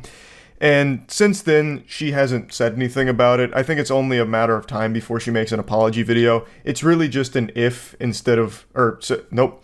The expression is, it's a matter of when instead of if. I think it's inevitable. The only thing that remains to be seen is where it's going to rank on the YouTuber apology tier list. So that's the only question I have left about that. But this is only the beginning of a really bad week for SniperWolf. She's having a worse week than King Kong fans right now with the release of the worst fucking game of the year, Rise of Kong. She also had a lot of people digging through her catalog of content, and they found something very not good, very weird, let's say. I can't show you anything here because I think there is a chance that it's completely against YouTube's terms. It's her encouraging some seemingly underage individuals to do some degenerate acts on video, and the way she encouraged them was almost like a wager you'd see out of a bad Brazzers film. She wagered her tits, saying that if these underage-looking individuals did what she asked them to do, she'd show tits. This was a video back in like 2014. They do it, and then one of the kids' moms walks in. It's like very fucking odd, awful shit. And this is just another, you know, alarming thing that SniperWolf has in the backlog of her lore. As I was rendering this video, people found another seemingly illegal, potentially, piece of content that SniperWolf has on her channel. In this video, she's talking to strangers on Omegle, and then she meets this girl who says that she's 16, and then agrees to show each other their boobs, and the 16-year-old flashes the camera, which SniperWolf does censor, but that doesn't make it okay. I'm pretty sure that's still illegal. You can't just have an underage person being sexual on video and then just say, hey, wait a minute, Buster, it's fine because it's censored. It's like, what the fuck? And the video is still up right now. And in the whole clip, it's not like there was some like, you know, just kidding, not actually 16, actually in my 20s. There was nothing like that. After that happens, SniperWolf just said that, you know, she's fake like her or whatever, and then disconnects. So it really seems like she just had a minor flash the camera on a YouTube video. It's fucking crazy. Now I'm going to go ahead and mention something I've seen a few comments talking about to explain what actually happened in this clip here, and I don't know if this is like the SniperWolf Defense Squadron operating under DEFCON protocol, so they're in full force trying to figure out any way of explaining this really awful shit, but I'm gonna go ahead and share this anyway just to be complete with the subject. There's some people saying that that wasn't actually a 16-year-old, it was a bot that was just spamming the chat, and SniperWolf was like reacting to it, knowing it was a bot, knowing it wasn't an actual 16-year-old, and that the person, the girl in the video clip, was just a like cam model or something that's supposed to drive people to some kind of cam site. I don't know enough about Omegle to know if that's something that happens, but regardless, this is still an extremely concerning clip. But rest assured, SniperWolf fans, there's still one person, rather one entity, still very much on the side of SniperWolf, and that's YouTube. This is the update I want to give today. It wasn't so much just going over like where everything's at here. It's YouTube's response to all this, because it is so big, and doxing is, you know, it's borderline criminal, of course. What would YouTube's response be? They have cracked down on that kind of activity very hard in the past. So obviously, most people were expecting some kind of action to be taken. It's just wondering what. So far, they've only made like vague references to it or vaguely talked around it. There hasn't been any kind of statement from them about what they plan to do about this situation, aside from a couple of tidbits that they've talked about that seem to indicate that they're not going to do anything, but I don't think anything's 100% confirmed as like this is the path they're taking.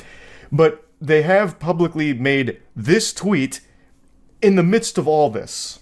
Would it be too meta to do a reaction video to a reaction video? Which is such a lame fucking ChatGPT generated tweet. That is like the most how do you do fellow kids shit ever, and comes at the worst possible time because SniperWolf is a reactor to TikTok content and all that, so clearly this is very poorly timed, unless of course this is their way of like trying to show support for SniperWolf, which it very well could be. They have made a lot of tweets about her, all very positive. In fact, this whole situation between Jax Films and SniperWolf really started catching fire when YouTube themselves made a tweet saying, "Where does SniperWolf get her ideas?"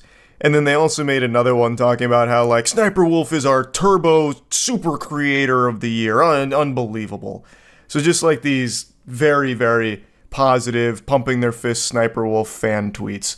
This one, of course, got community noted. For additional context, it needs to be known that this tweet was written in the wake of a controversy regarding a reaction YouTuber, SniperWolf, who recently leaked the personal information of a fellow creator on the platform, Jax Films, and then it cites one of the many sources. I almost can't help but be impressed and appreciate how bold this tweet from YouTube is here, though.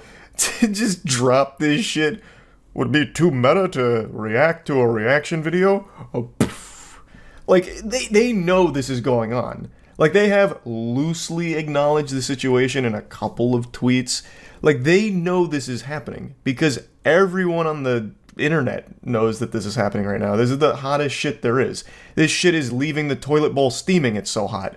They can't be oblivious to it. But whatever ghoul is running this account must be really kept isolated in some kind of sensory deprivation tank, cut off from the rest of the world, and forced to just occasionally drop a bad tweet, because there is just some crazy disconnect here to think that this tweet was a good idea. Because I really don't believe that what they're trying to do with this is, slyly, hey, SniperWolf's pretty fucking awesome, right? Like in the middle of this, I don't think they'd be that dumb. I don't think they'd be that stupid. I really think this is just like a poorly timed bad tweet from them. Of course, I have no evidence to corroborate that theory. It's just me here thumbing my ass, just speculating. It's at the end of the day, it's just a game theory. I just really don't believe that they would be so bold to just, in the middle of this, give like a big nod to SniperWolf.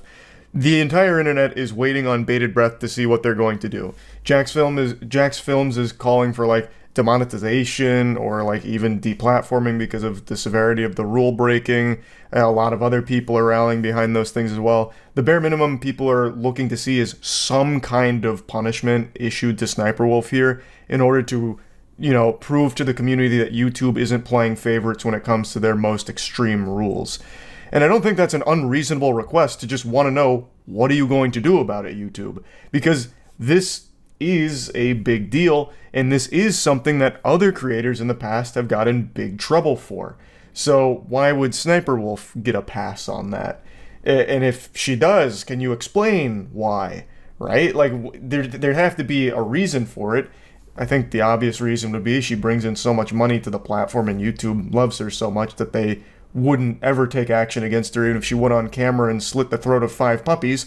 But just communicate what you're going to do here. Like, I don't think this is a situation that would take a super long time for them to decide what they're going to do. So I'm kind of under the assumption that they're not going to do anything about it. They might make another more direct acknowledgement of it, but they'll probably just be a more slap on the wrist. But again, I'm just spitballing here based on YouTube's past, because there is favoritism on the platform, as there is on every other platform. YouTube's no exception there, and I think it's pretty clear that she's going to get some kind of special treatment when it comes to this rule breaking, which really sucks.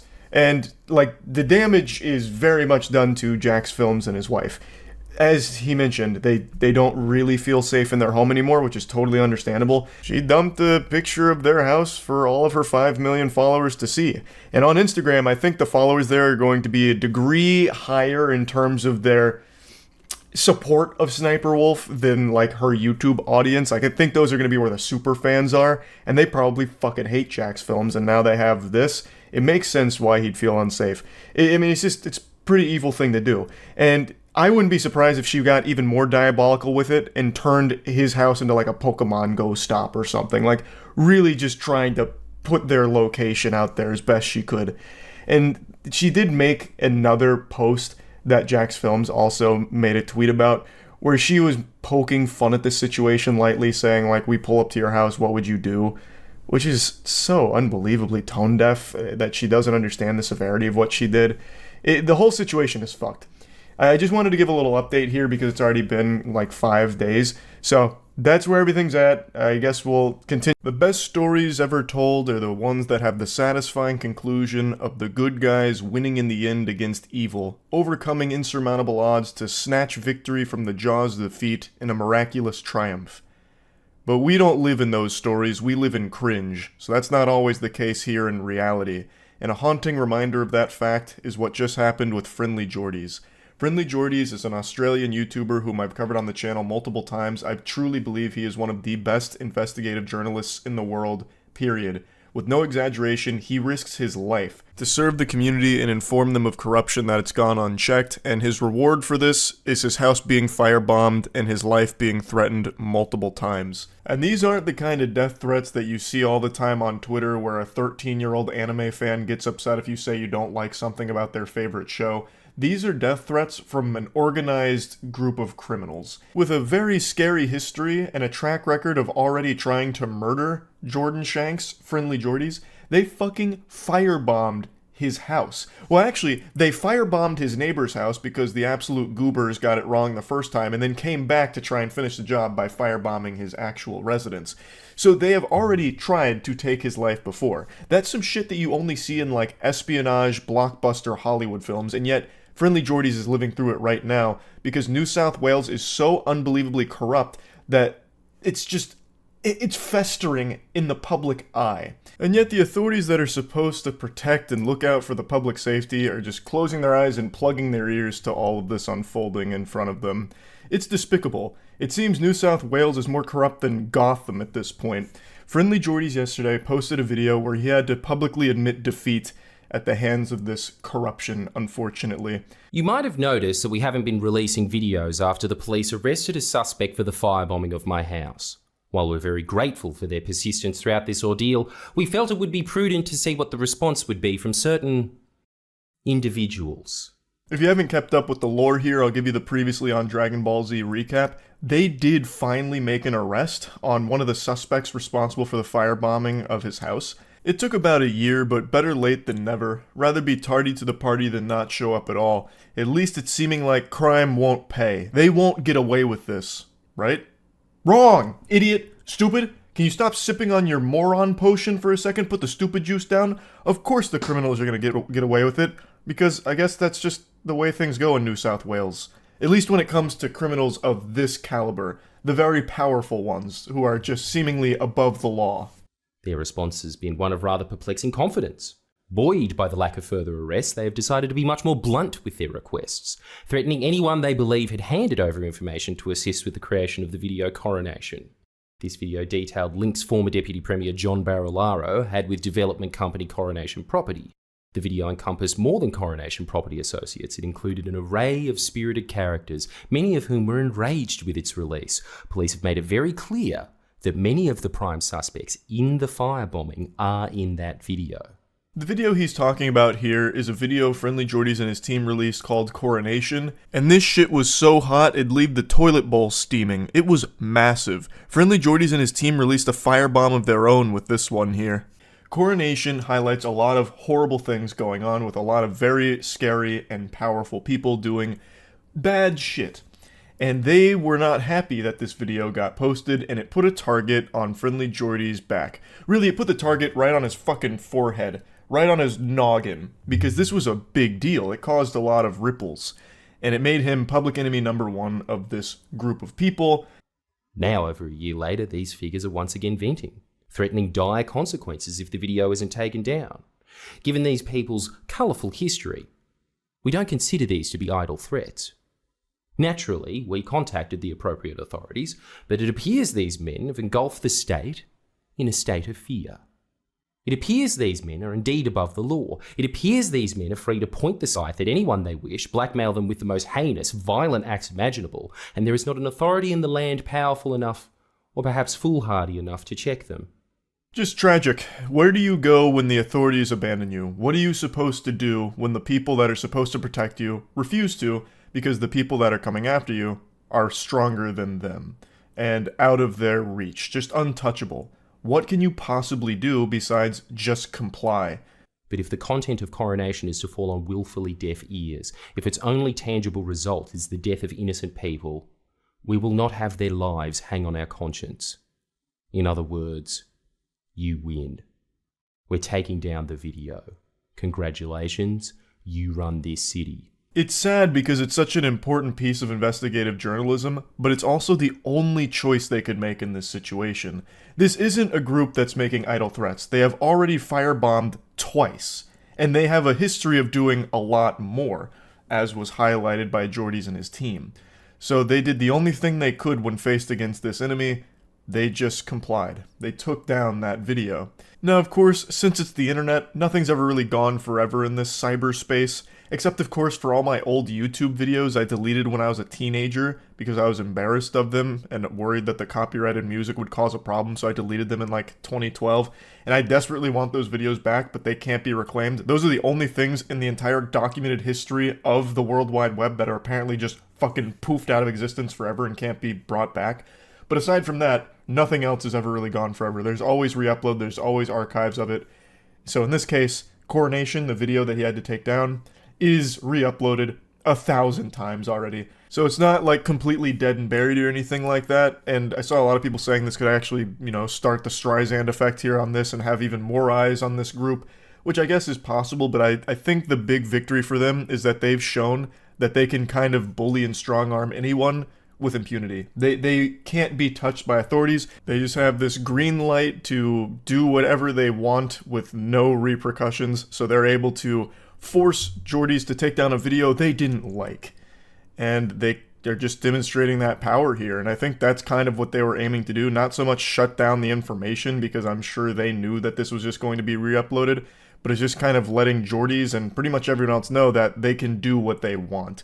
And it's very fucking scary, just how powerful they are. Being a real investigative journalist has to be one of the most dangerous things you can do. I've mentioned this a few times before, but this isn't like the only example of this happening to an investigative journalist. It just happens to be one of the few times that happens to be a YouTuber as well, so more people are made aware of what's going on.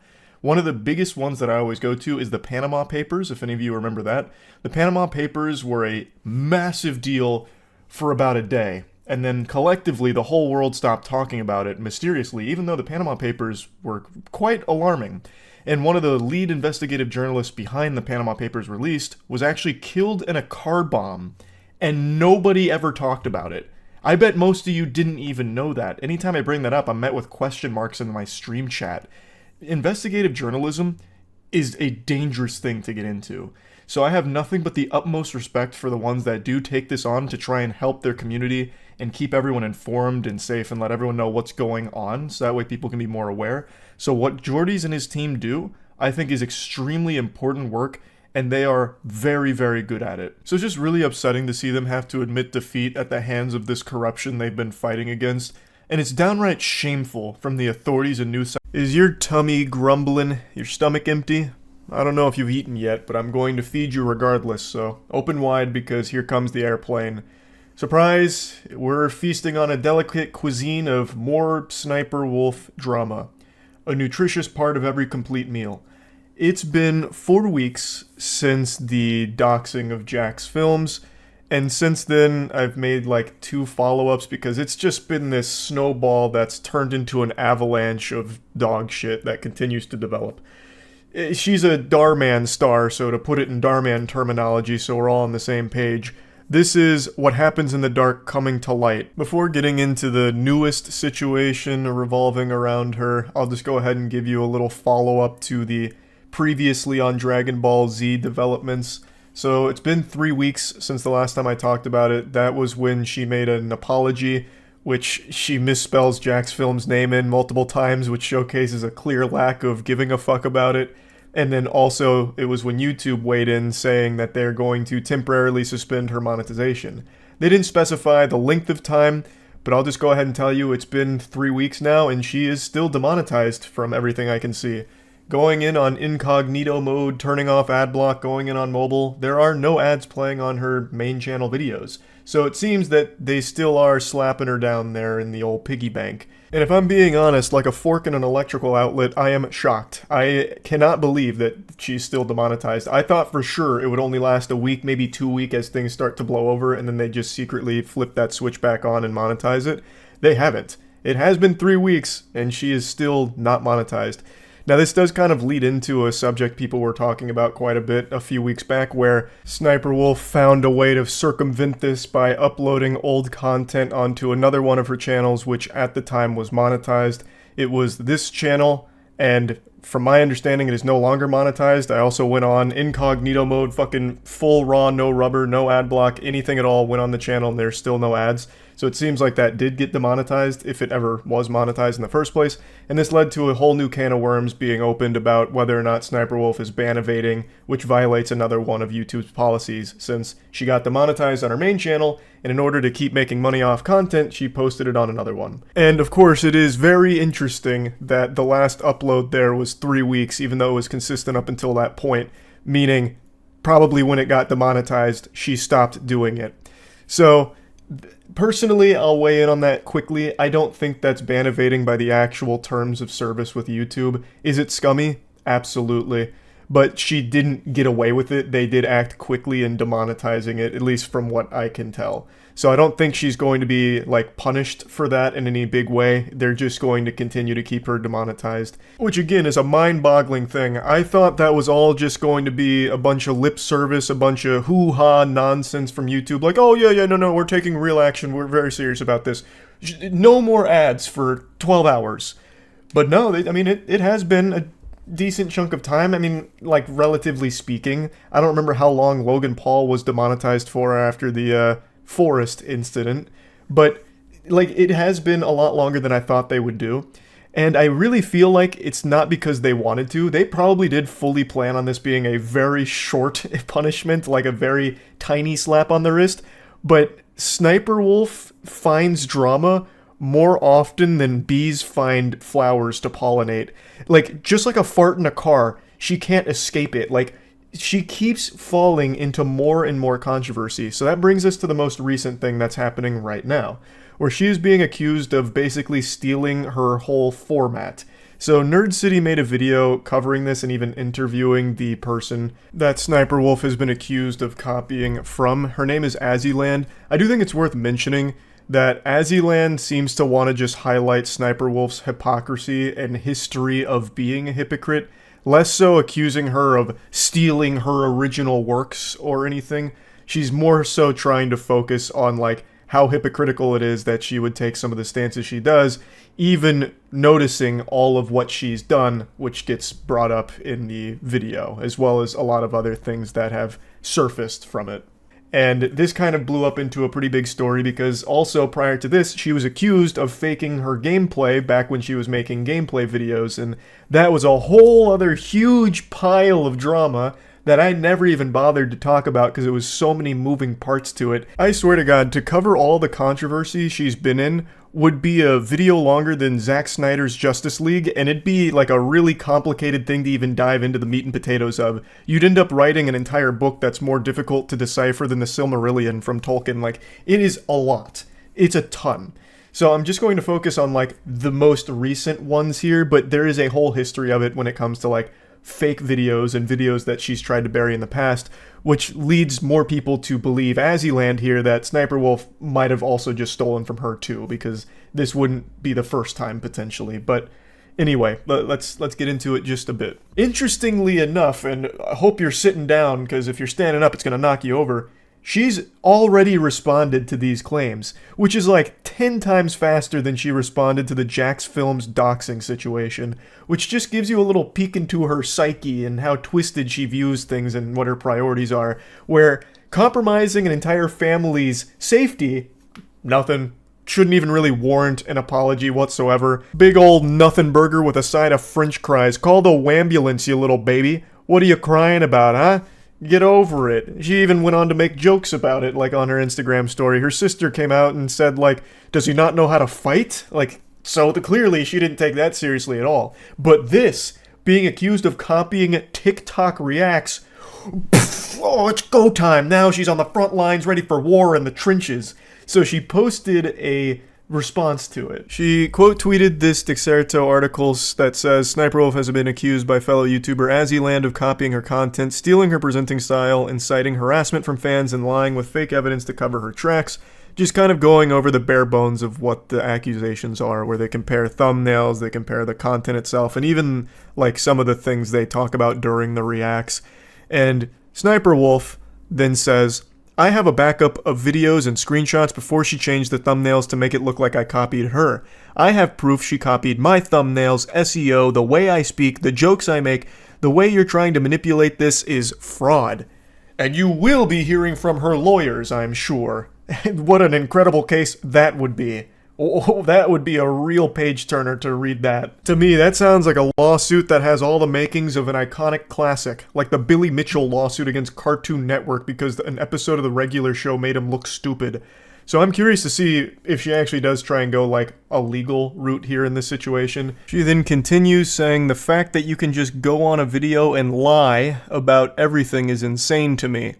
And then she shows some side-by-side comparisons of their videos and thumbnails and titles to showcase the similarities and accuse her of actually being the nefarious villain that's copied SniperWolf.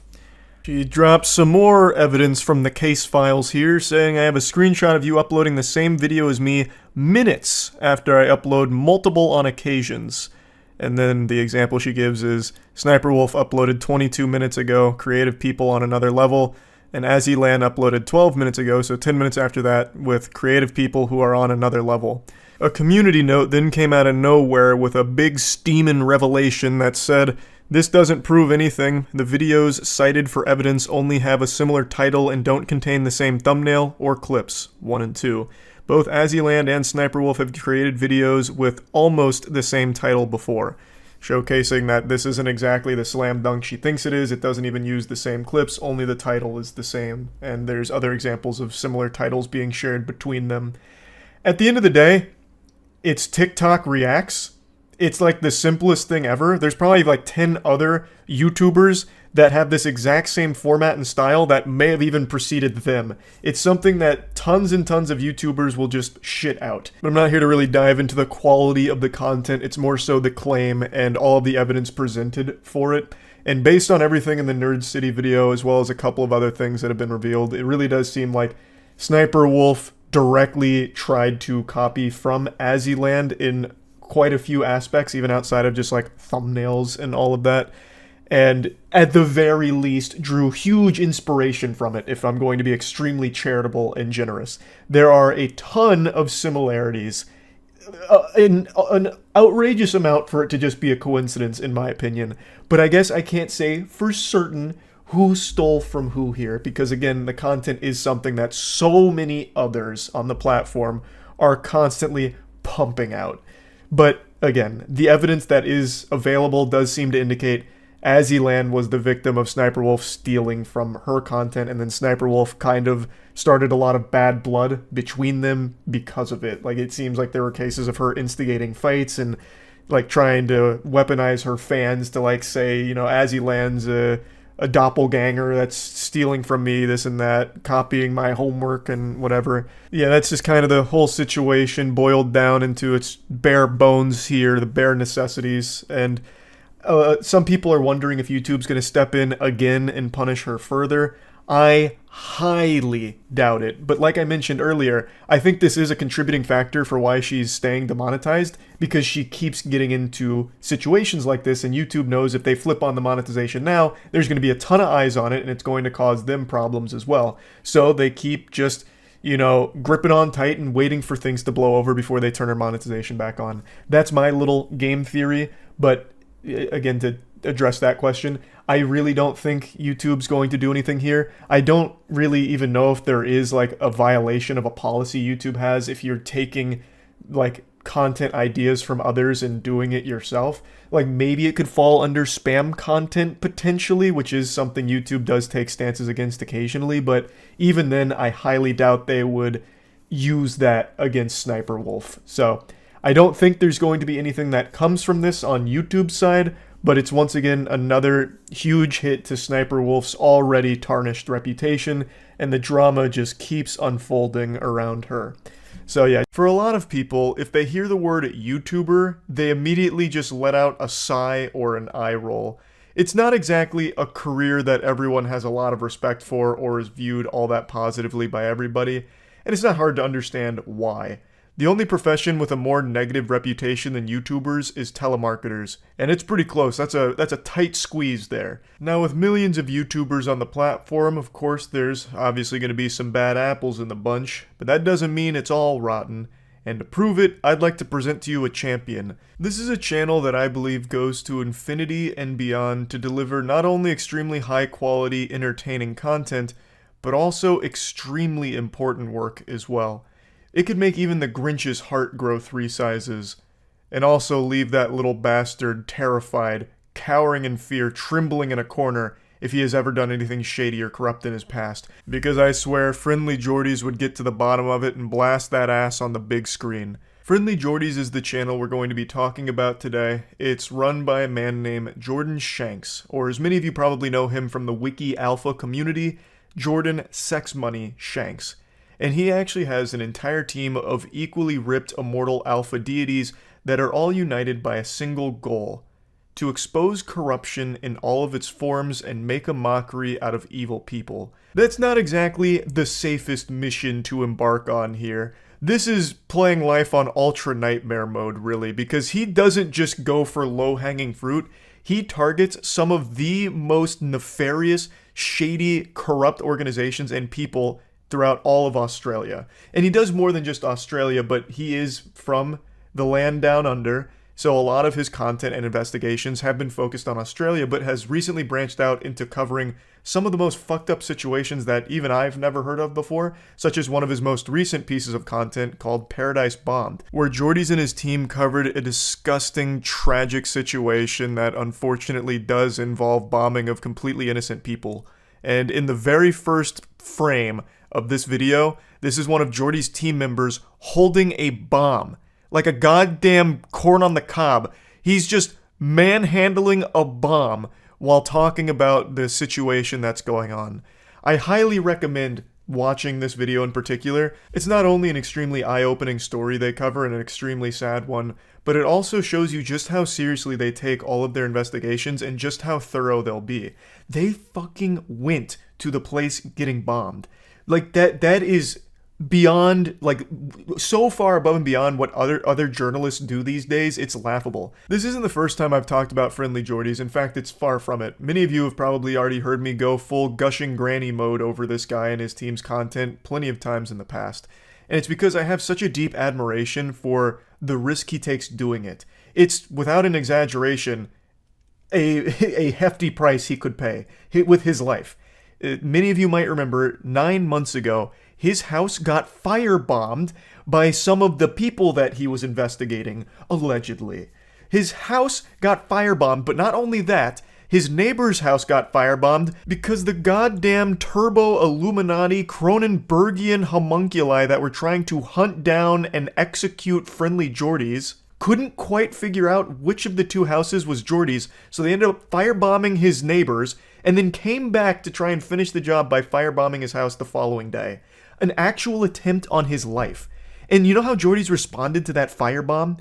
By making an absolute banger video following it up, going into all of the investigations and all of the potential culprits that could have been behind the firebomb attack. And that list is not short by any means. There is nothing but powerful heavy hitters on that list because of the investigations and reporting Friendly Jordies and his team do. And yet, even in the face of attempts on his life, he still keeps delivering extremely important reporting on all of these bad people. If that's not heroic journalism, then I really don't know what is.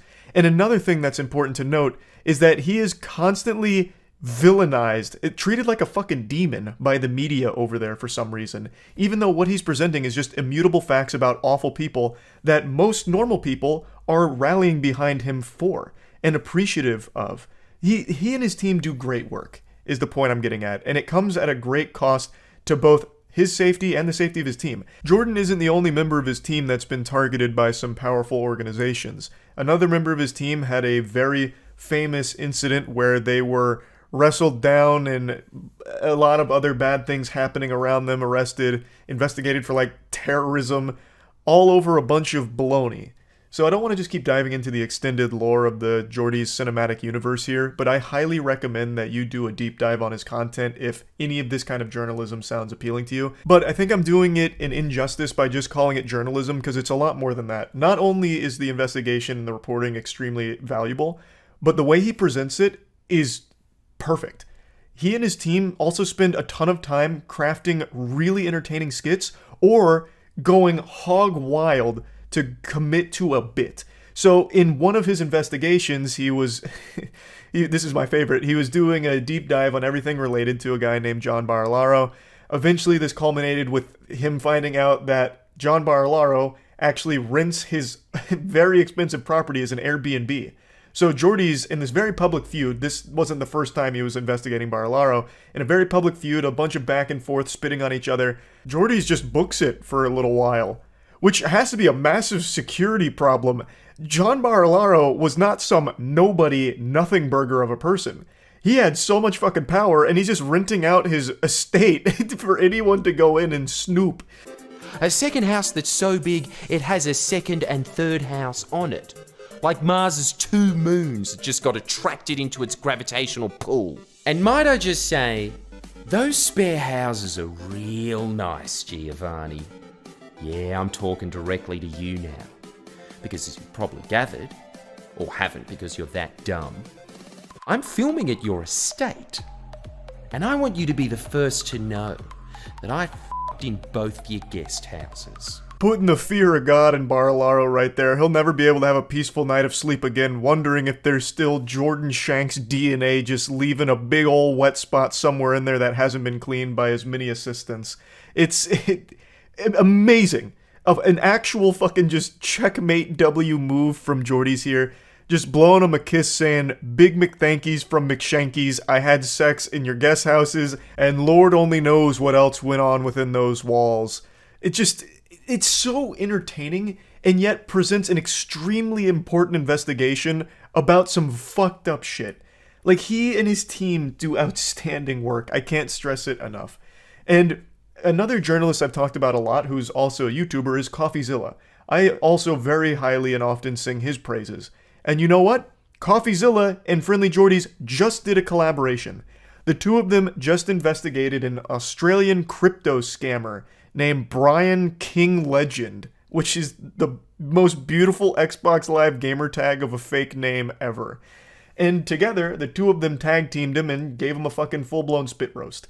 So, the CoffeeZilla posted part 1 of that investigation, and Friendly Jordies posted part 2. And in Jordy's investigation, he does something similar to what he did with Barilaro.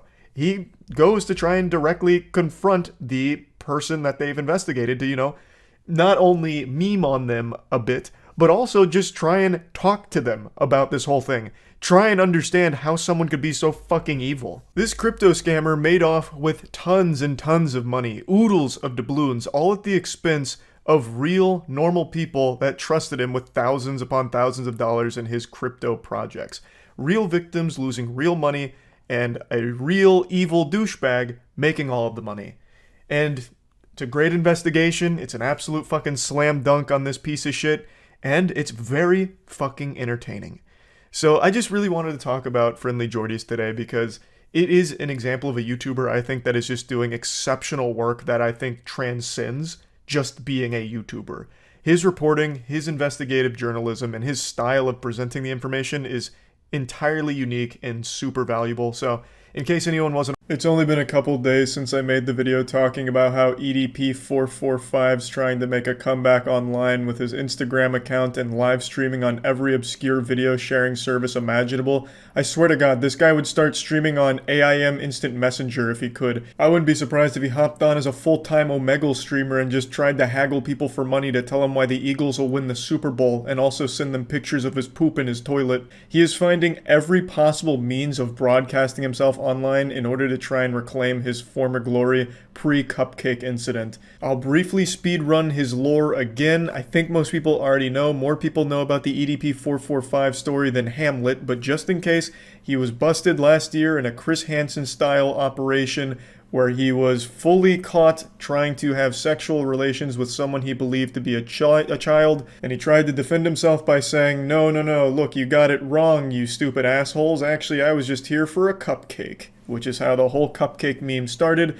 But this was just one in many documented cases of EDP having inappropriate conversations with people he believed to be underage. So as a result, he was banned off pretty much every major platform and hadn't been seen for about 8 months. Occasionally there were theories and possible sightings of EDP445 out in the online cyberspace wild, but it was kind of like pictures of the Loch Ness Monster. People didn't really believe it until it was confirmed recently that he was running an Instagram account and trying to live stream again, and then just yesterday, or 2 days ago now, he fully made his return, WWE style, fucking pyrotechnics going off. He's on TikTok, baby, and he is absolutely exploding on the platform. He's got a video with over 4.4 million views. He's gathered over like 150,000 followers in literally just like less than 48 hours.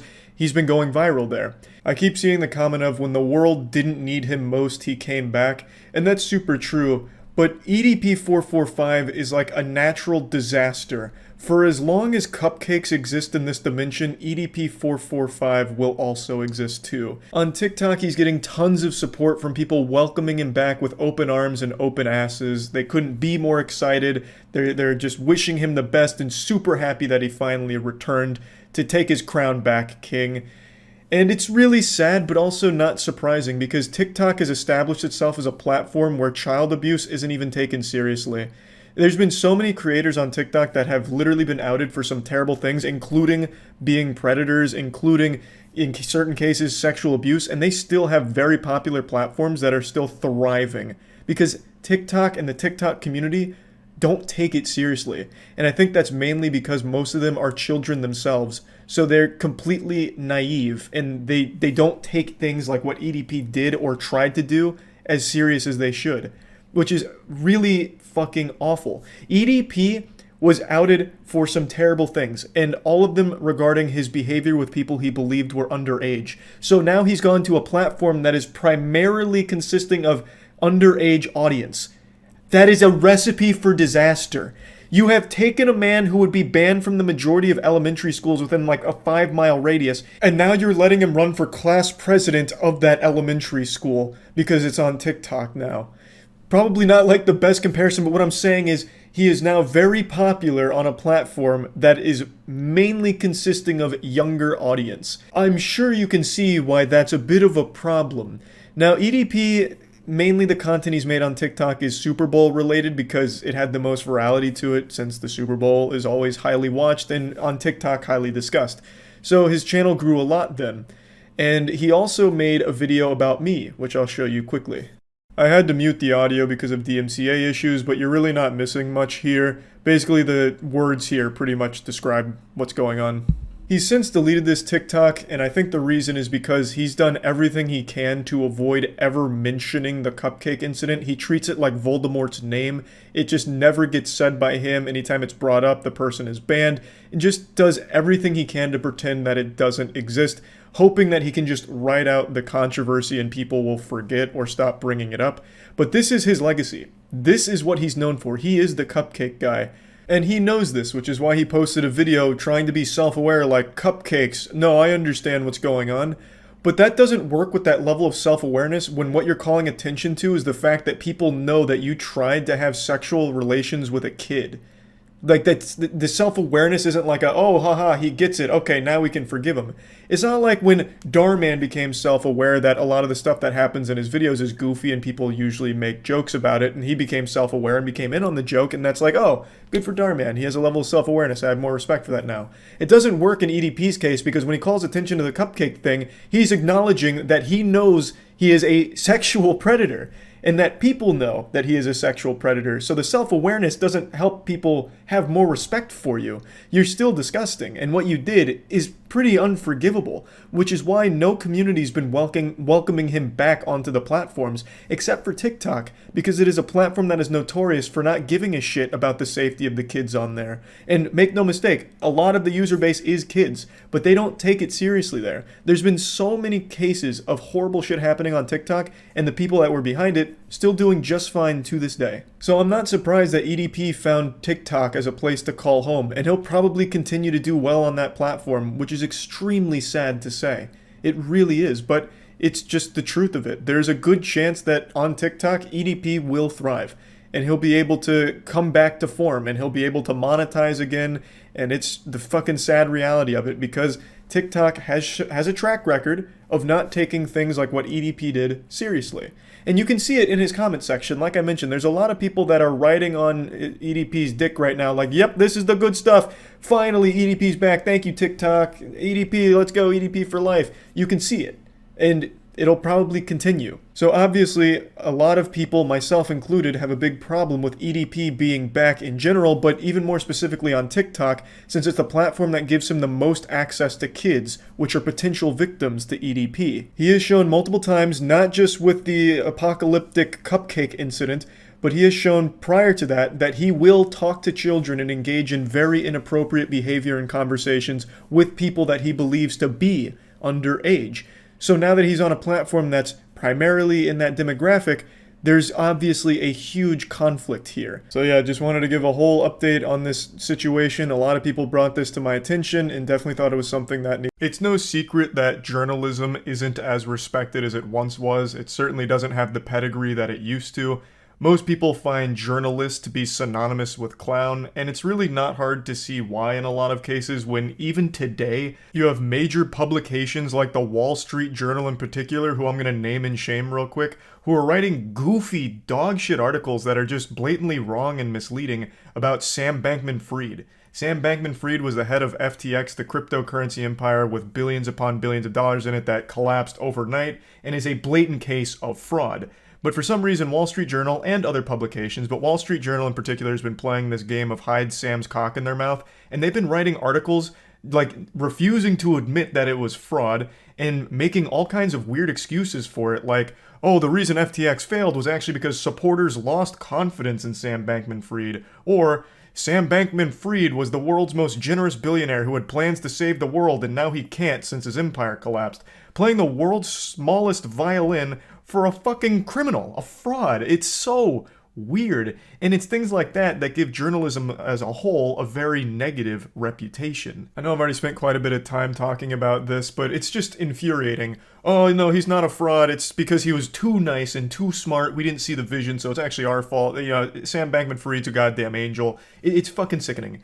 And it leads to this stigma around journalism. But there are great journalists out there, and the one I want to talk about today is a journalist who is legitimately putting his life on the line in order to deliver extremely important stories to the public. And he's actually a YouTuber. His name is Friendly Jordies. He's a comedian who has, for the last couple of years, been very much delivering some of the hardest hitting journalism in all of Australia.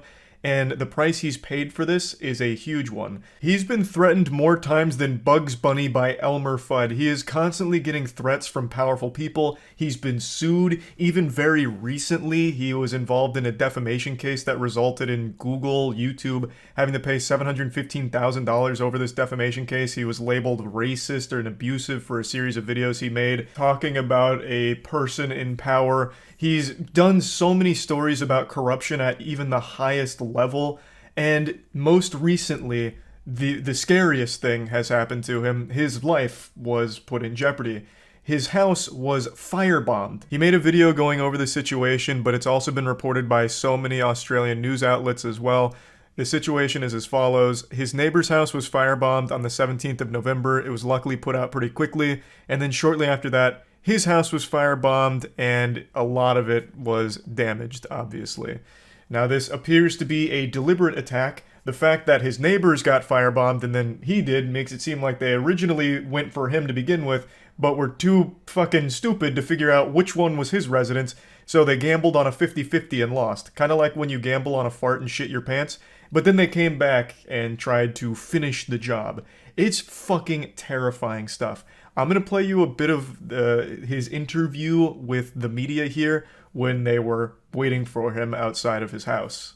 I would hope that the New South Wales strike force that is supposedly set up for fixated people and terrorists would be looking into this instead of a comedian and his team for 6 months straight at the whim of a previous premier that all of you defended for his last 10 years, and then when he came out, and even after all the New York stuff, you're still sitting there defending him now. I saw all of your articles today where you all wrote all of the same little narrative that you write every time. I would hope that you would put just as much attention on the fact that that happened as you have on trying to assassinate my character over the last year. Thanks for your time. Did something happen here a week ago, Jordan? Now, his real name is Jordan, and even in the face of his life being threatened, he still rolls up calm and collected like Kratos, keeping his slapping hand primed and ready for these media cheeks. And it's not like his anger is misplaced. He has had very less than favorable articles written about him with a lot of labels attached to that, which I don't think are deserved when the entire purpose of Jordy's content recently has been exposing corruption at the highest level, which is an extremely important thing to be doing, where I feel he should be rewarded instead of vilified. But, you know, that's just me. I don't live in Australia here, but he has been treated very poorly by the people that are now standing outside of his home, showing no empathy at all. No sympathy at all, just trying to circle around like vultures on roadkill to get their scoop for their clicks, and he rightfully is upset at them and points out a bit of the hypocrisy surrounding it. I'd also like to add a bit of context surrounding Jordy's statement about the fixated people and terrorists statement he made in that clip. Well, it's because one of his producers was arrested by the unit that's supposed to be monitoring and stopping, like, terrorists, I guess. It's the Fixated Persons Unit. His producer was arrested for stalking. What a remarkable joke. It would almost be laughable if it wasn't so goddamn scary. He was arrested for stalking and intimidating when doing their reporting on the person that they were talking about by the goddamn department that's supposed to be about, like, you know, threats, like terrorist threats. Like, holy shit. That is mind-blowing. So Jordy's really does have every right to, of course, be upset. And obviously, after his house being firebombed like this, it's a fucking terrifying situation. He does very deep reporting. He exposes a lot of corruption, and I feel like he's probably one of the hardest-hitting journalists Australia has at the moment that I'm aware of. He's celebrated by a lot of Australians as well for all of his reporting, and now his life is in danger, and it's hard to say who's responsible for the attack. He mentions in the same clip that because he's been doing reporting on, you know, a lot of corruption at a very high level, it's hard to say who actually may have carried out the attack. Obviously, we've done some extremely dangerous reporting over the last year, I suppose, of a bunch of extremely powerful people and corporations. There is many people that would want to do that. I obviously can't say who I suspect it is, but I do have like a short list in my head of who I think would have done it. What a fucking horrifying situation for anyone to be in, and yet somehow Jordy's maintains a very composed demeanor. He continues joking throughout the rest of the video, even joking about the situation, and somehow staying, like, calm and collected, which is fucking baffling. The man is just built different. He's got tungsten throughout his body. It's fucking wild. Now, it doesn't matter how you feel about political opinions or whatever. I think everyone should be able to agree that his house being firebombed is outrageous. That's a huge problem, and it should result in a very thorough investigation that leads to people being arrested for this act. I think everyone should agree with that. But yeah, I want to mention that Jordy's also does have a Patreon if you want to directly support his content beyond just watching the videos. I'll go ahead and link that in the description below.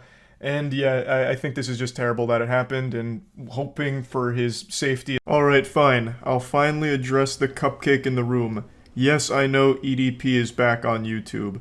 It's been about like a week and a half since he rose from the ashes like a phoenix and made a YouTube account again. And since then, people have been emailing me and asking me during streams constantly why I haven't talked about it, why am I not bringing it up. And there's a great reason for that, and it's a pretty simple one. It's because it's not going to last long. This is like my 5th time talking about EDP, so the recap for the last episodes of Dragon Ball Z are going to be really brief this time around. EDP, EDP445, used to be a massive YouTuber, and then he was caught in a Chris Hansen-style sting operation that brought to light messages that he sent to someone he believed to be an underage girl, and then also going out of his way to meet them, which led to the infamous cupcake excuse where he said he wasn't there to meet a child, he was there to get a cupcake. And he also sent pictures of his poop in a toilet bowl to the kid.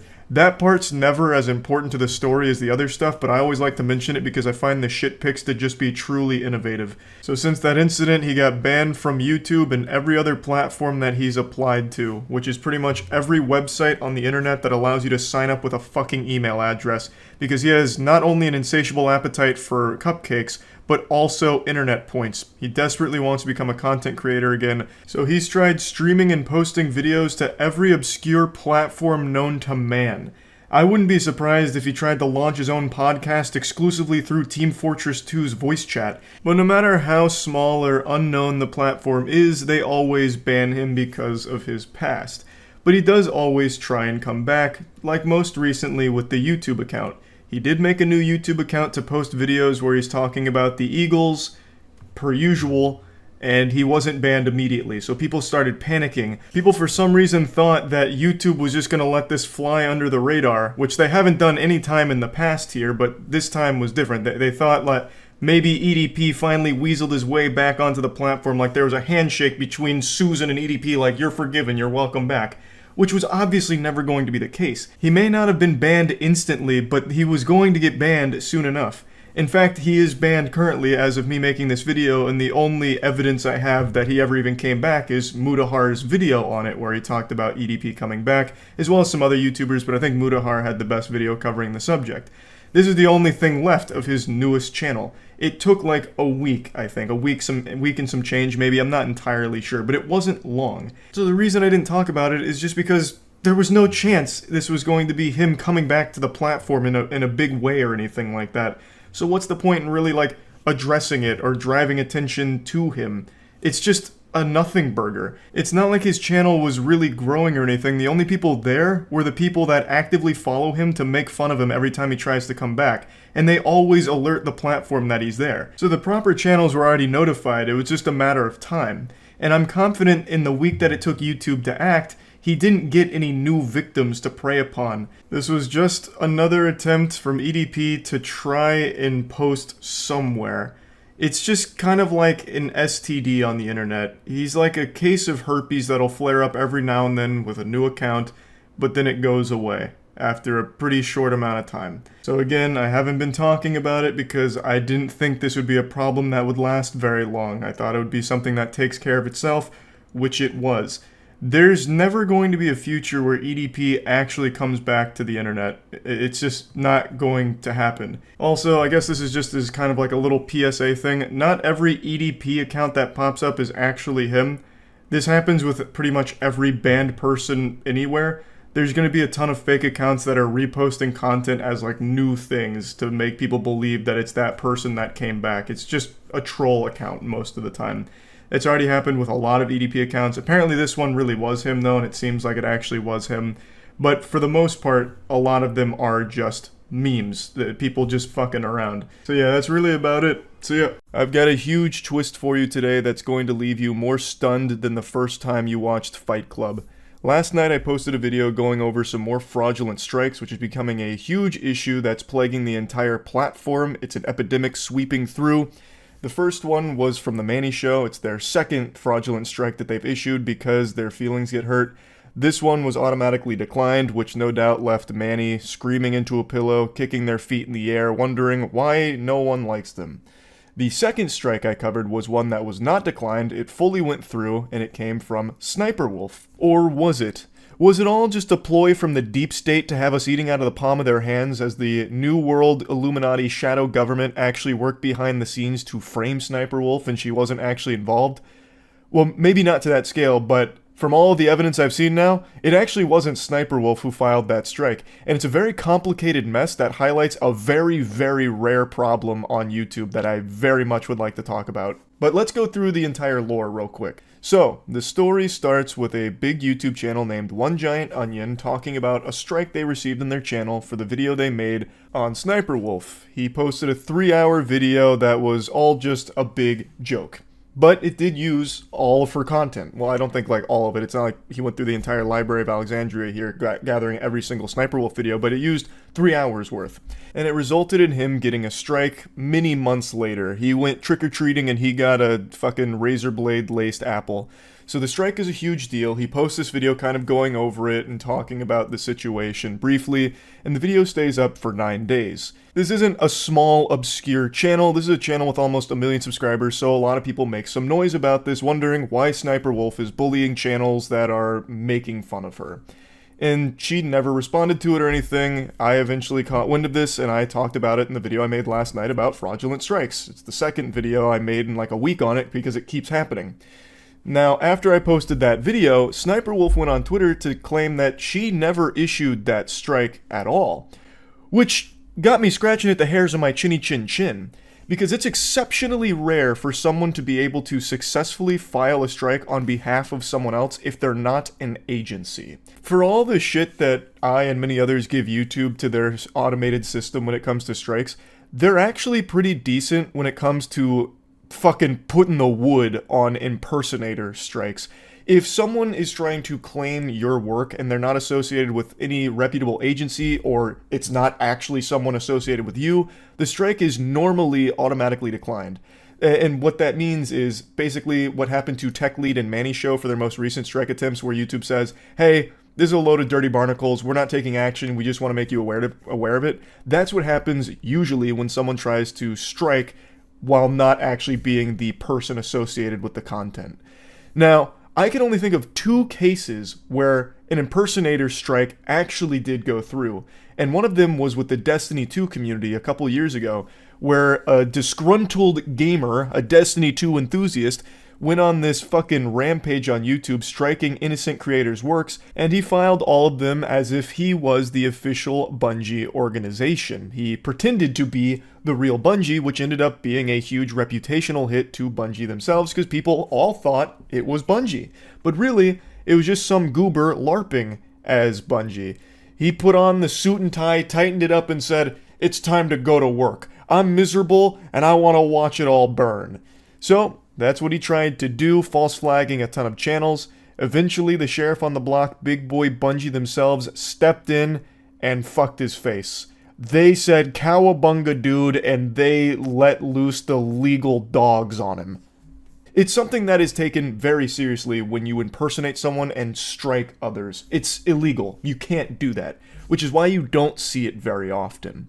So, the other example, by the way, was Nintendo. It's happened with Nintendo in the past as well, though I can't remember what happened to the culprit in that case. So, some of you might remember from 2018, which I know is archaic at this point, that's fucking prehistoric by internet years, but in 2018, Alinity had that big meme about, we should copyright PewDiePie, should we copyright PewDiePie, whatever, where she was going to copyright strike PewDiePie because he was insulting her, and she was working with an agency called Collab DRM, who does strike on behalf of creators. Fast forward to 2024, there's plenty of agencies just like Collab DRM that do this, that do strikes on behalf of creators in order to take down re-uploads or sometimes just bully others into not talking about something they don't want posted.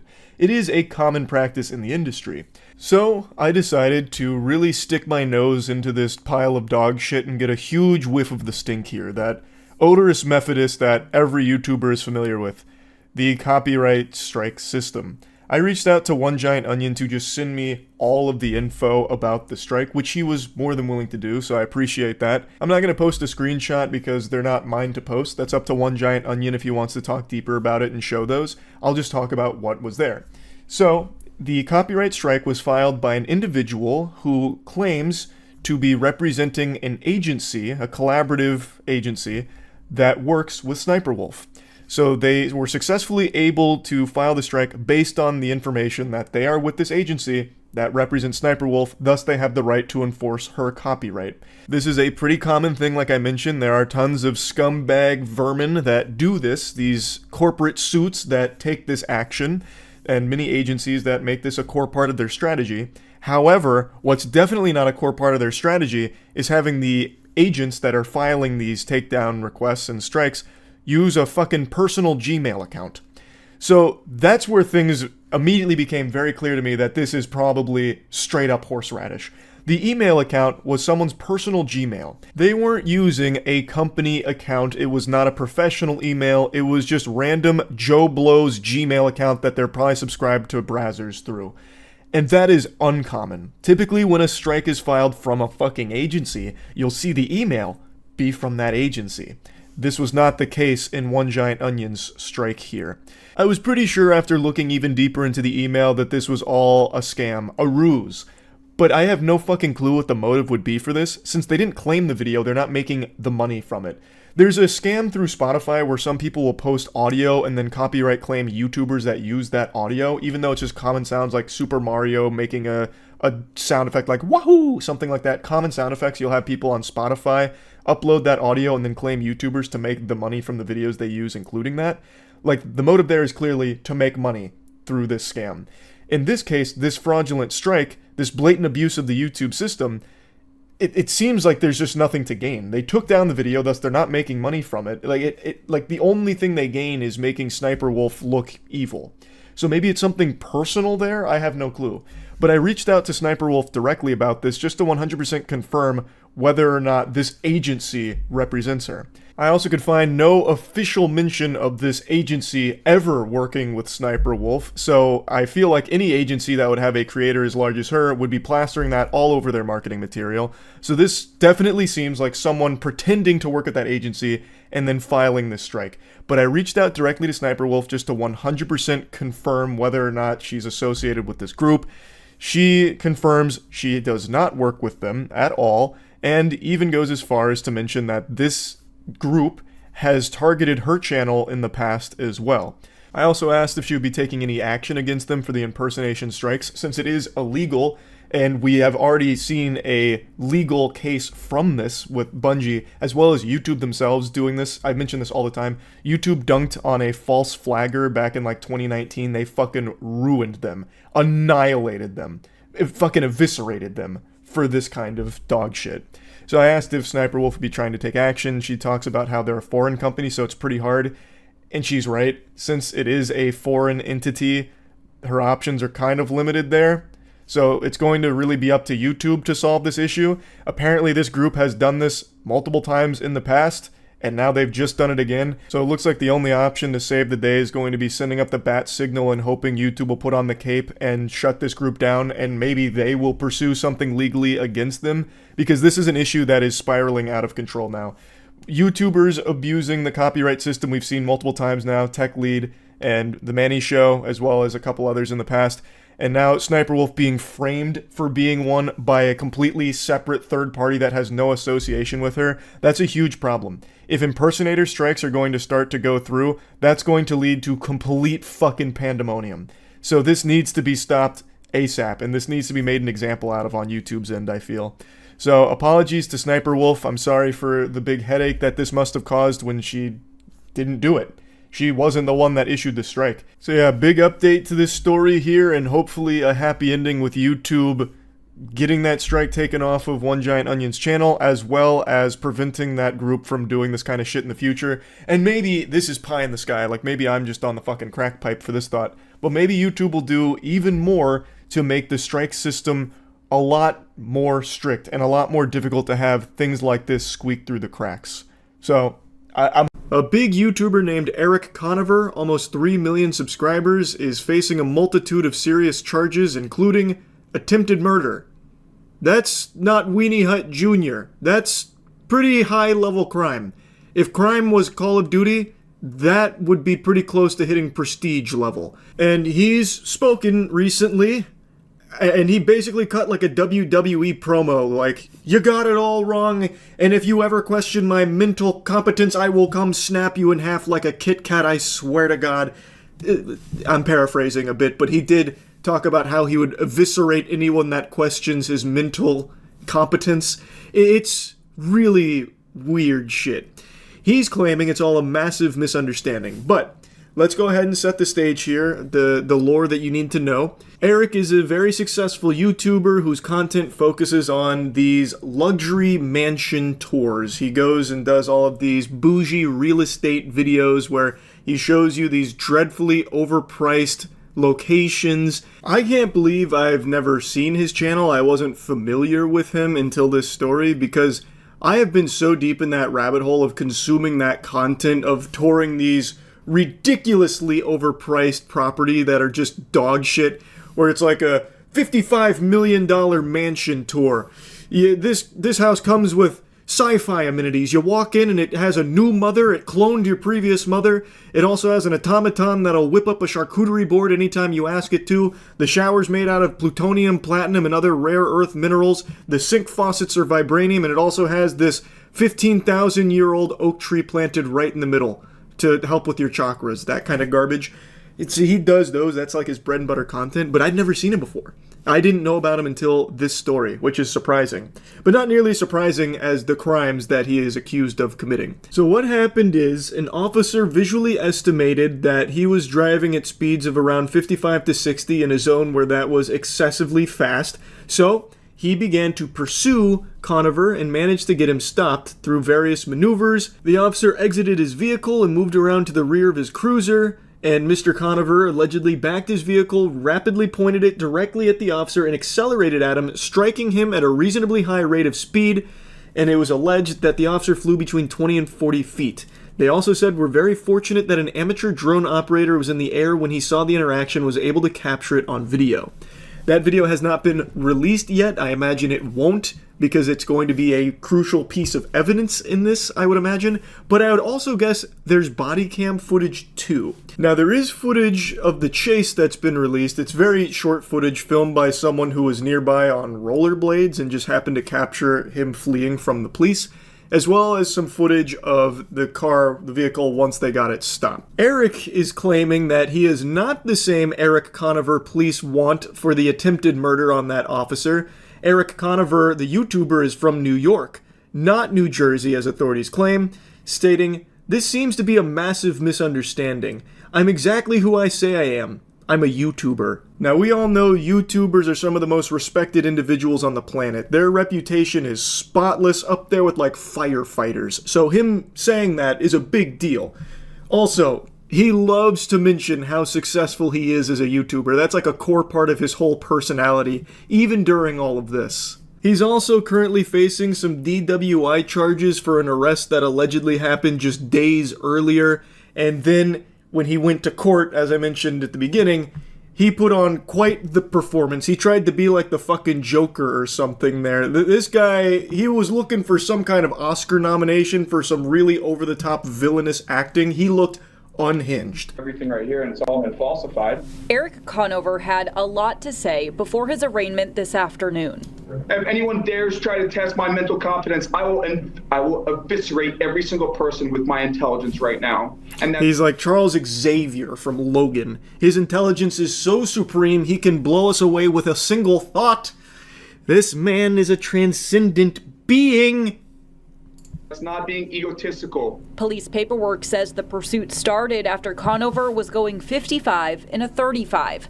After 8 miles, Conover stopped and an officer attempted to de-escalate the situation, but Conover allegedly drove at him and hit him in the leg and then sped off for another 28 miles. Our Father who art in heaven. The paperwork... If I had to venture a guess here, when he got pulled over, he was probably drinking, didn't want another DUI, so he sped at the officer, hit the officer, and drove away. So, not exactly, you know, jaywalking charges or an ounce of weed. Officer was thrown 40 feet, suffering a leg injury. Conover is facing several charges, including attempted murder. Mom, thank God, look at me! Today in court, Conover was outspoken, claiming that he's a public figure because of his nearly 3 million subscribers on YouTube, and saying this was part of a, quote, police sting against him. View the police reports in this matter, denies these allegations. He does not agree with the reports as that they are stated. The defense asked... I'm very curious what he denies there. If he hit the officer, physically hit the officer with his car and drove away, that's kind of like a tough one to say that it's wrong. Like, no, that's fabricated. It's CGI. That wasn't me. It couldn't have been me. I'm 12 years old. I can't drive yet. Like, I don't even know what strategy he's trying to employ. Nah, he ran into my car. Oh, wait, maybe. Yeah, actually. No, you see, he ran at me, and he threw himself off of my car 40 feet. And then the jump scare was a lot, so I panicked and I drove away. Police say he was arrested Friday night for a separate drunk driving charge, which Conover denies. I've been sober from alcohol for 1,558 days, so to press me on a DUI, I'm a public figure. The judge did hold Conover Good defense. in preventative detention. He's due back. Yeah, Eric Conover's facing right down the pipe of a lot of things here. It's a laundry list. He's got the DWI, the attempted murder charge, the first-degree assault against a police officer, as well as second-degree assault, reckless conduct with a deadly weapon, conduct after an accident, disobeying an officer, and reckless driving. Man's out here trying to get the platinum trophy for crimes. This is a lot, and it's all very serious. And it seems like he's trying to claim all of the information is falsified, all of the evidence is hooey, it's a load of fucking dirty barnacles, they've got the wrong guy, it's a misunderstanding. He's a big successful YouTuber, it definitely wasn't him, this is truly just a big old mix-up. Now, from what I saw, over the last 10 or 11 days, he had been posting some very concerning stuff on Instagram, and his community was concerned for his mental state. Now, I don't mean to summon the wrath of Eric the Megamind himself right now. I know he said he'd eviscerate anyone that would do so. I'm hoping he won't tear my flesh from my bones using nothing but his intelligence, but it is something his community was worried about with the things he was posting on Instagram, and the one that I keep seeing pop up is this picture. Yeah, the pharmaceutical industry tried to gaslight me that I needed medication too, when all you need is some discipline of your emotional state. That didn't age super well. I don't think the emotional state was controlled optimally. Now, his community was saying that what he was holding was olanzapine, which is apparently used to treat either bipolar disorder or symptoms of schizophrenia, and people are saying that him being off of this medication is most likely the cause for the concerning posts and the spiral that he seems to have been in on Instagram. And while, of course, I'm no expert here, I would say that it does probably play a role in everything that has happened recently with him, as well as his behavior in the court at the hearing there. That kind of stuff is always pretty sad to me, where someone has medication for a very serious thing like that, and then they decide to stop, and then things just fucking spiral out of control for them. But anyway, there's a new trend going on right now that's blowing up faster than the Harlem Shake. It's called getting blocked by Logan Paul on Twitter because you mentioned CryptoZoo.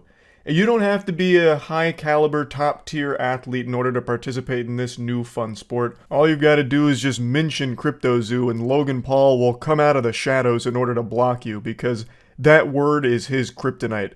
That word is like in all of the Conjuring movies when you say the demon's name and it's like, oh no, retreating back to hell.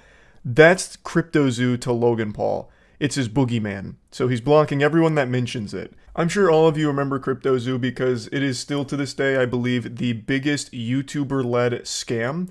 CoffeeZilla exposed all of it over 6 months ago. Logan Paul initially tried to play tough guy, get a little bit of hardball going here, gritting his teeth and saying, CoffeeZilla's a bad man and I'm coming for you legally with a smackdown.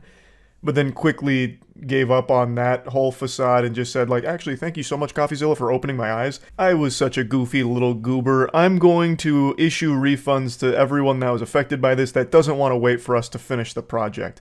The project was supposed to be this absolute dog shit game that was a horrible idea from the start, but a lot of people bought into it because of Logan Paul's reputation. But he had promised $1.8 million at least in refunds to these victims. And it's been 6 months, and he hasn't done any of what he promised. He hasn't given anyone any of their money back. It's been complete radio silence with people begging for updates on when the refunds are coming. But unfortunately, Logan Paul's lips are sealed tighter than my ass after drinking a chocolate milk. And a lot of people have been taking notice of this recently, because he had a huge PR win with people like, Logan Paul's at least owning up to his mistakes and trying to make it right with this whole CryptoZoo thing. And he's never followed through on it, so a lot of people are wondering, well, what the fuck is happening here? Did he ever plan on paying anyone back? Is he ever paying anyone back? This all seems like a bunch of baloney now. So a lot of people have been calling him out for it, which has led to this whole trend of people getting blocked by Logan Paul for just even daring to utter the words CryptoZoo. And CoffeeZilla made a follow-up video last night on it. CoffeeZilla had even promised that he'd follow up in 6 months after his whole expose on the massive scam that Logan Paul was running. Unlike Logan Paul, CoffeeZilla keeps his promises. That doomsday counter hit 0 and this video dropped. In the video, CoffeeZilla shows that he has been actively talking at Logan Paul, trying to get, information on when the refunds are coming. So he'd show text messages where CoffeeZilla reached out to Logan a month after his promise of the 1.8 million to victims, just kind of asking for an update or what his plan was. He got no response. He then followed up in the next month, 2 months now. Since then, still no response from Logan. Every time he'd try to follow up with Logan to try and get information on this refund, he was met with just crickets. Until eventually someone from Logan Paul's legal team reached out to CoffeeZilla to say, like, yeah, we're still thinking about how to do that. I don't know who Logan Paul hires or how he's so good at finding incompetence. Like, he hired literal fucking criminals to run his CryptoZoo scam with him, and now he's hiring people that are criminally stupid. How could these lawyers reach out and say that they still don't know how to refund? Logan Paul in January had somewhat of a semblance of a plan, with committing $1.8 million to victims, as well as the other protocol for, like, burning the base CryptoZoo, whatever, all that dog shit. And now we're 6 months into the future here, and you're telling me this whole team can't bash their heads together, have their neurons fire, and come up with some kind of solution to giving people their money back for this fucking scam? That's baffling. Again, either they're criminally stupid, or this is all just trying to stall, or there's not any intention at all here in paying people back. Personally, I feel Logan Paul never planned on giving people their money back, but like everyone else, I was at least willing to give him the benefit of the doubt that it was coming at some point.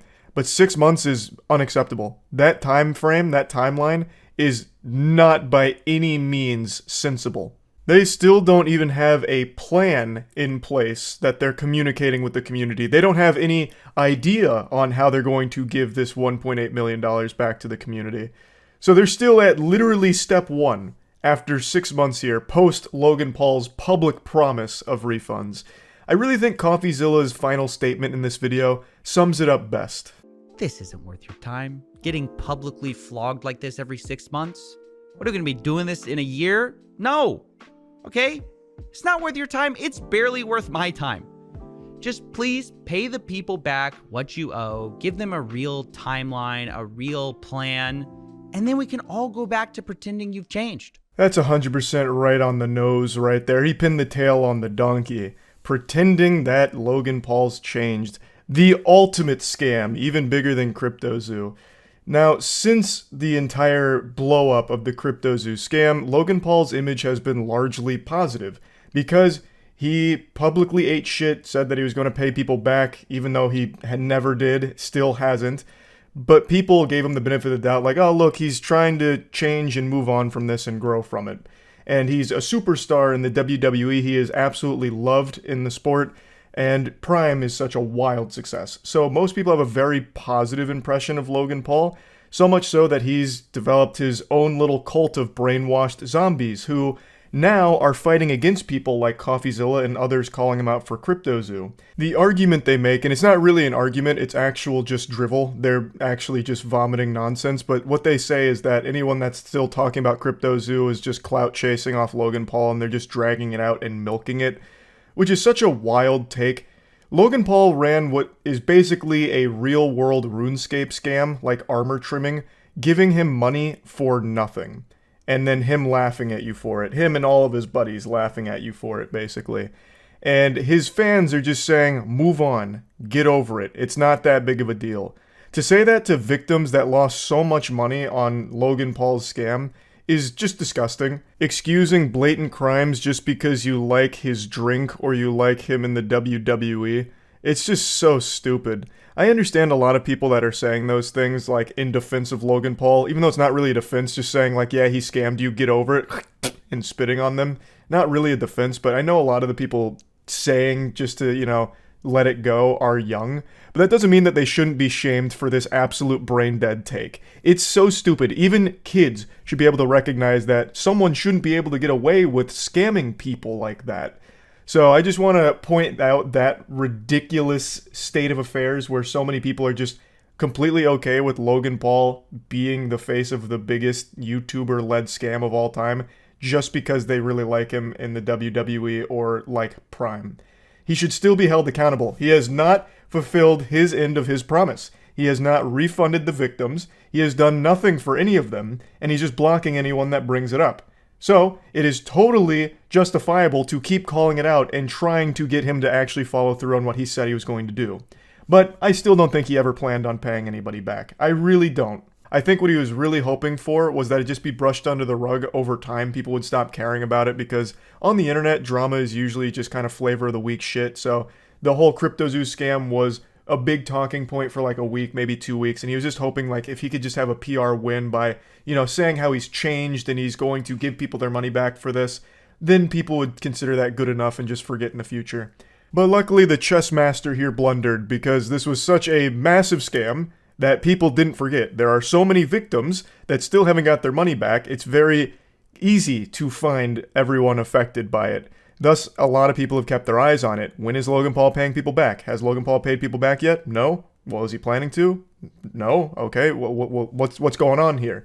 So people have stayed on top of this story for the last 6 months because they want it to have a happy ending. Most people want the victims here to get their money back, and they want Logan Paul to follow through on his promise, but he's not right now. So, I wanted to talk about this just a little bit. CoffeeZilla made a great video on it that I highly recommend checking out if you want to see exactly where things have been for the last 6 months in this story. But overall, the spoiler alert is Logan Paul has still not refunded anyone, and that is horrible. That is absolutely horrible. Yesterday I learned about an extremely tragic and weird situation involving the mysterious death of a 26-year-old Brazilian YouTuber named Carlos Medeiros. On December 25th, he was reported missing. A big search ensued to try and find him, and eventually one of his childhood friends saw his body poking out through the dirt on a couple's property. Upon digging up the area, they found Carlos Medeiros' corpse. It was buried in a shallow grave on this couple's land. And when asked about why his body was buried there, they said that he had died during a night of cocaine-fueled sex and passed away during an orgasm while fucking the homeowner's sister. Must have been the biggest nut ever busted because this one sent him to meet his maker, according to their story. Between the drugs and the sex, he had died in their home, and the couple said that they panicked, didn't know what to do, they were afraid to call an ambulance, so they came to the conclusion that it would be best to just bury his body in their yard, which is an unhinged thought process. But obviously, this is a little suspicious. This is one of those smells that smells smelly. It just doesn't make any sense. How could not one but two people, multiple sentient human beings, reach this awful idea? It makes them look extremely guilty if they're truly innocent of no foul play. Why would they think to bury this body instead of just calling authorities to report what happened? It doesn't add up, especially when you consider that they had previously lied about this whole situation.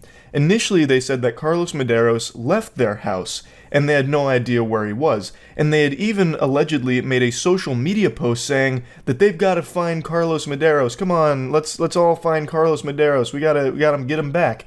Knowing full well they had buried him in their property. So that just, there's something not right there. This is like a plotline out of LA Noire. So it's a really fucking wild story, and there's actually more to it that I went over on stream, so I'm gonna play you those clips now. There was a YouTuber who was buried in a backyard. Oh, you're talking about the Brazilian YouTuber, right? Hold on, I'll pull that up in a second because that was kind of crazy. Let me send a quick text.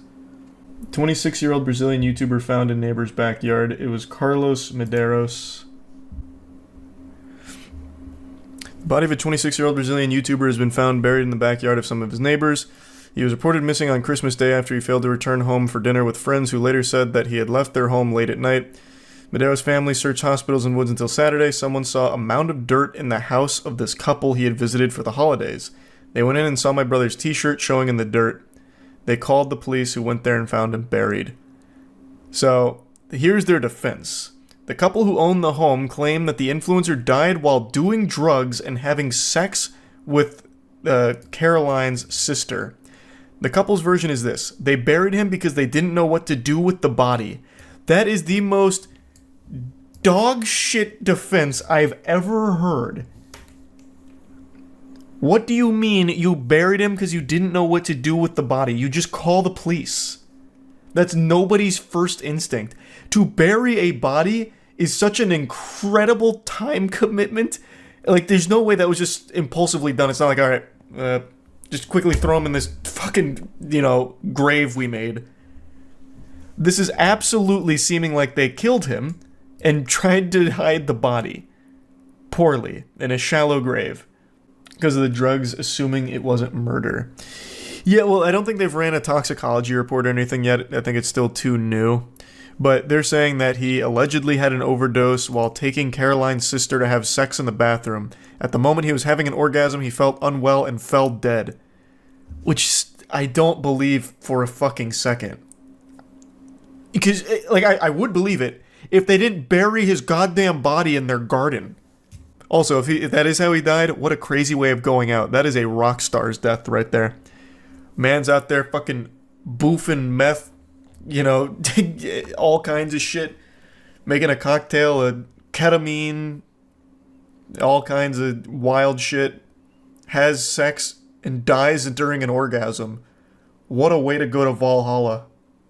Merry fucking Christmas, I guess. I guess so. But I don't believe that story. I really don't. If the report indicates that his death was accidental, the couple will be charged with concealing a corpse. If it is proven that he is murdered, the man and the woman will be charged with homicide. Simple enough. The Post reported that the couple turned themselves in to authorities on Sunday. Now an autopsy will determine the cause of death. However, police said that they found evidence of stab wounds. Strangulation, or gunshots on the body. I think they meant found no evidence. I think that's what they meant to say. Because that reads as though, this is an open and shut case of not being a drug-related death. There was gunshots on the body, but it turned out what actually killed him was the weed he smoked 2 hours earlier. Gunshots were circumstantial, not significant. Or is not a typo. I think this has to be a typo here. I'll go to another source. That really feels like a fucking typo. Yeah, let's go to this one. Oh, fuck, it's the Daily Mail. They probably just copy and pasted this article. This one's saying that they're claiming that he took cocaine and had a heart attack while fucking. And they said that they were afraid of calling an ambulance. This is where they found the body. This was the grave they dug for him, I guess.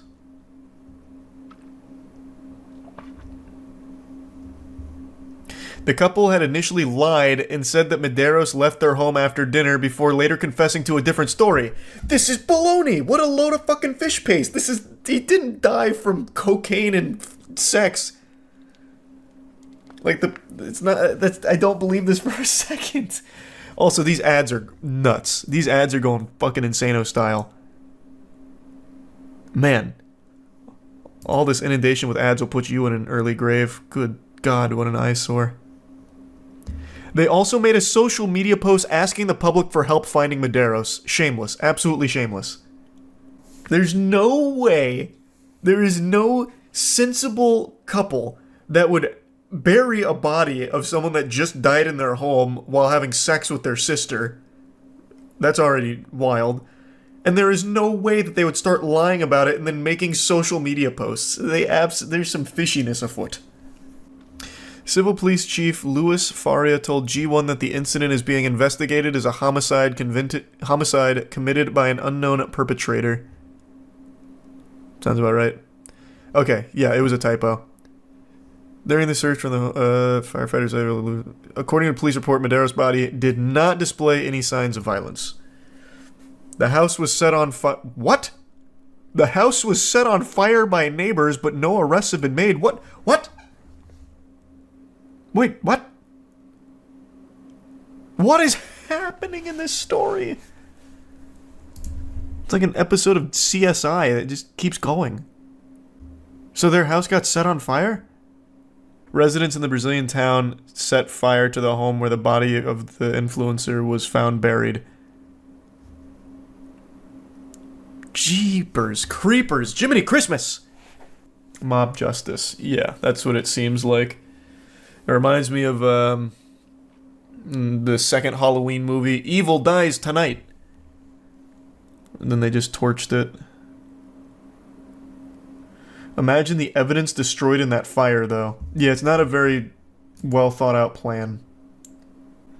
Look down, they're only charged with concealing a corpse. Yeah, we already covered that. Well, they will be charged with concealing a corpse if it was accidental, or if it's ruled, like after the autopsy, that he died from a heart attack from cocaine. Then my brain just had one of those like record scratch moments where everything just went foggy. Right now, it's just looking at concealing a corpse. If it was accidental and his death was a heart attack from cocaine. But if it turns out they killed him, obviously they're going to be charged with murder. It'd be so much less suspicious if they didn't burn the fucking house. Well, no, the family didn't burn the house. The community did. Assuming that there was foul play afoot here. They hid the body and then lied. And then made a social media post like, where is he? We gotta find him. When he was in their backyard. And they're lying about that too. Oh, interesting. So you're claiming that the couple burnt the house down to hide further evidence. It wasn't the community. Oh, an interesting theory. That seems like a really drastic step to take. When they could have just scrubbed it all with bleach. Yeah, but they did just bury a body in their backyard. Did YouTube streaming fail? I'm using past tense because according to a lot of people, it's already buried 6 feet under. There's been a lot of YouTube exclusive streamers over the last month or so that have announced that they're moving back to Twitch or that they're going to be multi-streaming now that their YouTube contracts are up. So the perception is that every YouTube streamer is basically just in purgatory, scratching at their neck, waiting to get back to Twitch. And it kind of has the same reputation Mixer did a long time ago, God rest its soul, where people that were previously on Twitch took a bag from YouTube, had a little paid vacation for a year or two, and then go back to Twitch eventually. And as a former full-time streamer on both platforms, I feel like I'm John Constantine, walking the line between worlds here. And I feel like I just have oodles of insight on this subject. Now, since I've entered my senile years, I have elected to go part-time, so you can hang that jersey in the rafters, or if you're a tier 3 sub on Twitch, you can go ahead and downgrade that puppy or just stop it altogether, because at this point it's kind of like the GameStop trade-in of value. You're not getting a whole lot of bang for your buck with how little I've been streaming recently. I did stream all weekend for the Apex Major in Germany. We were watch partying our squad. Absolutely fucking clapping cheeks out there. Just posted a video on that as well if you'd rather just watch like the condensed version. So it's a topic I really want to explore. And it turns out Ludwig already beat me to it, that rascal. So I kind of want to just go through his video and drop some more tiddlywinks of information about all of it. Have you been noticing this trend where people who are signed to YouTube live streaming contracts, the day their contract ends, switch right back to Twitch or start multi-streaming? Yeah, that's a phenomenon that's more common than the cold. You would be hard-pressed to find any Twitch streamers that switch to YouTube streaming and haven't already switched back over the last year or so to Twitch, or at the very least started multi-streaming on Twitch and YouTube. There are less of them than there is hair on my chest, and look at what we're working with here. Everyone seemingly that switched to YouTube streaming, either through YouTube contracts or through Twitch's fumbling over the last couple of years with like some policy changes as well as like some platform direction that people were upset with, have over the last year or so switched back because Twitch started to find their footing again with some of the changes and changing things around, like reverting a couple of things, as well as YouTube no longer doing streaming contracts. So it seems like everyone's flooding back to Twitch the second they can. YouTube and YouTube Live not changing isn't because they move slow. It's because YouTube Live isn't a priority for YouTube. But your friends that went to YouTube are all coming back, Sushi. Yes. Yeah.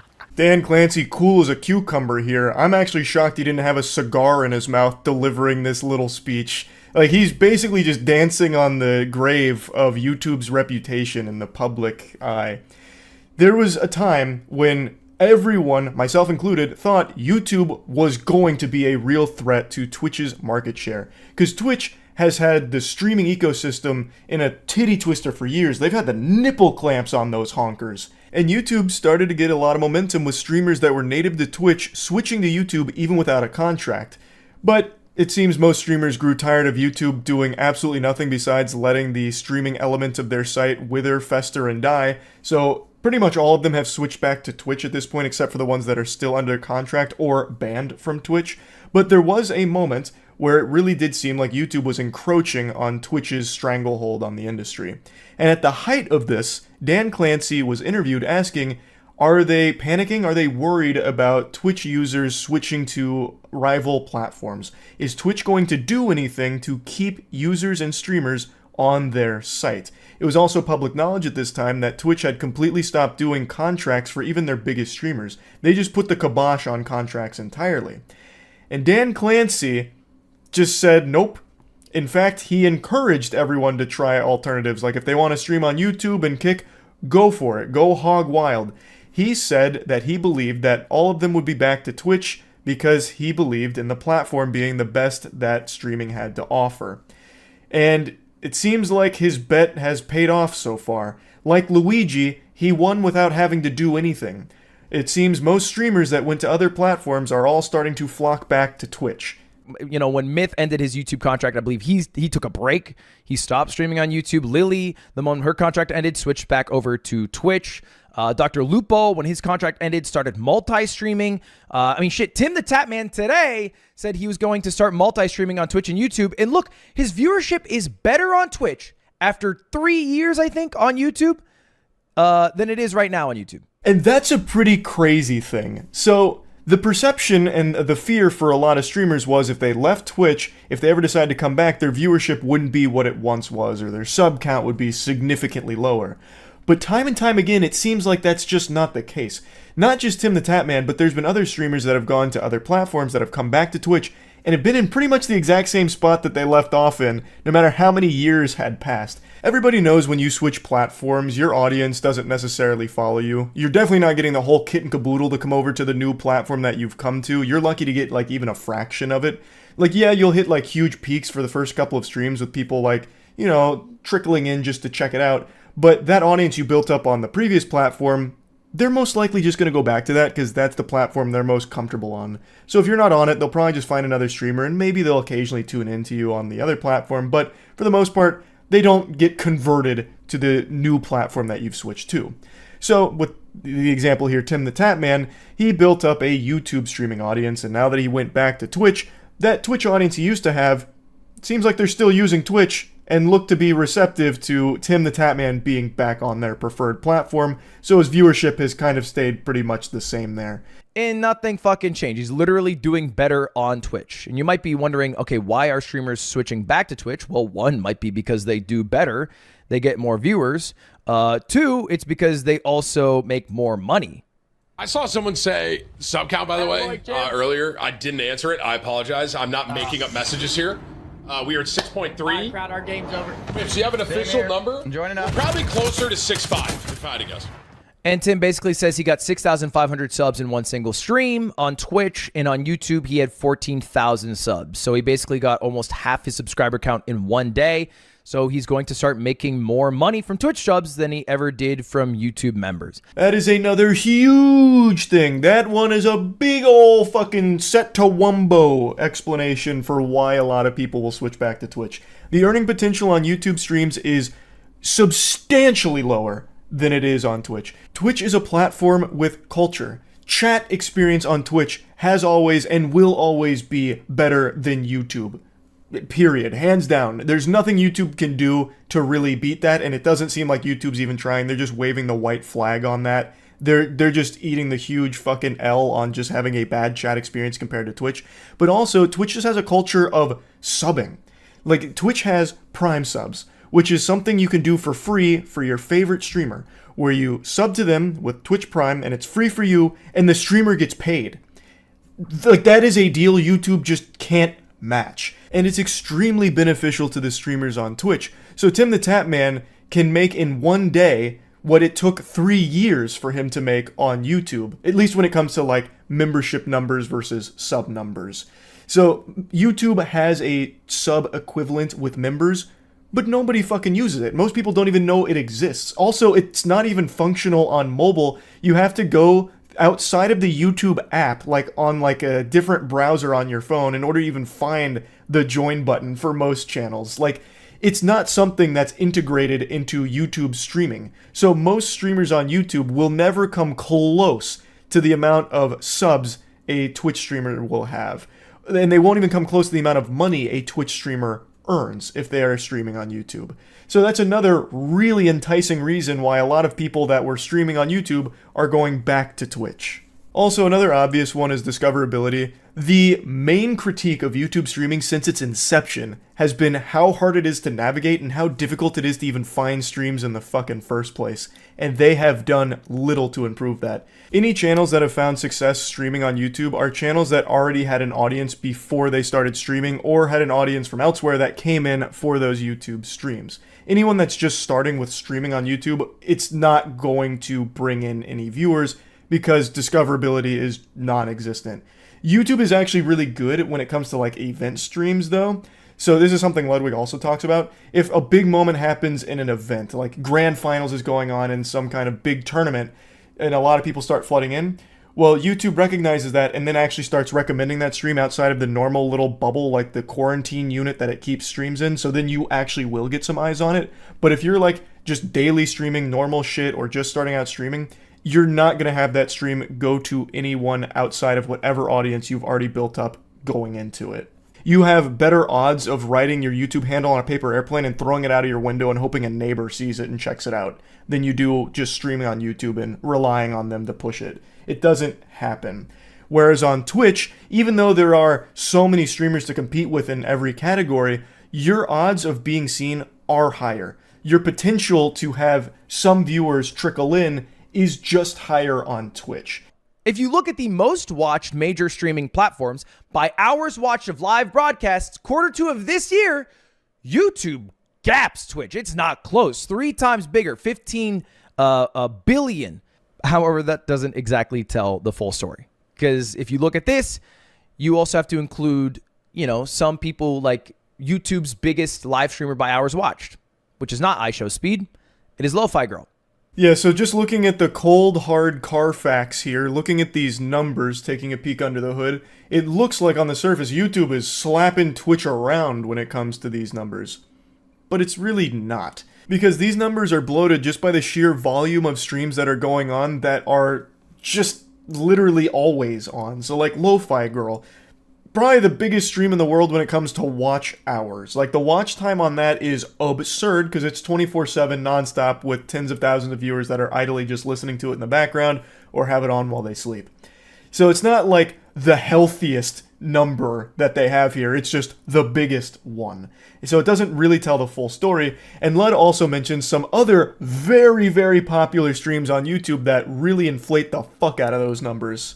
Things like Lo-Fi Girl or videos playing on loop, or what there's a bunch of on YouTube Live, which is scams.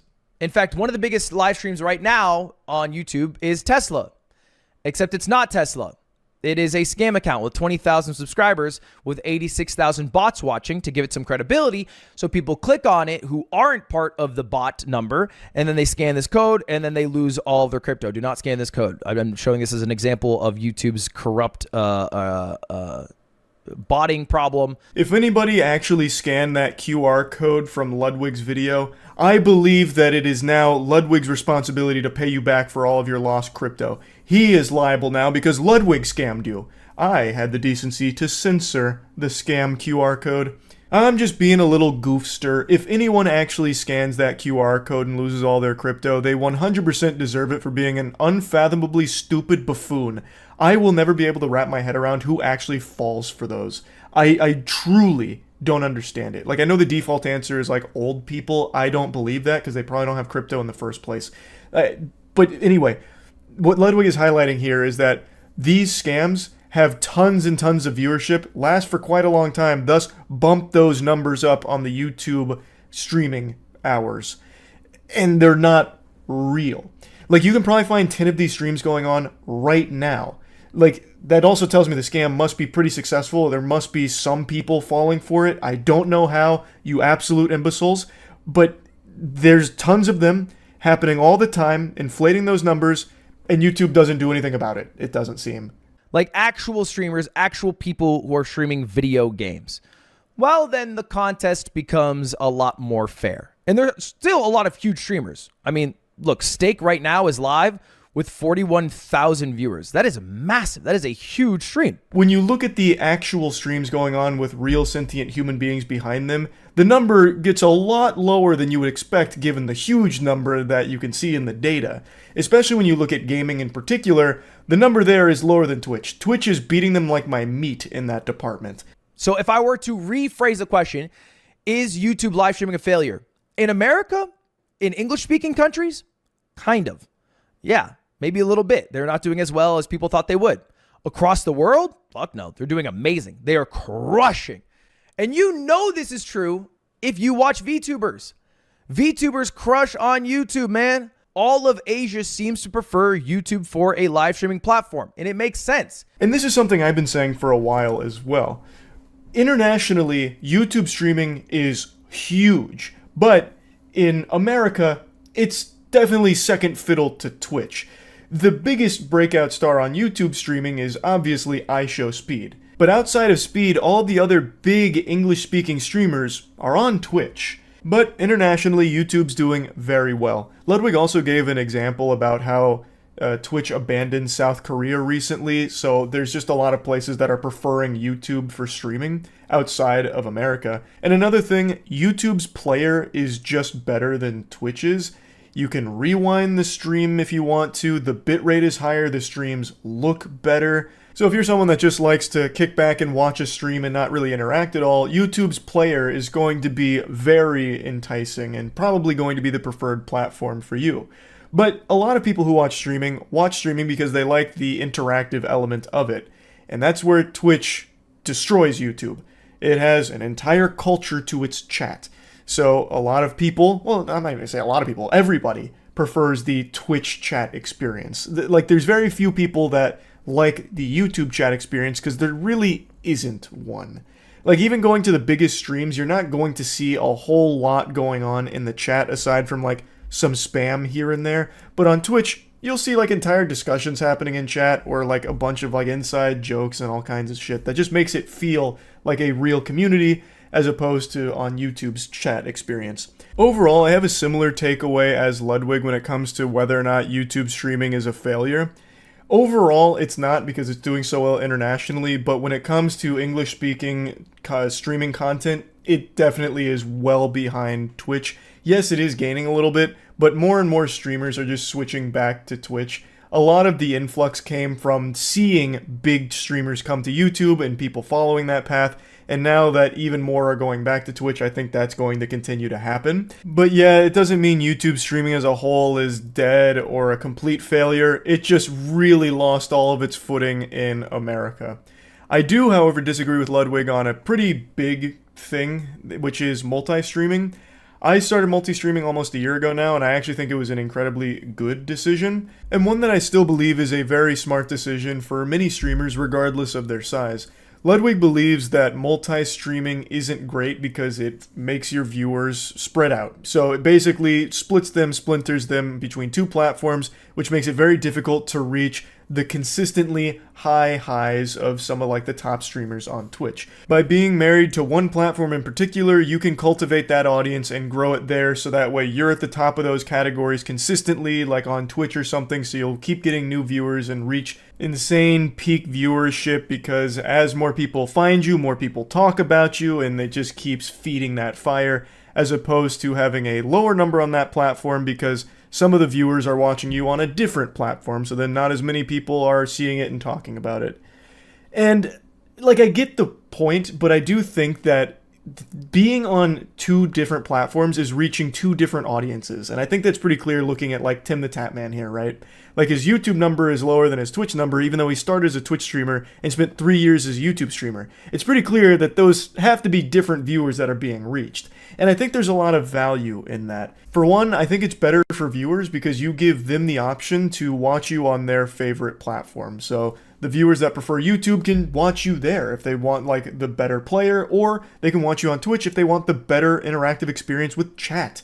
And I think it's good for the streamer too because you're reaching two separate audiences at the same time. The YouTube audience and the Twitch audience, yes, there's definitely going to be overlap, but it's not like it's the same audience on both platforms that's been fractured. It's two separate ones, and I think there's definitely benefits there, because if he wasn't multi-streaming, for example, he was only on Twitch, the 11,000 people on YouTube that were watching Tim might not be watching him on Twitch, so he'd stay at 17,000 over there and completely miss out on 11,000 eyeballs from YouTube. Plus, there is the added benefit that YouTube VODs are significantly better than Twitch VODs. So, when he finishes that multi-stream, his YouTube stream immediately saves as a video to his channel in the live tab that viewers can go back and watch, and also that gets put into the algorithm pretty often. There are streams that'll pop up in recommended, even if you're not someone already watching streams on YouTube, if there's some type of overlap in the algorithm between what video you watched and what stream gets popped up. So it also helps you in that regard, reaching a new audience that maybe found you through a VOD and then chooses to watch you on YouTube. So I just really think there's a lot of things that make multi-streaming a good idea, regardless of how big a streamer is. I think it's a very, very good idea for someone that's just starting out streaming, because you want to lat spread as much as possible to get your lats exposed to whoever is on whatever platform. Just spreading your wings as far and wide as they can go on as many platforms as you can, I think is great for anyone that's just starting with streaming. Which I know Ludwig does agree with. He mentions that, and he also mentions that multi-streaming is optimal for events. He thinks that's the one that makes the most sense, and he's right. Multi-streaming events is a great idea because it puts the event in front of so many other eyeballs. But I do really think it's a very viable strategy for just daily, consistent streamers as well. It just puts your content to more people, and I don't think it necessarily fractures your viewership all that much, because I really am starting to believe there isn't a ton of overlap between Twitch viewers and YouTube viewers. I think they stay in their own pockets with their preferred platforms, so I don't even think you take a huge viewership hit when you start multi-streaming. When I started multi-streaming, I was averaging like 11 or 12,000 viewers on Twitch, and then I started multi-streaming, and then my average on Twitch went down to like 8 or 9,000, so it was a little bit, but then I gained about 15,000 on YouTube. So, you know, it really doesn't seem like it's that big of a trade-off when it comes to multi-streaming. I really think it's more positives than negatives. But anyway, I just wanted to yap about this as a... Let's start with this. So, Logan Paul put out this statement today, basically saying, it's time, I'm finally doing that refund that I pledged like a year ago. It's go time, baby. Your prayers have been answered. Saint Logan is here. And since there's so many people who've been vocal about him being a scammer, me being one of them, a lot of people took this and immediately started tagging me going, Charlie, you feel bad yet? You called this guy a scammer, but look at what he's doing. He's the good guy. And it's like, brother, get off the stupid juice. He is literally paying people back for a scam he ran. He's not the good guy. He's doing the bare minimum. And it's kind of deep. So, I'll just read through most of this here before getting into the nitty-gritty, because there's a lot more than meets the eye. Also, the timing couldn't have been worse because just yesterday, that clip of me talking about how Logan Paul will never pay anyone back got posted on the second channel. So less than 24 hours later, he comes around, he's like, take this, Charlie. Here it is. But let me make this clear. Anyone who gets paid back through this, it is a good thing. But there are some strings attached. Let's go through it. Today, I'm incredibly happy to announce that I am delivering on my promise to buy back base egg and base animal CryptoZoo NFTs for their original purchase price. This buyback program is being carried out at eggnftbuyback.com. Claims can be submitted through this site through February 8th. And then he explains about CryptoZoo and its original vision, which fucking flopped, floundered, and it was a huge, messy explosion of dog shit. Watch CoffeeZilla's series on it. It explains everything really well. Logan continues to fall back on, he's basically blameless. It was all everybody else. He's, the misunderstood hero of the story. It's all bad actors, and he's going to take a real stand against them. Now, in CoffeeZilla's video, Logan, if I remember correctly, didn't take money from it the same way that the other people did, but he's not blameless. He is far from it. But anyway, he goes into his hardline stance. I have filed a lawsuit in federal court in Texas to hold the bad actors accountable. It's a 25-page lawsuit. Public can be found here. It's not based just on the snippets of conversation taken out of context. This lawsuit is the result of an exhaustive investigation that included the review of the entirety of conversations tracking nefarious trading activity related to the project and nefarious trading activity taken behind our backs without our knowledge and with the intention of defrauding us all. As for the game itself, unfortunately, it will not be released. Shocker. I personally spent $400,000 to have it developed, and after its completion in early 2023 and some further diligence, unfortunately there are too many regulatory hurdles that would need to be cleared that I did not originally understand and would ultimately delay this buyback even further. E3, we were all so hyped for CryptoZoo to come out, and now it's not coming. This buyback is a way for me to make whole those who intended to play CryptoZoo. The buyback is not intended to compensate those who gambled on the crypto market and lost. So when I first read that, this was a massive red flag, and it makes me believe a lot of people didn't even get this far, because that is so fucked up. He's basically victim blaming them, like, oh, hey, if you guys gambled on this, that's like your fault. Like, I can't control your stupid investment ideas. Just because I may have led you to believe it's a great idea doesn't mean it's like my fault. You're stupid, you gambled, and you lost, loser. That's a really bold thing to say, especially when, like, behind the scenes, this was very clearly designed to be an investment vehicle. It's important to remember that the Zoo token was created to support CryptoZoo game and its players. It was not intended as an investment vehicle as outlined in the white paper. Bunch of baloney. Actual fucking horseradish. But he is issuing refunds to a certain extent. That's a W. As long as the victims get their money back, that's really all that matters at the end of the day. Now, I didn't go here. I didn't look at it, but others did. So Attorney Tom, who is the one involved in the lawsuit that Logan Paul's actively engaged in, he represents a lot of the victims. He was excited by this until he got into the more fine print of what this means. So if you go through this buyback and you're one of the victims, you waive your right to go after him anymore. So he's covering his own ass through this. So it's not exactly, the cleanest no strings attached protocol. It's got a little mud on the boots here. There's a little stink to this shit. And that's something CoffeeZilla also called out. He said, making a video on the Logan Paul situation, super happy some of the victims will get refunded a year later, but let's not pretend there isn't ulterior motives. Logan is being crushed in a lawsuit right now, referring to this one, I believe. As usual, he's trying to save his own skin. And then he highlights what I mentioned about waiving any actual or anticipated claims against Logan Paul. So you can get your refund, but you're not having your cake and eating it too. You can no longer come after him for getting scammed. And you're not...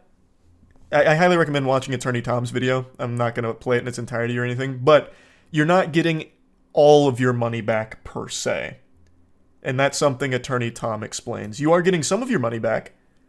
Like, it is a refund to a certain extent, but it's not like this all-encompassing refund that I think a lot of people were expecting. Imagine trusting Logan Paul. Well, it's not not even a matter of trust. Like, he pledged that he was going to be giving refunds, and he is, to his credit, giving money back. Just not the cleanest way of doing so, I would say. Thanks to Prime Scoob. There was definitely a better way of doing it. Definitely should have been sooner as well. But at least if the victims are happy, then that's what matters at the end of the day. How many people even played this? 0, because the game was a non-functional pile of trash. Why did KSI say, "What will haters say now?" People are haters because they want their money back from a scam. Yeah, that was a really weird tweet. I was super shocked to see that too. It's not like... Oh, I didn't even realize this was a response to that, but it's not like people are just blindly hating on Logan. He scammed his audience in a huge way. And they're like, "Can we get our money back that you promised us, please?" Like, fucking groveling at his feet because so many people lost so much money. It's not just like blindly hating on him because they don't like his, signature move in the WWE or something. It's a very legitimate reason to not like Logan Paul. So that was a very odd tweet from KSI for sure about this thing.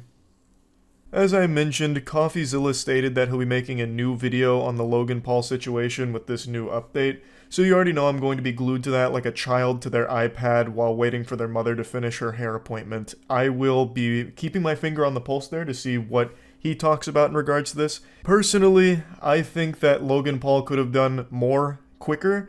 I think it's a little scummy to only recoup a portion of the people that he scammed. I know it's good overall because he is giving some of the money back, but as Attorney Tom mentioned in his video, it's not going to be the whole kit and caboodle, it's only a portion of it, and then he kind of blames them for the rest of their losses they may have incurred from this, even though it is Logan Paul's fault. He led them down that path, so I really feel it should have been his responsibility to make them whole again. And by giving them their refund, waiving their rights to go after him, I think is, again, just a covering your own ass thing, which isn't surprising given Logan Paul's reputation. But I think it could have been done much better. I am still happy that at least some of the money is going back to the victims here. I know that'll be extremely helpful to a lot of them. I just wish it was more and better because it is, again, his fault entirely. And he has the means to do so. He is now at the forefront of the WWE. He is a superstar, and he now owns a multi-billion-dollar company with Prime. He could absolutely afford to correct this mistake that he made and finally do right by the people that he wronged. But again, just to reiterate, I am thrilled that he is giving some money back to the victims of his CryptoZoo scam. It took a very long time, but as the old saying goes, better extremely late, very super duper late, way tardy than never. So that's a good thing. So yeah, I just wanted to give you the little surprising update. I have been accused of a crime I did not commit. I have been hunted and thrown against the stake and called a witch, all because I am the last diaper bender, the master of diaper testing. Yesterday I released a tier list for adult diapers, something that I've talked about for months, but I was then blasted, ass cheeks spread wide open, by a community of people who believed I had stolen the idea from another YouTuber. And this wasn't a small number of people. This shit flooded the comments, even leaked into my streams, and was all over Twitter. Because a YouTuber named Oompaville posted a diaper tier list 2 months ago, which simple mathematics and arithmetic would tell you was before yesterday. So I was then truly exposed for stealing someone else's idea. It was the perfect crime, and as I sat in my swamp-assed chair twirling my evil mustache, I thought I got away with it, and I would have if not for those meddling kids who discovered the truth and revealed it to the world. Only that they're all wrong. I'll reveal it like Darman. You see, the truth is, the adult diaper tier list is actually something we've talked about consistently on my streams at twitch.tv/moistcritical. Please feel free to stop by if you want to put a few extra inches on your penis. We've talked about it for, get ready for this grand reveal, almost 3 months. Yeah, we've been talking about this for a while. In fact, the first dating of this, to carbon date the idea of the adult diaper tier list, which of course has never been thought of in the history of humanity until it was dreamed up during one of my streams, the first known instance of this popping into this dimension was December 26th, during a Mr. Krabs Overdoses on Ketamine stream I was doing chasing the world record, of course. Instead of showing you a clip from the VOD, I'll just show you a clip from a video I posted where I even had it in a YouTube video instead of just on stream. And this video is from December 27th, which predates Oompaville's video on adult diapers. Adult diapers tier list? That's a pretty good idea. There's a lot you could grade on that, like absorbency, comfort, maneuverability. Like, can I play a basketball pickup game in these adult diapers? Actually, that's a pretty fucking good idea. I don't know how comfortable I'd be pissing myself on camera, but for the sake of the tier list, I'm gonna write that down, actually. You'll notice December 27th predates the January 8th that Oompaville posted his video. I actually knew Oompaville posted this video 2 months ago because people from stream told me that the idea was stolen, and I said, I don't give a fuck. I don't think there's any such thing as stealing an idea like this, because I thought we were over that phase of the internet where everyone was childish saying that only one person is allowed to make a video on anything. There's only one person allowed to put that flag in the ground and say, this is my content, anyone that does anything similar is stealing. I thought we were way beyond that. So I put the kibosh on that shit real quick and dismissed it. But for some reason, Oompaville and his community don't share that same sentiment. Oompaville posted this tweet saying, explain this, you know, comparing our two videos, which is clearly implying that I took his idea since his is first, and he also implies that I'm stealing his thumbnail since they're similar. I'll go ahead and defend that. This thumbnail for the adult diaper tier list is the exact same kind of thumbnail I use for every tier list ever. It's just a still from the video with a still image of part of the tier list. That's it. His is the same thing. It's just a really generic thumbnail. That's all there is to it. That's not that deep. He goes on in the tweet to say he was just joking, but no one in the tweet besides him picked up on the joke, including me when I first saw it. And most people just accused me of stealing, which then had a lot of his community go to my stream to accuse me of stealing, and a ton of people to go to the comments and make the same accusations. So it didn't really land if it was supposed to be a joke, and it's just now become like a drama thing where people are emailing me about it saying, why are you stealing content? You know, I thought you were above this. You criticize people for stealing shit all the time, and now you're doing it. You're just as bad as them, you hypocrite. It's frustrating. Adult diapers are being treated like this holy grail, this sacred artifact that only one man was allowed to touch, and it was Oompaville. And once he touched it, no one else was allowed to put their dirty little paws on it. And that's just unfortunate, considering this is something we talked about for months, and I just put it off until recently. Also, I want to make it clear, I have no problem with Oompaville, and I enjoyed his adult diaper tier list very much. But let's just go ahead and say, setting aside the fact that I didn't steal it from him, as is clearly proven by a video that predates his, but let's go ahead and say that didn't exist, and I made this adult diapers tier list because I enjoyed his so much, I also wanted to review adult diapers myself. What the fuck is the problem with that? I really thought we were beyond this. What's happening here is shit that happened back in like 2011, where when PewDiePie would play a game, if anyone else on YouTube played that game, they'd get mass disliked by PewDiePie fans, as if he owned the fucking game. Now we're going back to that mentality? That's so fucking silly. That is the dumbest shit. More than one person is allowed to make shit about a specific area, and a specific thing. Obviously, I'm not talking about people that just blatantly rip and steal content, going beat for beat, recreating someone else's content as their own. That's called plagiarism. That is completely different.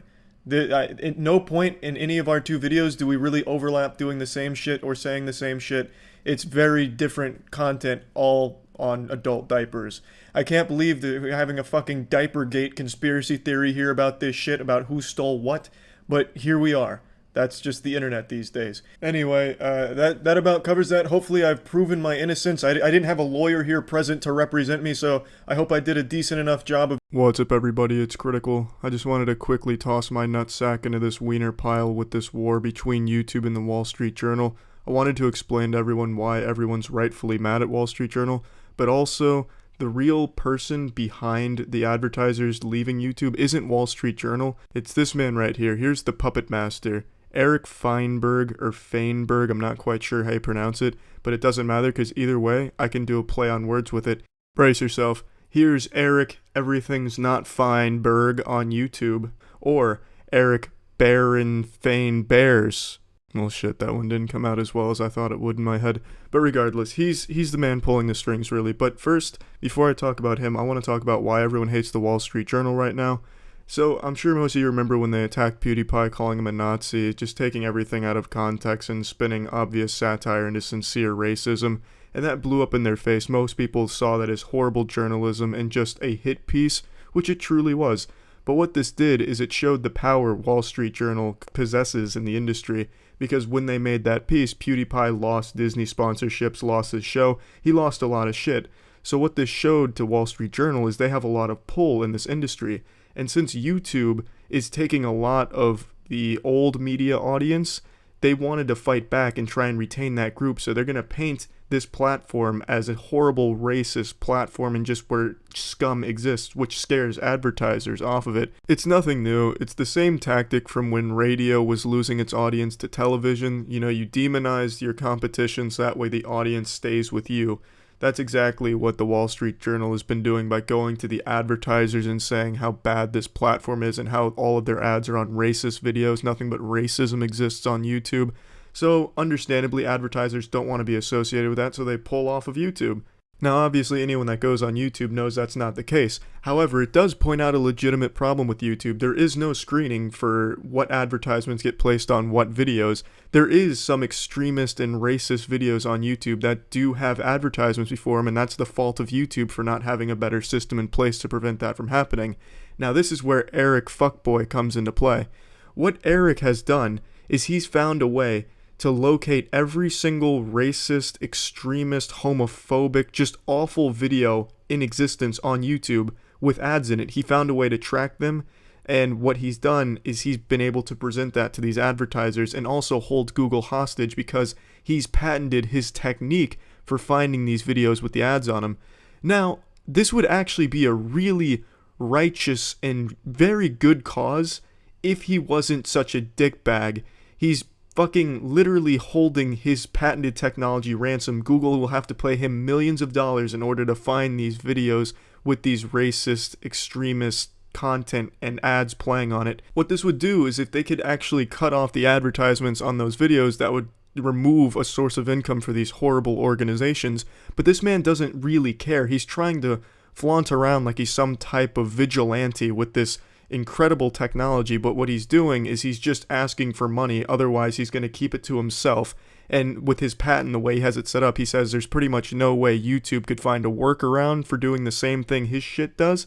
So he's just going to keep holding on to these videos and letting these terrorist organizations profit off of YouTube. Now, this certainly doesn't sound like a hero to me. I must have missed the issues of Batman where he charges Gotham for his work. He's also an extremely narcissistic asshole. His Facebook has thousands of friends, but no one comments on any of his posts except for him to pat himself on the back. His Twitter feed was dead until a couple of days ago where he starts saying, oh, it's weird how advertisers are pulling off of YouTube. This is the man that's responsible for this huge exodus of advertisers, and he's a true fucking douchebag. So while the outrage at the Wall Street Urinal is definitely justifiable, we're missing the biggest villain in this situation here. He paints himself as some old school heroic action man, extreme turbo avenger of the YouTube internet age, but really he's just a money hungry human catheter who managed to solve a problem YouTube's been having for a while and is now charging a huge amount for the solution. And while he's holding on to this solution, he's also trying to pressure YouTube into just giving in and buying his shit by releasing these screenshots and sharing this information with the videos and the advertisements to the advertising agency, so they pull out and back YouTube into a corner, so that way they're forced to play ball with this rectal thermometer. But yeah, I just wanted to make this to help people understand why the Wall Street Journal is coming under fire, and hopefully the Wall Street Journal will crumble and just burn to the fucking ground. But I also wanted to show who the real bad guy in this situation is. Now, I want to make this clear. I don't think he's a bad guy for solving this problem or charging for the solution. I feel he should have the right to charge for his hard work here. I think he's a scrotal hair for two main reasons. One, he didn't just patent his way of solving the problem, he patented every single possible approach YouTube could take to attacking this problem themselves, leaving him as the only one with the solution and the only one that could possibly have a solution according to him. The second reason being, he keeps sending screenshots of these videos with the ads to the company so that way they'll pull off of YouTube and make YouTube more likely to buy his product, which is hurting everyone on the website right now. So yeah, Eric, if you're watching this, go fuck yourself, and